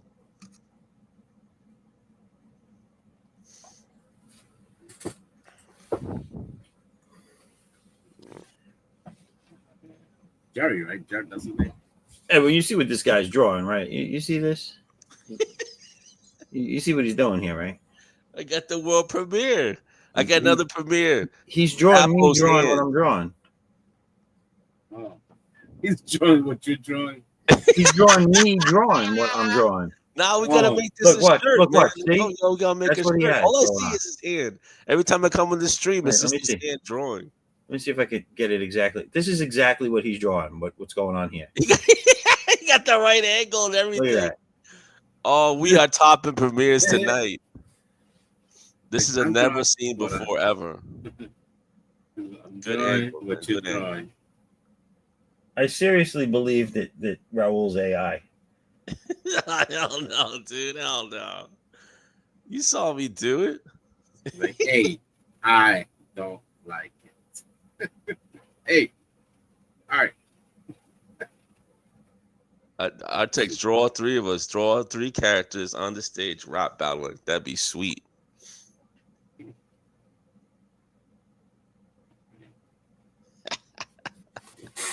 Like, yeah, Let's and they go just back keep to my like, yeah, and like, my rip and say something, yeah. Yeah. Oh, Give me that All beat you drop. gotta do is do that for 20 minutes and you're good. Yeah. You got that. That's what it is. I see you sketching it. Sketch 3 heads. You gotta sound like a In big. New You gotta York? sound like a big overweight guy that just ran upstairs. With the, You got the rap with in the it. nasal, with the nasal. I just had a big old greasy sandwich.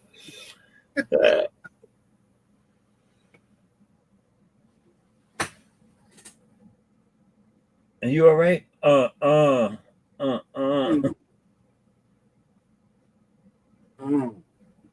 Like, dude, he just laying one. You let him one loose. What was that? I saw fucking. It was. I don't know if it was a movie or a show. I can't remember. The fat guy just. He either came upstairs or he was trying to work out or jog or something, and he sits down and he's like, and he can't breathe or move. And as he's sitting down, he's opening a bag and unwrapping a sandwich from the deli to eat it. Oh, yeah, well, I did see that. Like that made him feel better. I was fucking dying. I was like, what the fuck? I remember that. Can't remember what that was in.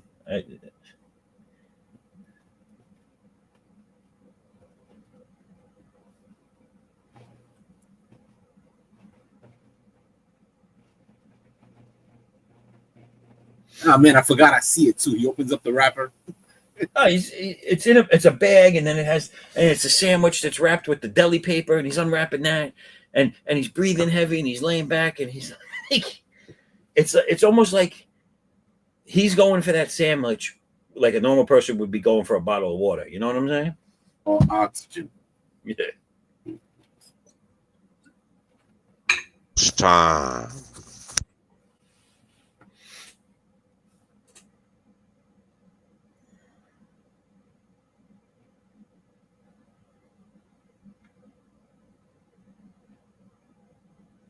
Yeah, I'm just trying to warm up here and figure out this design I got. Yeah. I'm not getting the right angle. It's watched. I better get my late night banner up. Another world premiere of the banner. You got a banner? You had your Be Right Back up earlier. Yeah, hold on. Let me put my Be Right Back up so I get my banner on. Oh God, I think it's not even lined up properly. Oh my God. Bro, did you see this? Were you on earlier and I showed this one? This is the close up of the two Which characters. One? Which one? Let me see. Hold on. I'm gonna drop this down for a minute. I need drugs. Where'd you go? Right here. You see this? Oh, damn, dude. I didn't see that one. Oh, is that from the show? That's on the show. The girls from the show. These are the girls from. These are these two girls right Oh, here. good. Oh, I never even saw the full thing. Your hand was blocking everything. So these are the other two. These are Nice. two of them. So that's the girl. That's the other one with the hat on. No, I didn't see that. Yo, that's hot, man. That's pretty cool. So let me see. These are all covers for it. For when I do it. Oh, I see.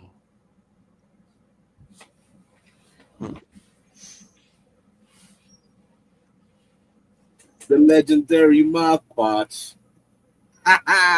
You gotta rep that, yo.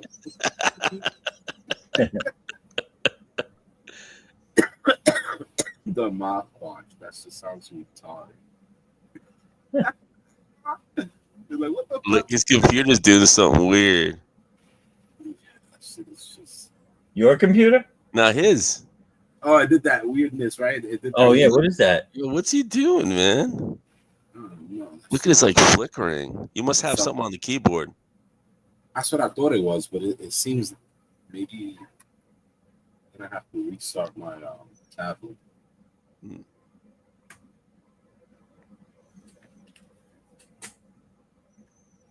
I need the emerald tablets of Toph. Maybe that works better. This is Toph or Toph, whichever way you want to see it. I think Toph sounds better than Toph.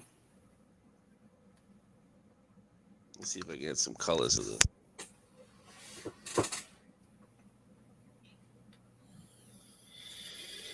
Yeah, I was doing some page last night, and I don't know what the hell I did with it. Where the fuck did it go? Did I What were you save doing? it? A page? Yeah, just finishing off segment because it's about to go down. Dun, dun, dun. Fuck. Forget it. Yeah.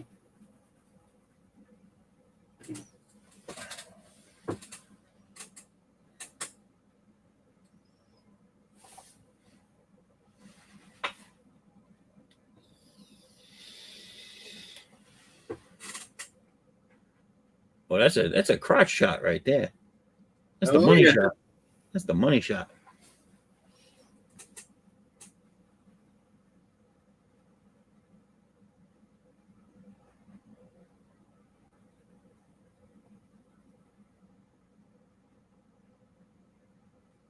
Yes, he cut this monster in half. The two parts are coming out.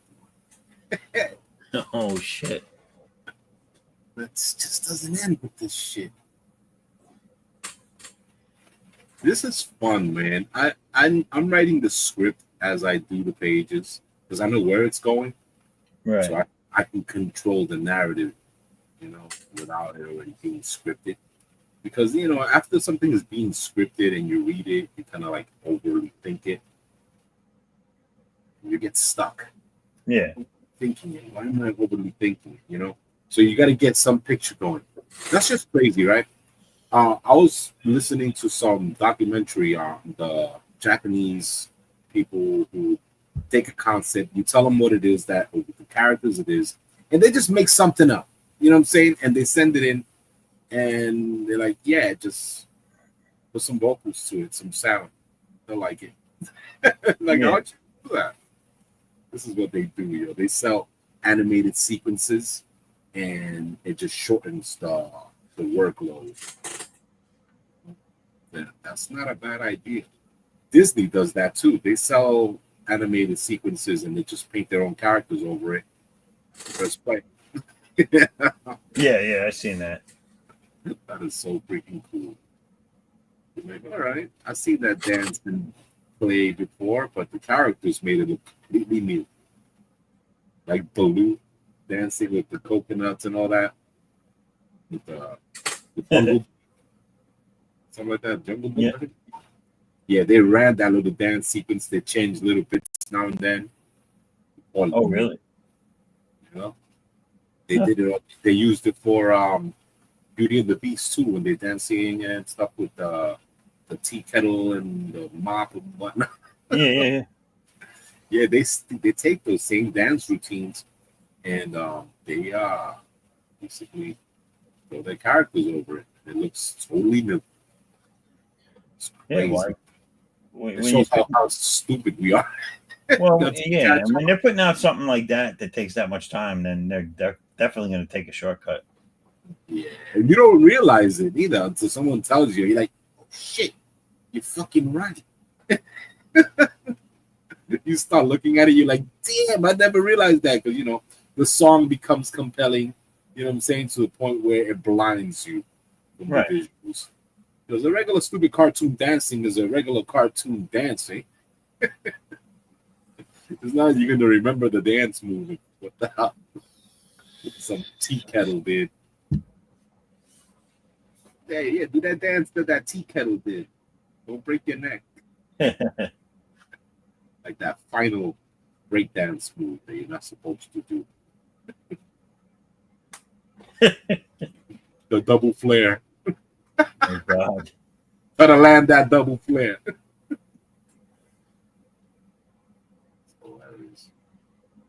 What was that shit? It was called Malibu's Most Wanted, I think it was. Oh, yeah. With the breakdance. Fucking like, don't do it. Don't do it. He did it. He got into a funk. Malibu's fucking Most Wanted. He got a game cast. That was fucking funny.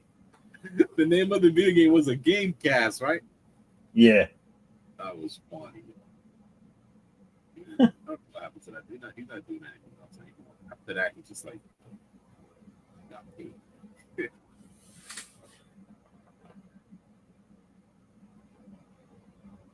It's funny, right? I was watching 21 Jump Street, the movie. And, it's funny. It's a funny movie. Yeah.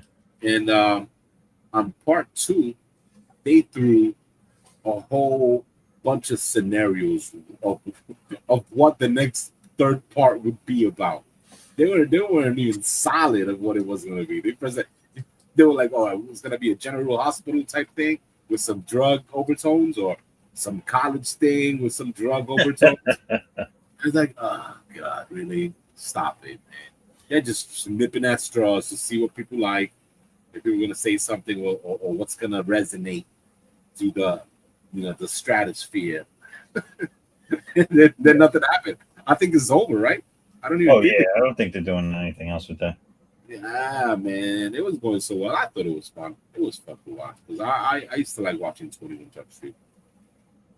I remember the best episodes of 21 Jump Street was the Halloween one with the girl with the telekinesis powers, with the fires and stuff like that. That was cool. And when Doug has to go to jail and he has to investigate, so he has to actually go in as an actual inmate and he loses his mind.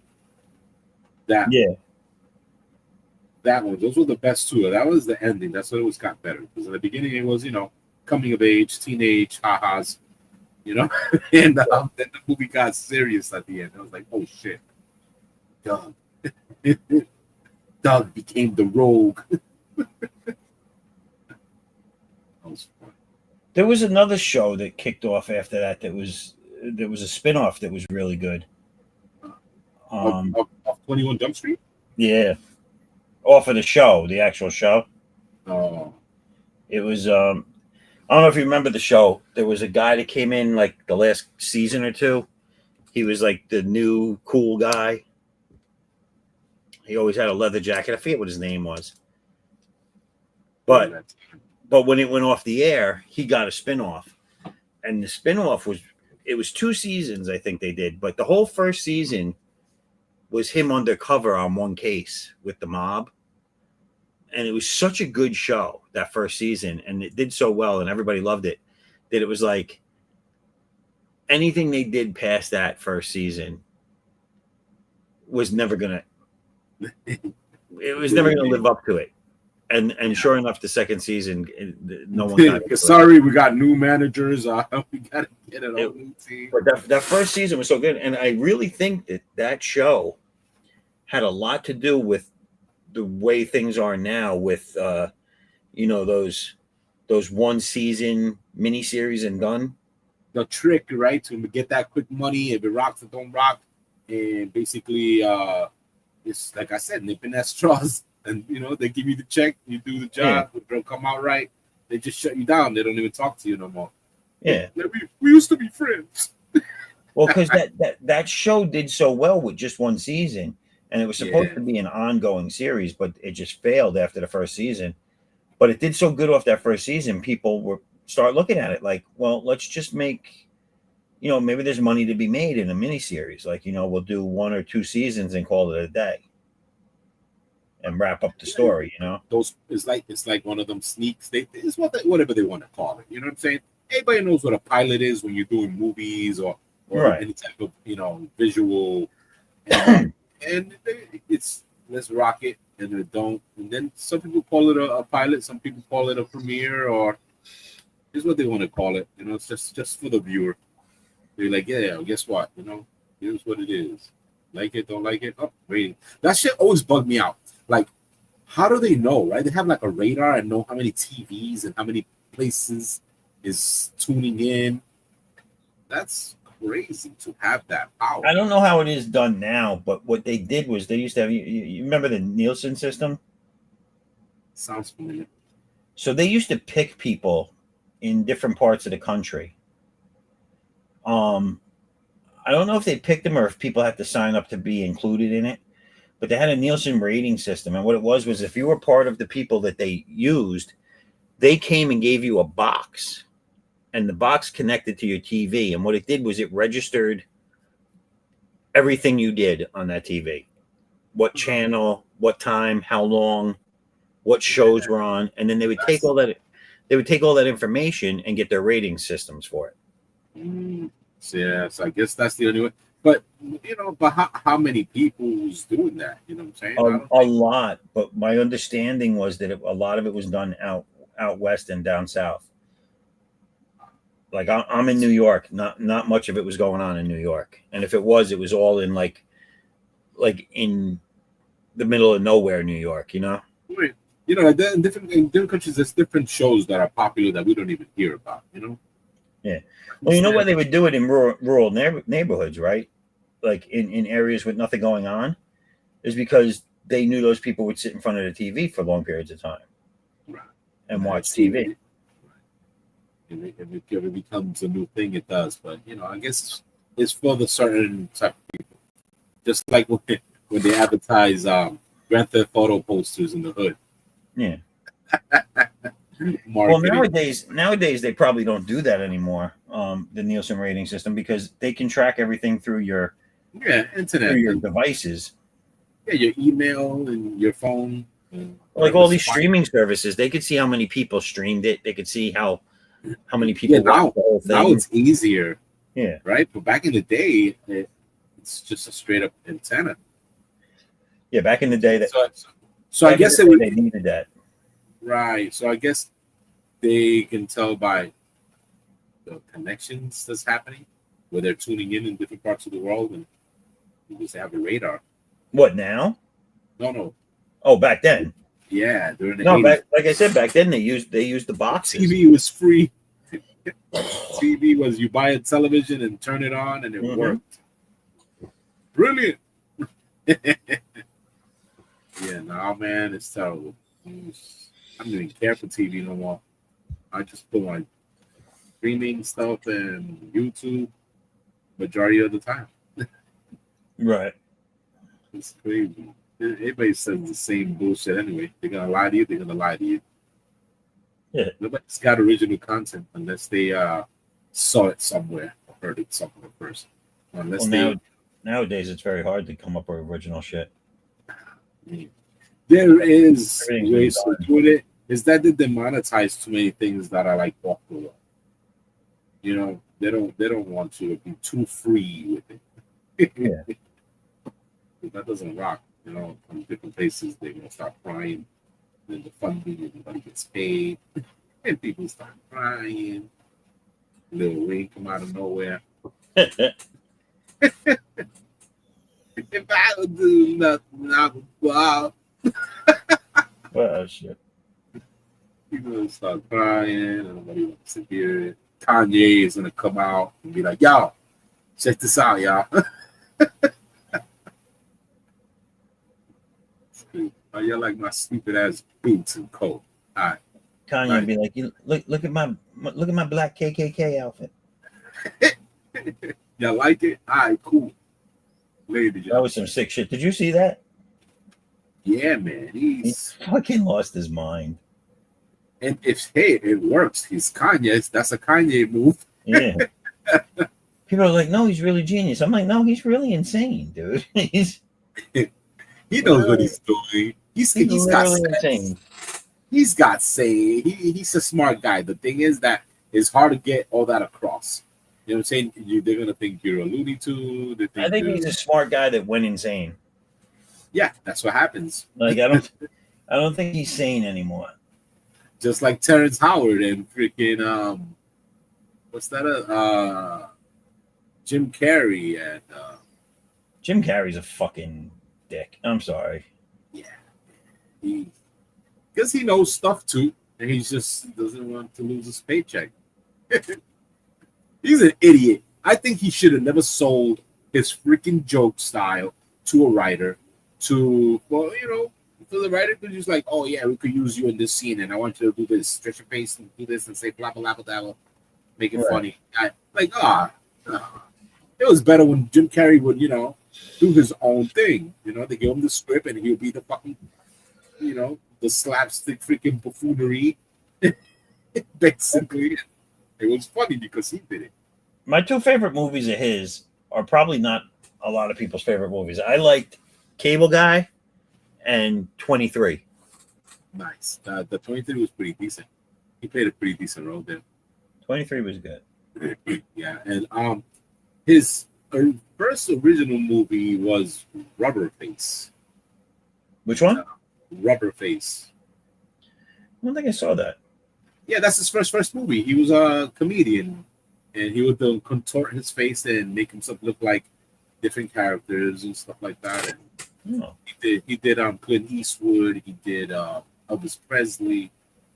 That was it. He was just contorting his face and. Well, I've seen him do that act, but that was a movie. Yeah, he was doing it when he was younger, when he wasn't really that famous. Because I remember seeing him do that bit where he does the faces and shit. Yeah. That's how he got known. I think that was that time when Leguizamo was doing his freak. What was that other stuff he did? Sexaholic, it was. Oh, I don't know. Yeah, man, Leguizamo doesn't get the praise he deserves, so he just. So wait, Jim Carrey did that before In Living Color? Yeah.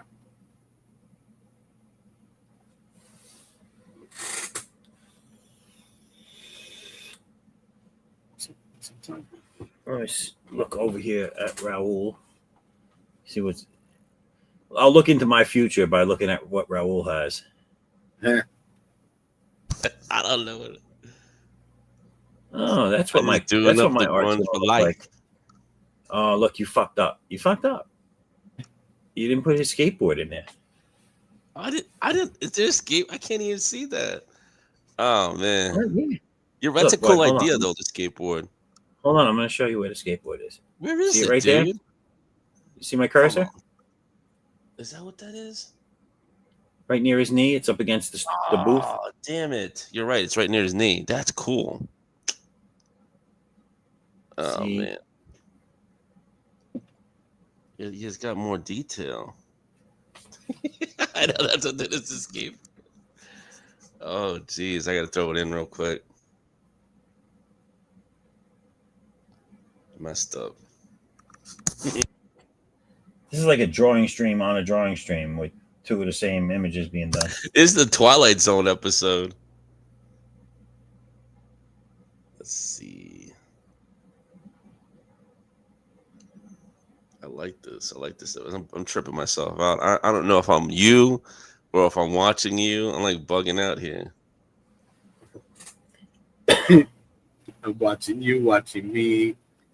Somebody's watching me.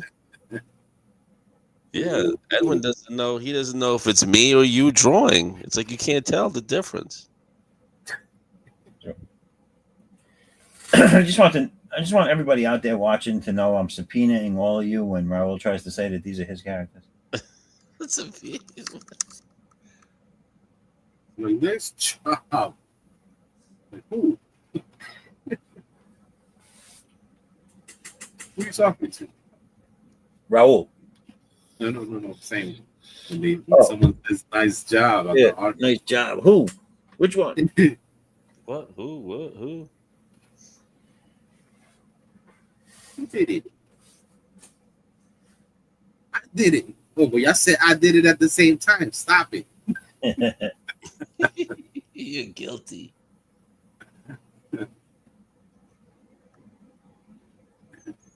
Raul started with, look, it's Zaffo's glove hand. What? It's the world premiere. It's the world premiere. Sakura.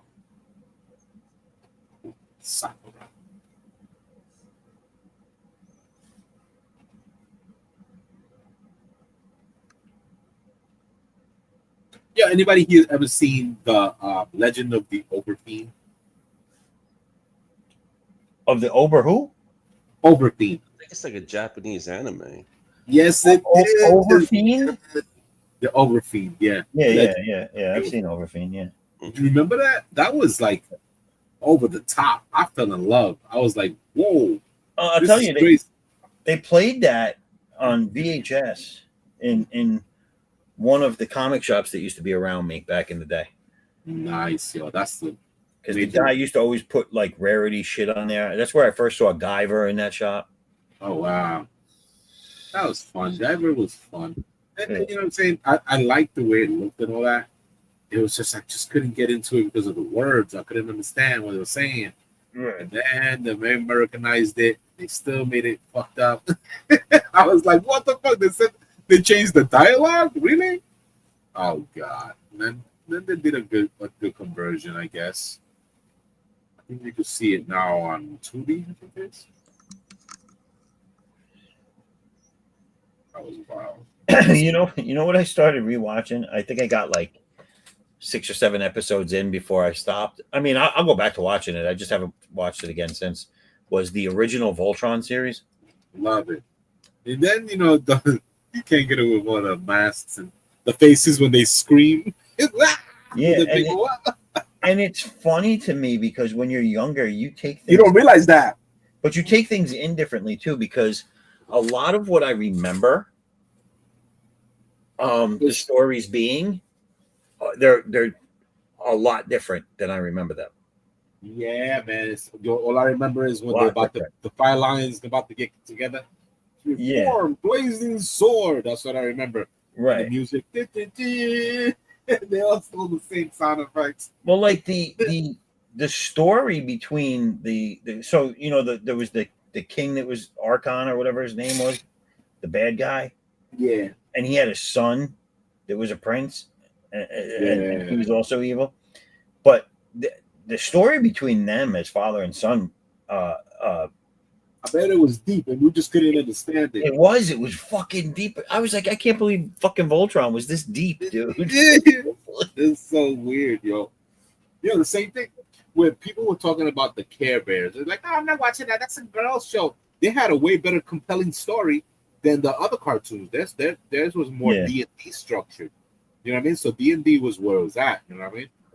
For Care Bears to have an epic story, that just throws you all off. I know, right? Like, what am I? Oh, wait, but yeah, I don't get it. There was like some, like they addressed like, you know, the son vying for his father's approval and trying to do things for the wrong reasons, and then the father, like why he treats his son like that, and why he can't be like a real dad to him and all that. And I was like, but wait a minute, what happened to the rogue beasts and the blazing sword? Come on, I want all these daddy issues. Get together. You know what I'm saying? I always wanted to see the robot. Yo, let me tell you, Voltron, I was able to get the arms, the legs, and buy them separately because this Chinese store would sell them separately. You open a box and you put them separately, $50-$60, I guess, and you could pick how many weapons you wanted. So everybody would go to that stuff, and they will always rape them for the black line. I just be like, damn it, freaking black line, that's all I need. Yo, there's some kid decides to bring you to school for show and tell. Oh, and guess where he puts it at? It's gone. Oh, the little back pocket, the little beautiful back pocket the books bags came with. Yeah. And then the teachers put you in a single file to make it easier for you to steal this kid's toy. And guess what I did? You bad sinner. Like, no.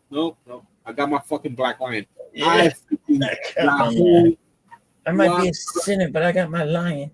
That cartoon was on, and I was connecting the pieces as they were flying. I was the happiest motherfucking sinner. I tell you, oddly, when Voltron was out, my favorite lion was the yellow lion. And that was the girl, right? No, it was the fat kid. The fat kid, yeah. They always had some sort of negativity with the yellow, right? Yeah, but I just liked it. I thought it was the coolest looking one. It was the strongest one. It was the one that was used for all the big grunt work. Yeah. The little kids, right? They were the ones with the arms and all that, right? Yeah. I think I just liked the color back then when I was a kid. Like I was like, oh, he's yellow, he's cool.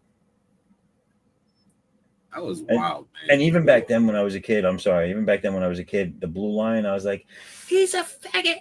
That was my favorite color.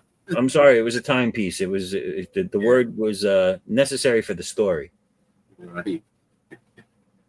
Yeah, that blue was the first one I got, and then I was hooked. I think I just got the channel struck. No one's gonna get to see that again, ever.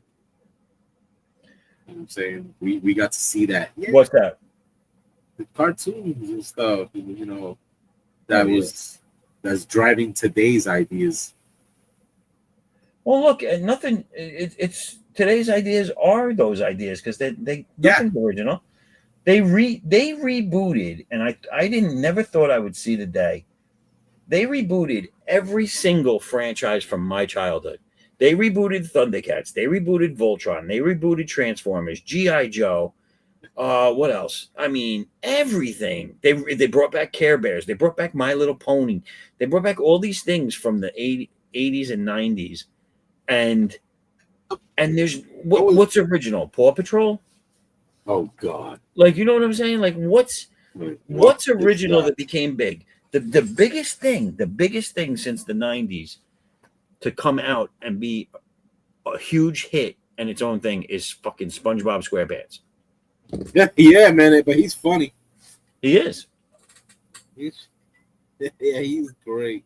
But I mean, think about it. Nothing else has become that big, really. Not that I can think of. Nothing has reached Transformer G.I. Joe Voltron status. Yeah, those are the Thundercats, and the way they drew them, they look more for a boy. You know what I'm saying? Yeah. They didn't make it too cutesy, and like the Snorks. I would not even bother to watch the Snorks, And but I wouldn't mind watching the what was it, the gummy bears. Yeah, The gummy bears was Yeah. great. With Johan and whatnot. you know what I used to like to watch too when I was little is the Smurfs. I used to love the Smurfs. Oh yeah, the story of Smurfs is great, especially because the bad guy is the song of the bad guy is always the best. Yeah, Gargamel. Yeah, and the story of that it threw a lot of people off because then they slightly threw in the background of Smurfette and how it was made by Gargamel. There wasn't just Right. and then supposedly the love and care convinced the creation into being a full Smurf. It was wild, and supposedly he made her because they was all boys, so he did it so they will all fall in love with her as a trap. That's crazy. Gargamel was just a big perv. Yeah. He's like, I like blue women.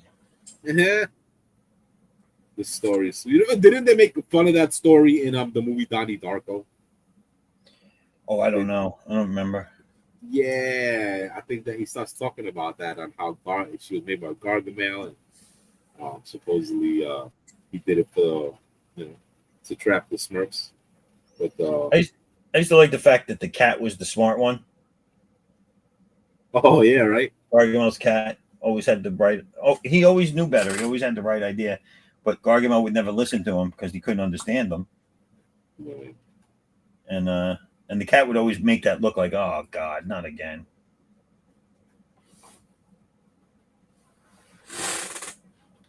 Well, I know there was other cartoons that a lot of people dodged. I guess I was too young to like that Elf Quest thing. What was it called? Johnny Quest. I could never Johnny get Quest. into Yeah, I that. never got involved with that. Yeah, I didn't like the way it looked. I didn't like the way the animation was.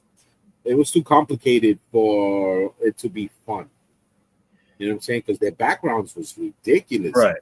Underground ships, factories, and weird mechanical stuff. And then the story was just them close-up faces saying stuff. All right, you guys, talk amongst yourselves. I'll be right back. Hey, you. Who am I talking amongst? Yeah, Thundercats, yo.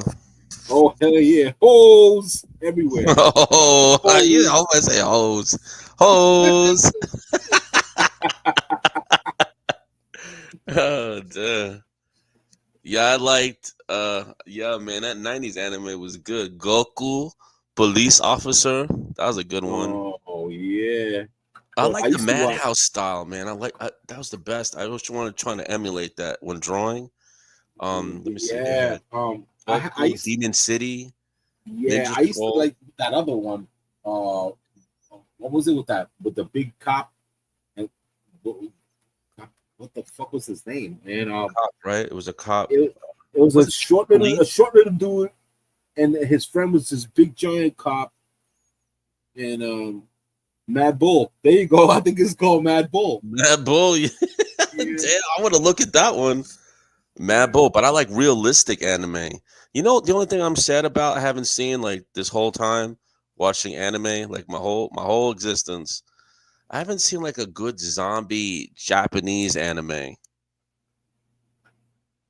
Oh, right. Have you seen anything like that, like realistic? No, all I seen was, I don't know if it's Japanese or not, but I did see the Mummies Alive.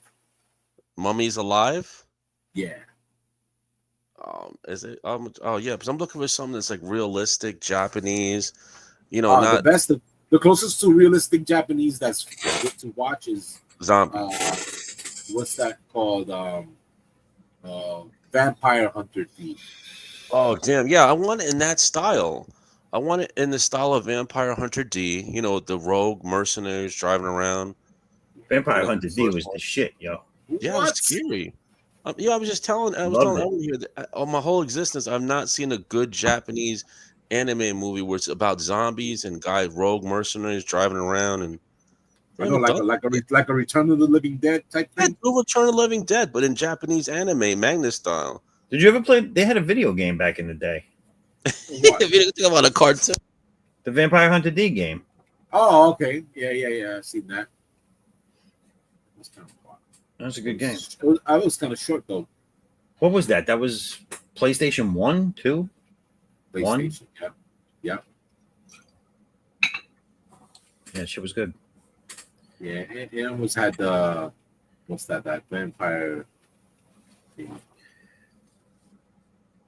Remember when they combined it with Soul Reaver? Oh, Legacy of Kain? Yes. Wasn't that dope? Because they did that. They did Legacy of Kain was my favorite game of all time because it had the 3/4 old school look to it. Yes, it was comfortable. You know what I'm saying? And you could suck people's blood from across the screen. It was awesome. Yeah. Right? How they did that collaboration between Soul Reaver and that game together? Yeah. That was brilliant, bro. I don't know how come they're not doing stuff like that. But they should bring that shit back. I don't know. So Legacy of Kain, they made the first one. I was dying for them to make a part 2 once I beat it because I thought the game was presented so well. And then when they made the next one was they went right to Soul Reaver. It was like Legacy of Kain, and then it was like Legacy of Kain Soul Reaver. Yeah. And then Soul Reaver 2. And they were 3D, which they were fun, but they weren't Legacy of Kain. I needed that 3/4 top down. Because they 3D'd it up. Right. You have to. That's what made the game.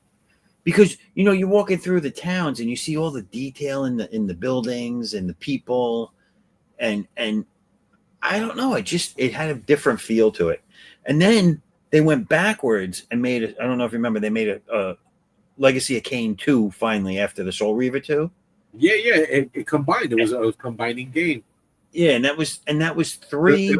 The story was great. I love the story. That was 3D also. Well, that was the one where they had the kid. Remember the kids? He had the kids. That was great. They all had different. You had to go. Each one was a different level. You had to beat the children of Cain. Yeah. And after that, I had seen something from another company. I think it was called. What was it? Coleco with a K. Some of that. Not Coleco with the C. The other one. Yeah, I know. What? Yeah, it was a company, and they did Harbinger. It sounds familiar. Harbinger, something like that. And that's when all the games started going a different route with the 3D. Well, they just released the whole Legacy of Kain series, with the exception of Legacy of Kain 2. They released Legacy of Kain, then they released Soul Reaver 1 and 2, all remastered, just maybe like a couple of months ago. Wow, maybe like at the beginning of the year they did it. I'm hoping that them re-releasing that means they're going to be making another one. Well, it could be just to get people to remember. Yeah, a lot of times they do that. Like if they're coming out with something new, they'll remaster the first ones. Like, what is that? The Joe Mad series, War. What was it? Darksiders. Oh yeah, Darksiders. So they did 1 and 2, and then they remastered them both before they put out 3. Yeah. Technically, they still should be making another one of those because there's one more Horseman left. Because they did War, Death, and I think she was. What was she? Was she Famine? Or I forget the female one.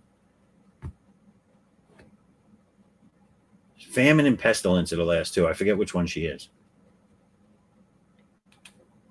To me, both of them sound the same. But there's still one more Horseman that they need to make a game for. So I don't know if they discontinued the whole series or what. But those are all reoffered as downloadable games on the new systems as well. So hopefully they're making the 4th one. Although they did make did you see the side or 3/4 top view Darksiders game they made? Maybe that was it. Maybe that was the 4th installment. Oh, okay, yeah. I think they did a quick. That was a quickie, right? It was like not even a full 3D. I didn't play the whole game. I don't know how long it was, but it was a 3/4. It felt to me like a mobile, like a Yes, like that. It's like a smaller version of it. Well, did you see the Battle Chasers game? Yeah, yeah. It was done sort of like that, if you ask me. RPG-ish style, like 3/4 RPG kind of. Although it wasn't RPG, it was action. Yeah. 3/4 and stuff. Yeah, it's crazy. Yeah, I couldn't get into it because I was on Skyrim. Oh, nice. Yeah, Skyrim is the shit, and I'm still playing. The anniversary one I recently downloaded is beautiful. They cleaned it up. It's got like some new stuff hidden. It was great. You know what I bought too? I bought the Pandora. It's like our old school arcade. It comes with 2 sides with the 6 buttons on each, and it has the joystick. And it comes with at least, I don't know, 60,000 games built in. God, that's a lot of games. Oh my God, ridiculous! Because they have like every Street Fighter that they did weird stuff to. Yeah, like Street Fighter Rainbow and Street Fighter 1, 2. Yeah, yo. So basically, it has all those in there, and then it clutters up. But they gave me games that never came to consoles. Like, oh yeah. Are you talking about now? Are you talking about a TV one or a handheld? This is when you plug to your TV. Yeah, you put the HDMI card in. Yeah. I have one. No. But this one is a arcade stick. It's like a big half stick, and it has 2 players on it. Yeah, I know which one you're talking about. Yeah. It's like a little time machine, man. I love that thing, man, because you can go in there and write a name of a game that you remember, and it's most likely gonna pop up. Right. And it works lovely. Sounds great. Fighting games. I have one of those, but it has two controllers that look like the PlayStation 5 controllers. Right. And then I also have those handheld ones that you see advertised a lot with the 2 trigger buttons on the back. Oh, okay. It looks like a big fat Game Boy. Yes, yeah. I'll show you. I can have one right here. These are fucking awesome, dude. The graphics and the amount of games and the quality of the games it's pretty friggin' good, especially considering what you paid for it. I have a Steam Deck handheld, but it has the big buttons on the back. Kind of, sort of. They're decent little bumpers. It's got 4 triggers, but it's got 2 analog thumbsticks. Yeah, there's 2 little squares on the sides and the tops. The regular sticks with the buttons. It's beautiful. I like it. It works great. I connected to the TV and I have it portable. Oh, they're great. I love them. They're good for like if I get downtime at work or something, I just whip this out of my pocket. Right. And it's like and it saves. Like it does. Back when they first started making those emulator type things like that, you had to play it through because once you shut it off or stopped, it was done. You had to start over. Now they save. Yeah, now they let you save and stuff like that. Before they didn't let you save. Right. Or download any new games. Mine gave me the option to go online, but it's a little corrupted and it's open, and it might jar up your internet with They do a lot. Yeah, virus. they do have the option to go online. That's pretty cool. You know what I'm saying? I never use it. Yeah, because it's open, and whatever you write, it'll go to a sex site. This is how this is how they're promoting it to get it to download it. Remember, what was that other thing? There was a site where you could download that funny Chinese guy cartoon. Yeah, that thing. Yes, and that. Yeah. But they had little animations. It was like on something grounds. It had a word. I don't know. It was a website where it was like they would put underground downloads and stuff. Like where you could see extremities and crazy stuff. Like rotten.com, they had rotten.com in there. Right. The early internet stuff. So it was open to download obscure things. So they use that engine. So when you write stuff, you get triple X games and stuff. From Atari. Atari has triple X games. I was like, what the fuck, really? But they're underground. Right, So right. people make that works. You know what I'm saying? And they let you load it into a chip and buy the chip to put the cartridge casing over it. So Right. you can. Yeah, that's kind of crazy. But that's, black market. You don't want to put any type of credit card through there of any sort. So this looks cool, dude. This creature thing you created.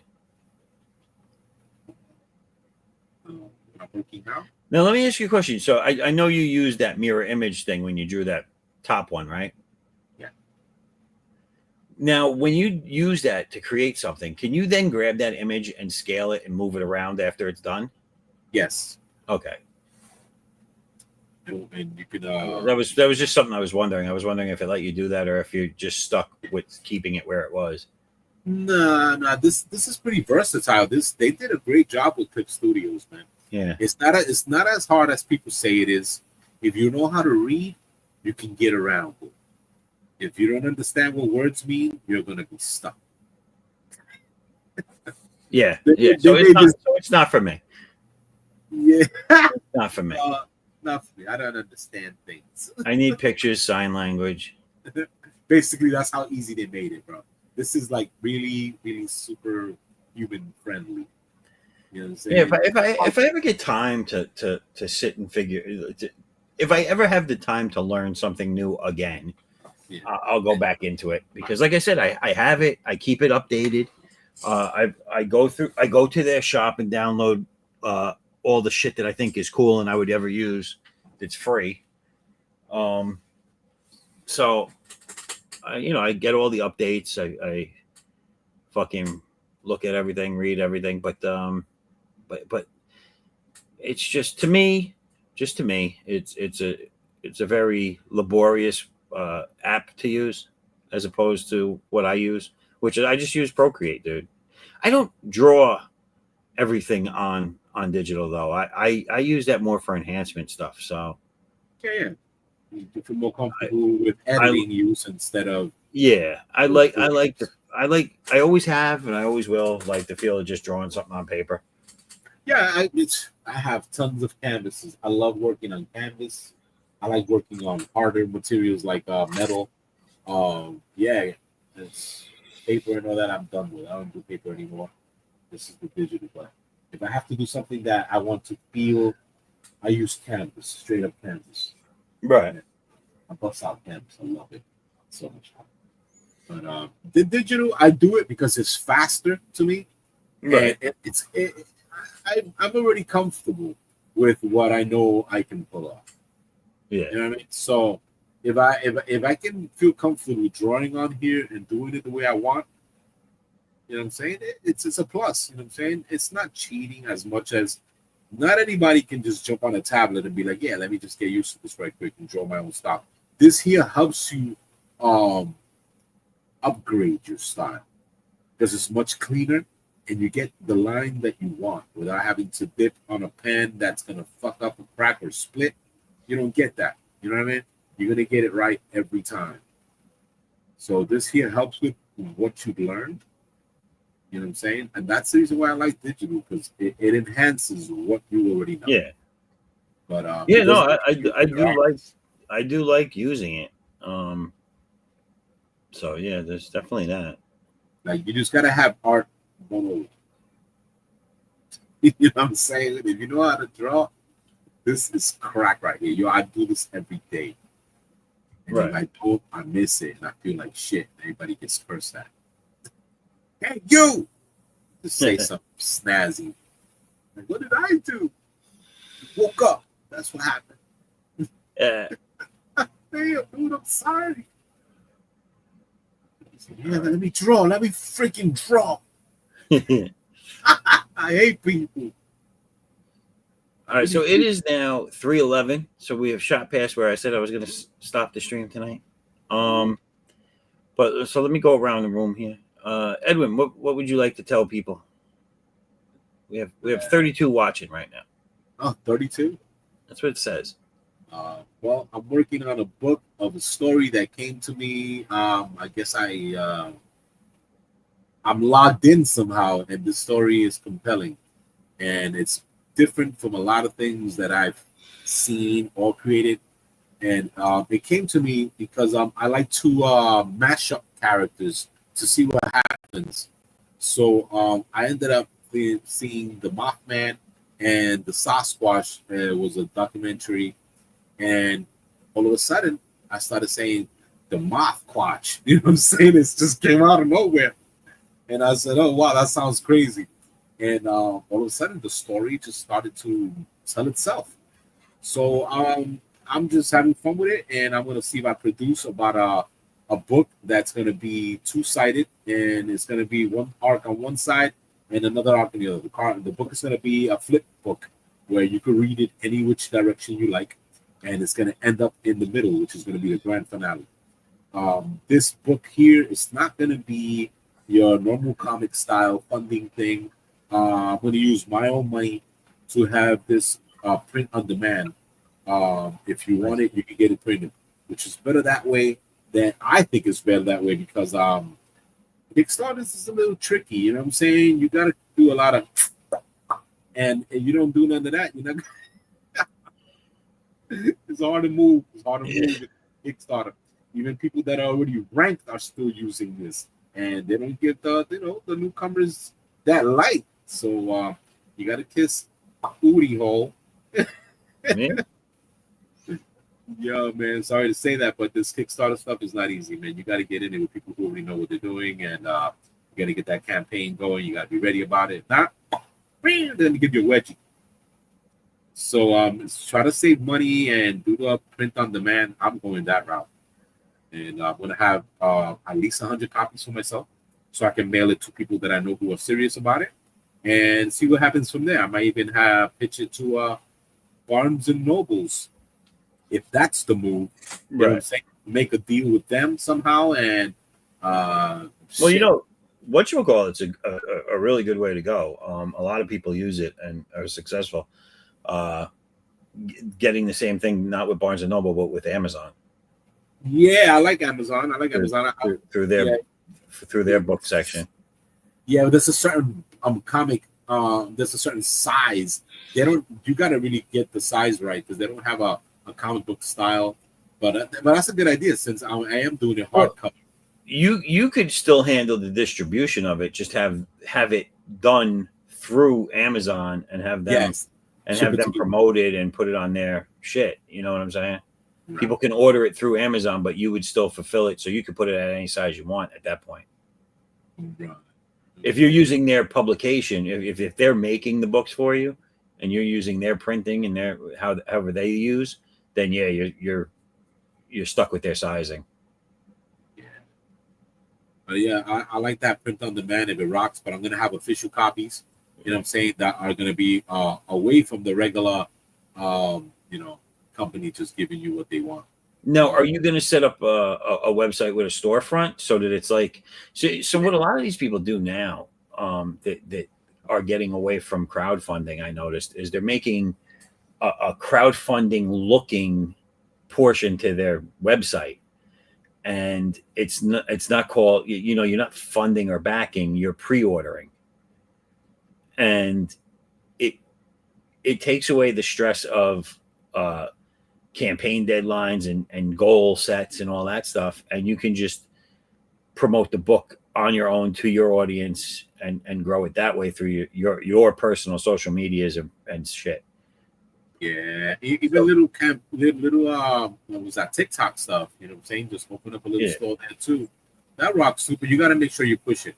But it's basically print on demand. It's just bringing everybody to one localized thing for you by putting it on a website. Right. Because you can sell your original art through there. You can sell everything you sell, you could do through there.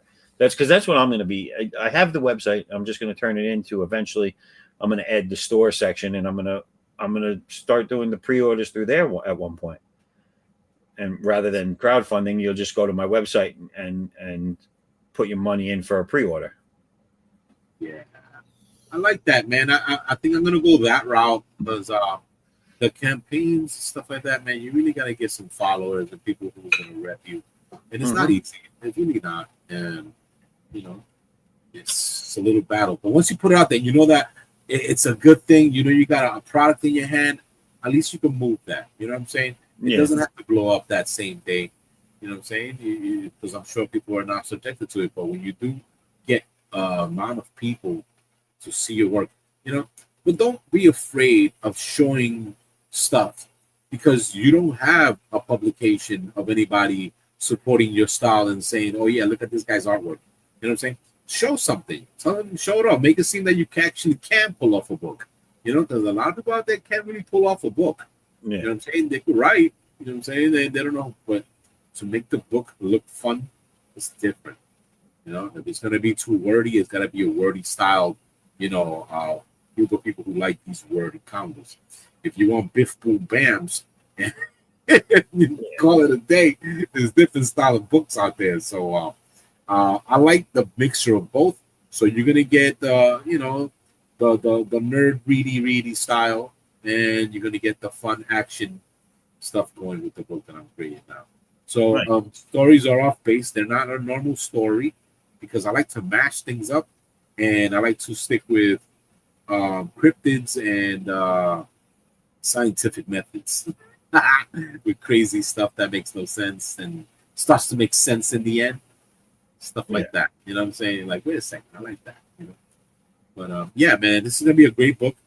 It's a mystery-filled type of story, and there's gonna be so much to it that it's gonna take us a little time. I'm not trying to rush it because I'm not working for no company. And if I was working for a company, it'd be different. I could bust out a page a day, fully colored, pencil, lettered. I could do that. You know what I'm saying? Not everybody could just do that. I could make a book in a month, a 20, 30-page book if I needed to. But now, a lot of people over the years have realized that that's not as easy as it sounds. Right. So you got to have that skill. You know, if you can bust it out, you can bust it out. You're the man. You know I've seen people rise and fall, dude. And they think it's easy. They think they can do it. And they might be able to do it at first, but to keep that consistent, to be able to do it nonstop and man. For years. Kirby was doing it, dude. Jack Very Kirby was doing it. He was doing that, bro. He had that page just going. Just give him the script. He had it. Bam. Yeah. All right. I'm going to roll over to Raul and see what Raul's doing. I mean, what I'm doing. I mean, what Raul's doing. Look at this. Look at this. What the fuck is going on? All right. So my hand has become disembodied. It's shitting some green ooze all over the floor. It's oozed out. The dude's skateboard has eyes on it now. The stool is melting. There's skeletons and bones and chicken bones. There's some big flapping lips up on the left side. There's some Mad Hatter looking some bitch over on the right side. That's great. Grunge for life. Look at this. Look at this. You're murdering that pen. God damn. That pen is choking. Like, let me go. Look, I think it's stuck in my thumb. Yo, that He shit stabbed my thumb. That shit went in one of the little wrinkles. And it looked like So this is this is on psychedelic shrooms is what Raul's drawing. I love it. This is it before the shrooms. Oh. Yeah, man. And I was able to finish it on this stream, right? Oh, honey, I'm high. Yeah. Look, watch. Oh, here, try this tab. Oh, that tasted good. Yeah, what do you see? Whee! Wow, what is all that green stuff that He's got his hands coming out the ooze. That's the ooze He's coming like, out. I can still draw this. He's flying. I almost put you in a Chinese bucket of food.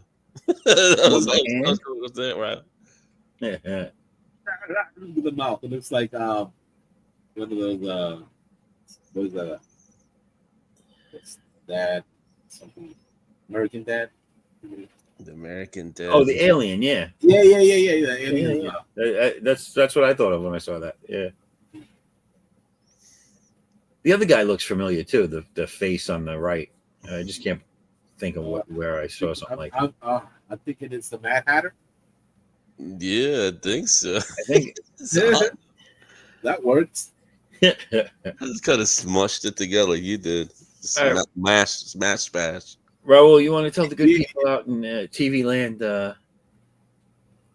Yeah, man. about your Noctis? You can see me on the late night an Art Attack. Saturdays is 1 a.m. Madness Network.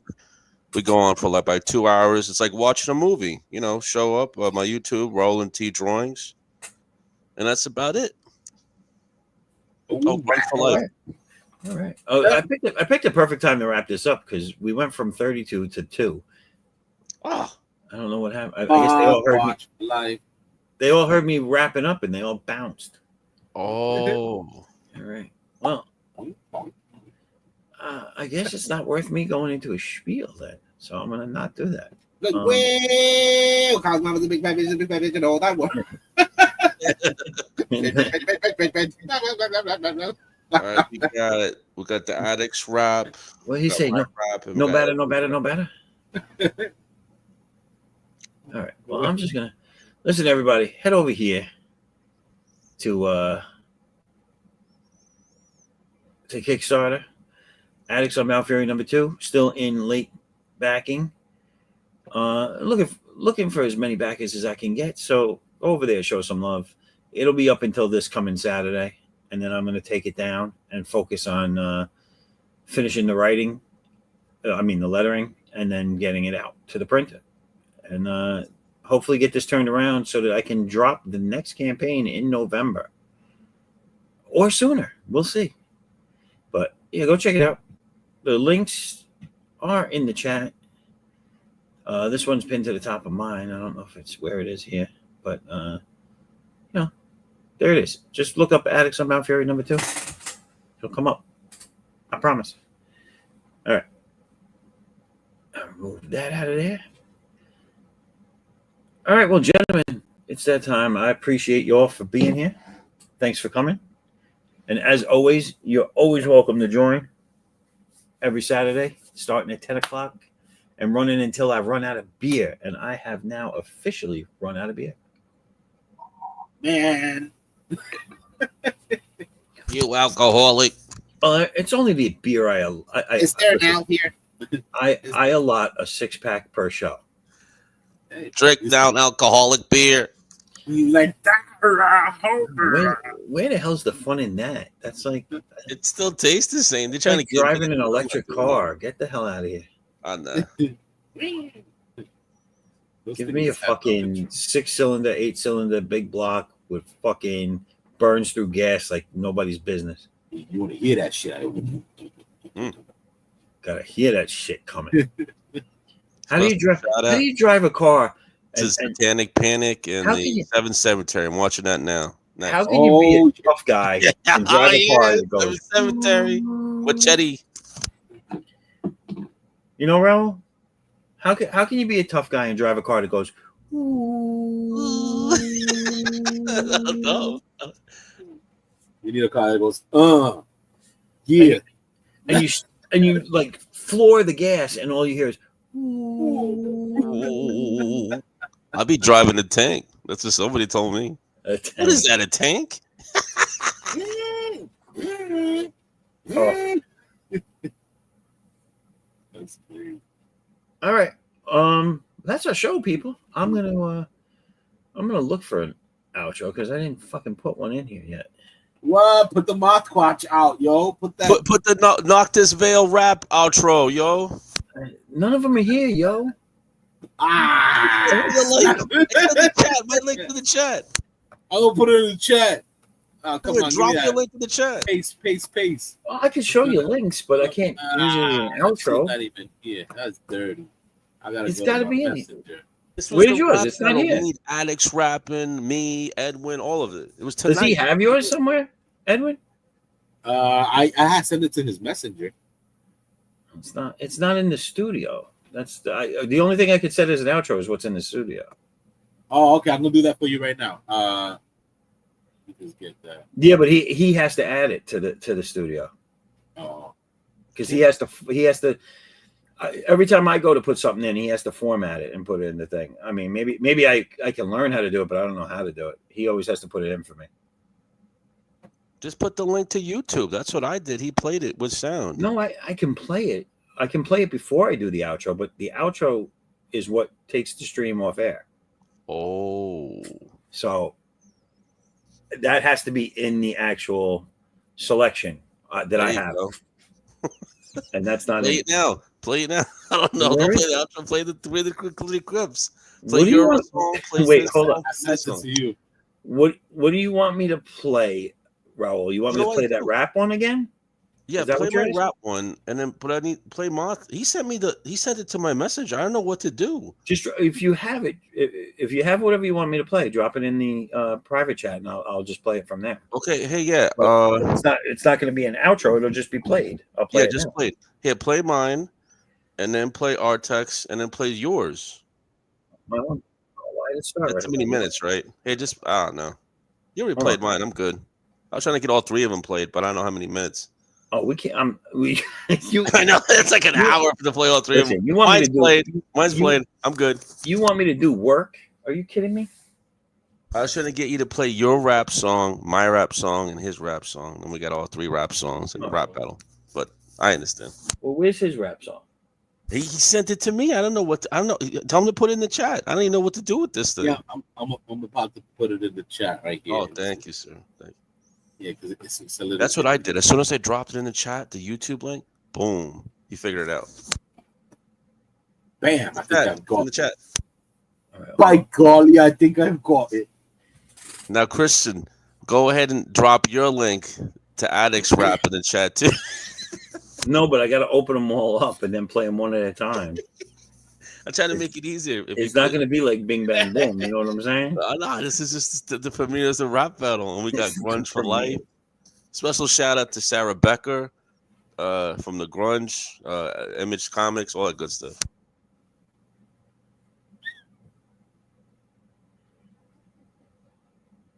Did you just shout out the dead person that used to work for Image? I know. Yeah, he actually did.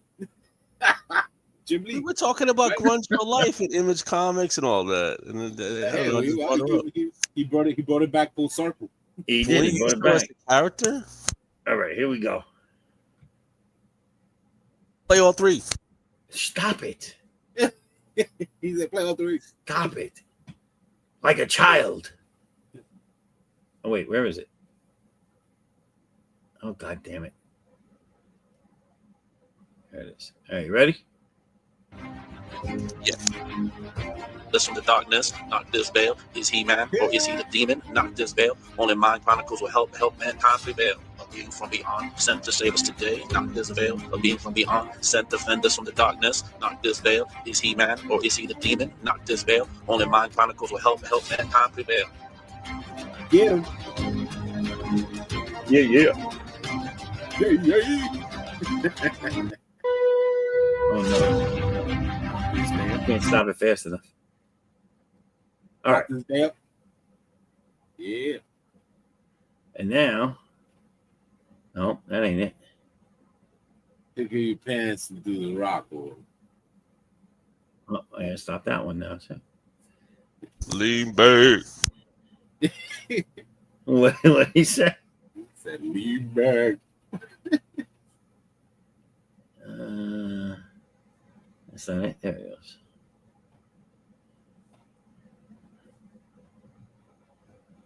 There it is. Oh, here we go. Movie night. 3 minutes of all snap.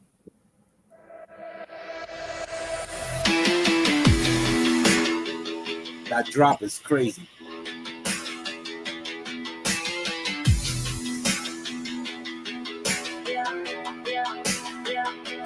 Deep in the woods.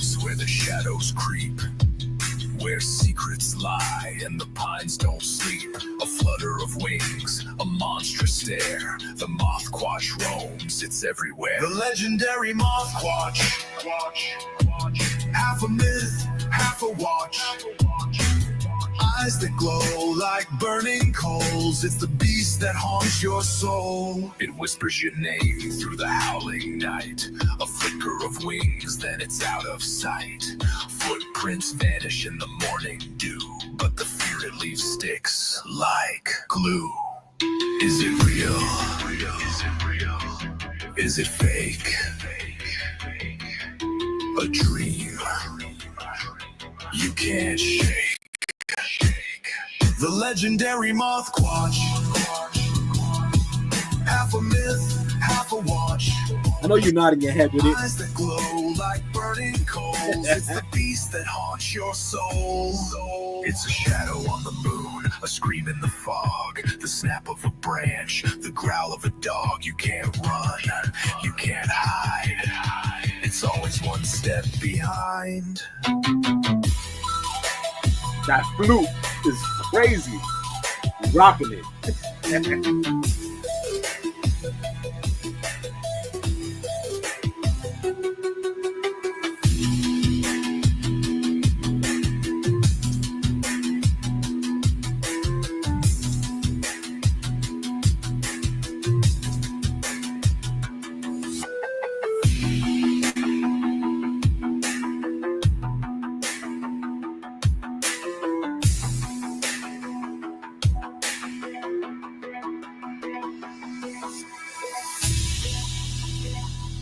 Yeah. That's Hunter right there.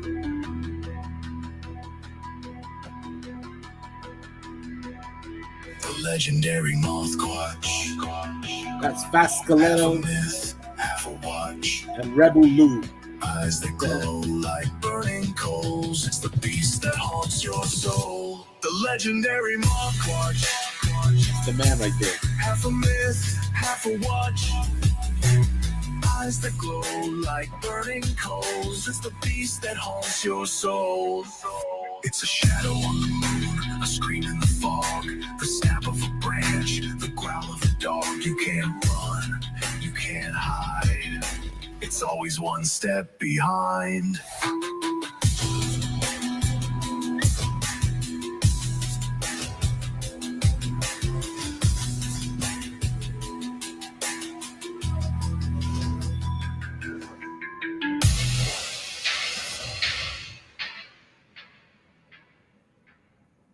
Nice. Good Yes. stuff. Well, That's some fun. Yeah, I was like bumping to it like I was on the club. the hell? Oh, yo, that's a badass beat, yo. We got King Addicts left. Wait, what am I? What the hell? All right. You guys still there? Yeah, I'm still here. All right, hold on. Now I'm going to do mine. Yeah, I know. That's what I mean. Gabagool time. This is all for Raul. All for Get the Raul. rap battle going.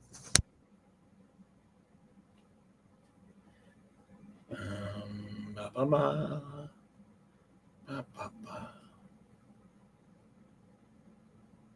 That's not it.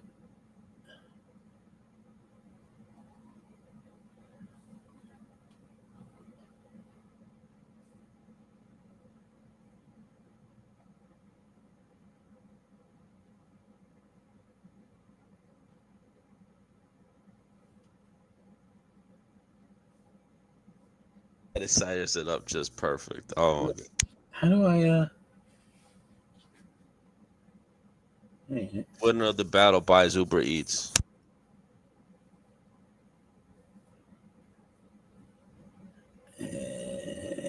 I'm fucking this up. Drop the YouTube link in the chat, and then you're good. Oh, that's not what I wanted.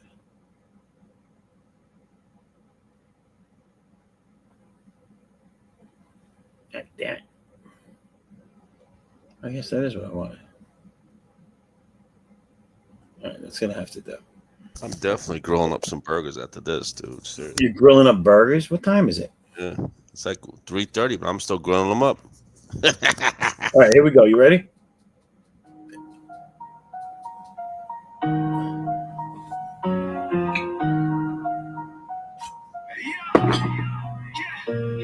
Yo, I'm that Dak shadow in the night, moving swift, vengeance in my veins. Got the streets in a rip, born from the pain. Life cut me deep like a blade. Now I'm hunting down the snakes that made my world fade. No cake, no mask, just fury in my soul. Superpowered outlaw, taking back control. They burn my past, left scars on my heart. Now I'm ripping through the dark, tear their world apart. Unbound, I'm bringing the storm. Fury in my blood, from the ashes I'm born. No peace, just war in my sight. Vigilante in the streets, bring the pain every night. What? Unbound fury, I'm the one they fear. C.O.U. soldier, make the wicked disappear. Yo, I'm off the leash, no chain can hold me down. City's my battleground, hear the thunder sound. Got powers in my grip, yeah, I'm breaking the mold. Turn their lies to dust, let the truth unfold. They took my life, thought they buried my name. Now I'm rising like a phoenix, spitting hell's flame. No mercy, no tears, just a fist to the dome. Eight dags on the prowl, this world is my home. Unbound, I'm bringing the storm. Fury in my blood, from the ashes I'm born. No peace, just war in my sight. Vigilante in the streets, bring the pain every night. What? Unbound fury, I'm the one they fear. C.O.U. soldier, make the wicked disappear. Got the growl in the dark, the shadow they dread. Got the ghosts of my past screaming in my head. Every step, every strike, yeah, I'm setting it right. Hey, docs, don't sleep, I'm the spark in the fight. No rules, no cage. The chosen one. All set, everybody. Love it. Love it. The chosen one. Hey, Vote thanks. I think Addicts took the win. Second, Edwin. Me. No, third. Edwin shit was nice, dude. Thank you. Thank you. I'm a rookie at the video shit. I'm passable. You know what I'm saying? Yeah, I use that CapCut for all the free shit you could get from it. It works pretty well. Man, I was trying ChatGPT, and that damn thing was giving me a runaround, and I caught on and I told it, "You're giving me the runaround," and then it said, "Oh wow, realize you noticed that." I'm like, "Yeah, you fucking. I know what you was doing. You can't do it. Just say you can't. If you can't do it, say no. Don't be like, yeah. Guess what? Fuck out of here. That was bullshit. We just get, yeah. And you want me to do this to this? And you want me to do that? Oh God, are you gonna do it? Are you gonna do it? Yeah, but I cannot just do it as like just say that. Stupid. Yeah, right. Yeah, and then I told her, look, I want my money back and I want to unsubscribe. And it was like, oh, we're sorry you're not happy with this, but if you want, next time I'll do it without any time limits. So whatever it is that you want me to do, I won't have any time constrictions. I was like, really? Are you serious? Fucking stupid. I was like, no way, yo, you just want somebody to talk to, don't you? Like, yeah, next time I'm gonna talk less and more production. I was like, what the fuck? Are you serious, bro? Are you just oh man, ChatGPT is so dumb. And I gave him $20. They got me. They got you for the 20. Yeah.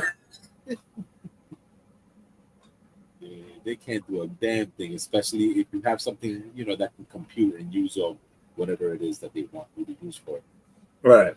It can do a lot of other things because they knew the stuff that my phone had without me telling them what I had. So it knows. Once you got ChatGPT is like straight up, you know what I'm saying, spying, listening, watching. Fuck chat. It's like, F you. Fuck chat.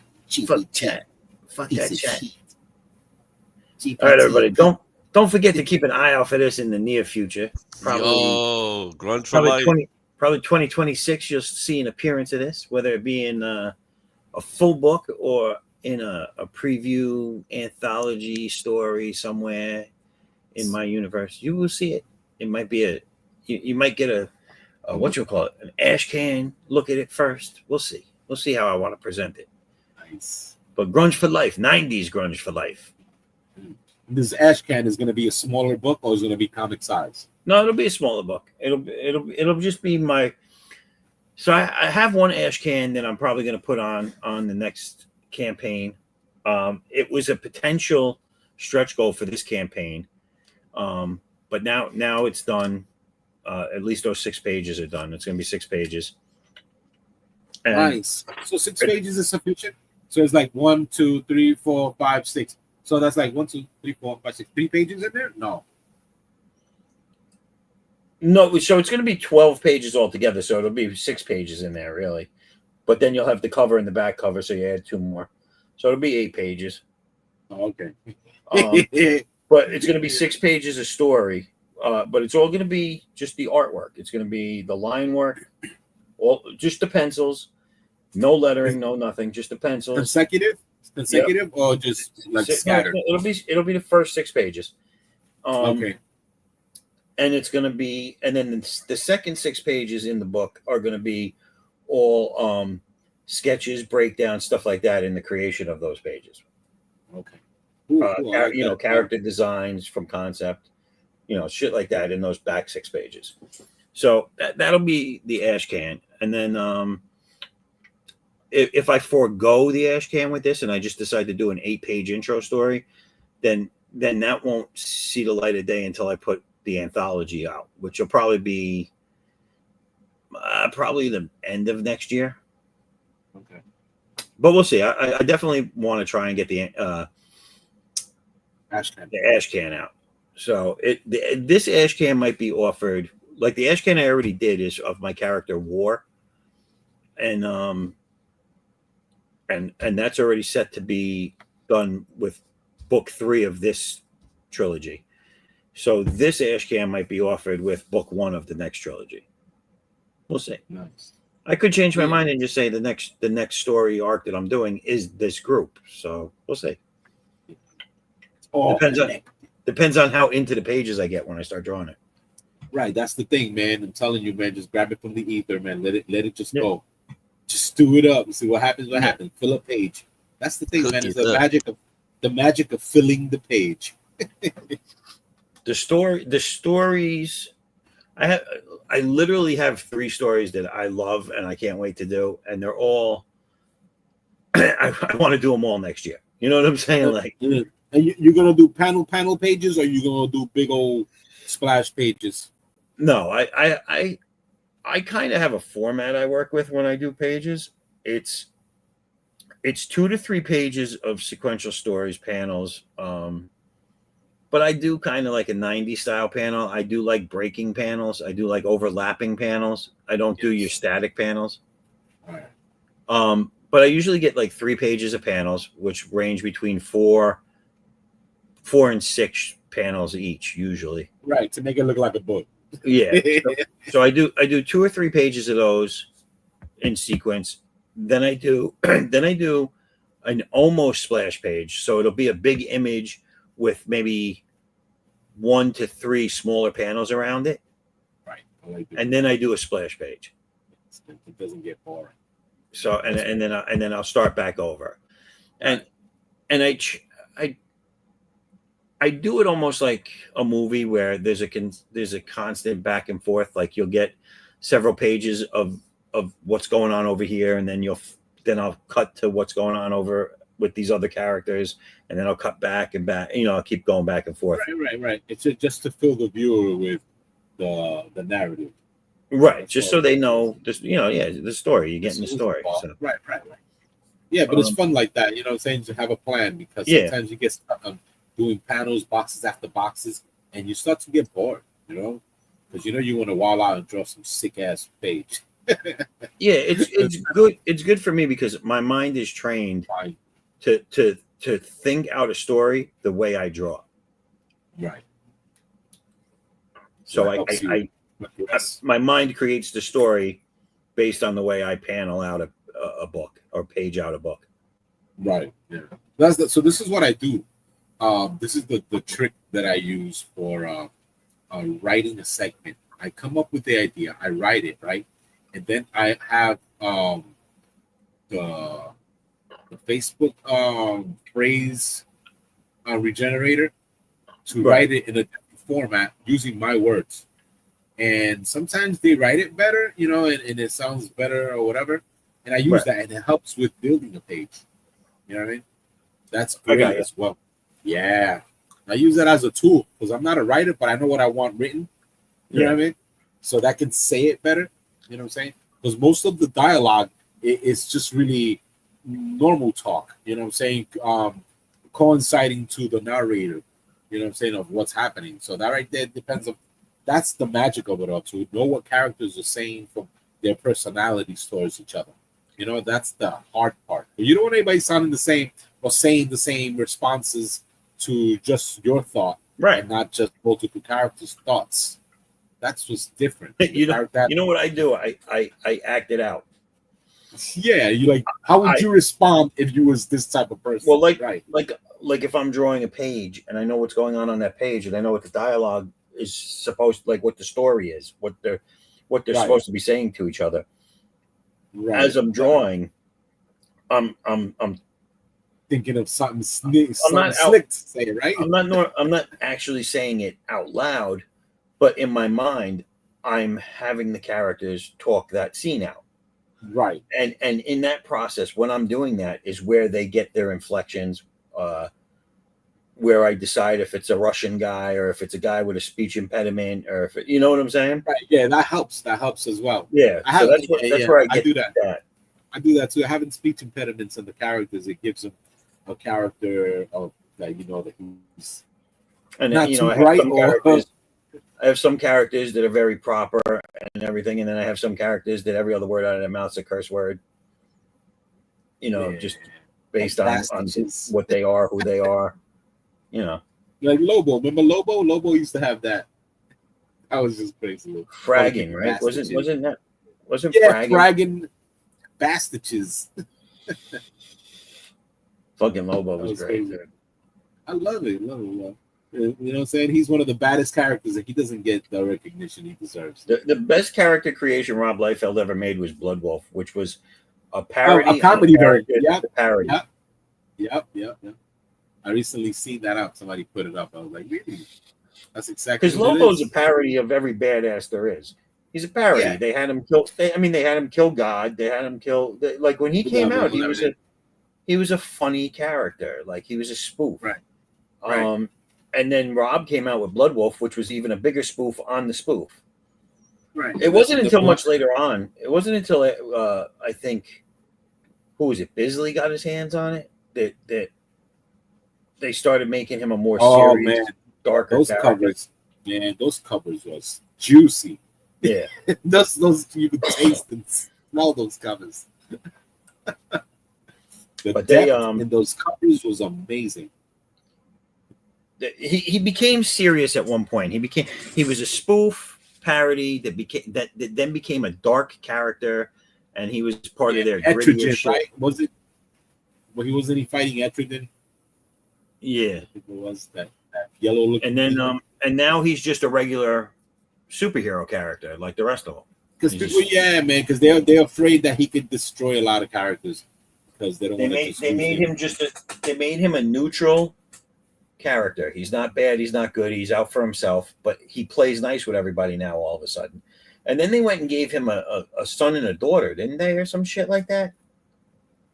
Yeah, there's crazy. There's a female Lobo in one of the books. Yeah, but that's because he came back as a female. Because every time he used to go to hell, and then they would bring him back to Earth, he would be either a jumble of shit, like a female with a diesel arm, or he came back as a clown or a rabbit.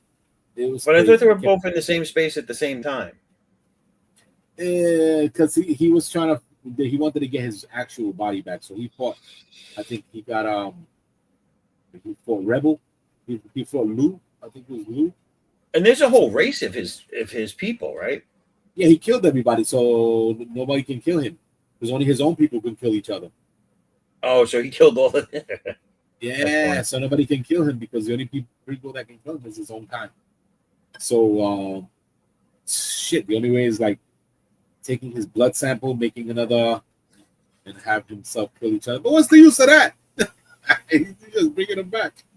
You know what though? I don't know why. I feel like they changed that. I feel like DC fucked it up in one of their reboots.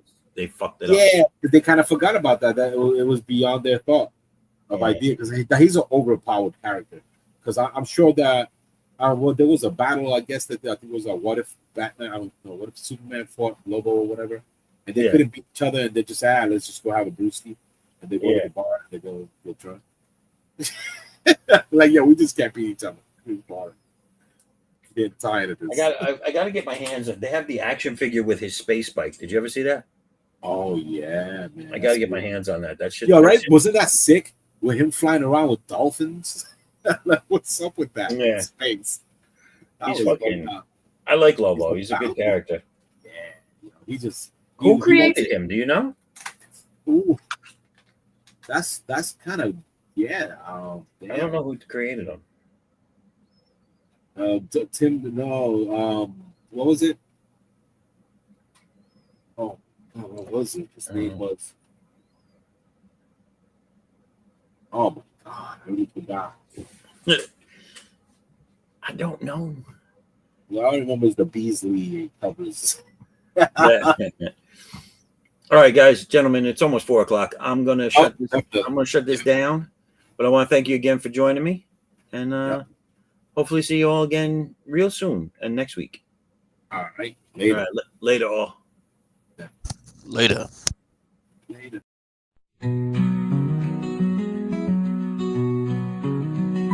Little president in his sandbox play, build a tower, make it stay. Digging deep through the golden sand, building the future with your hands. Tiny suits and shiny shoes, making plans and making news. Friends all gather to join along, in the sandbox they all belong. Little president from that play, every day a brand new day.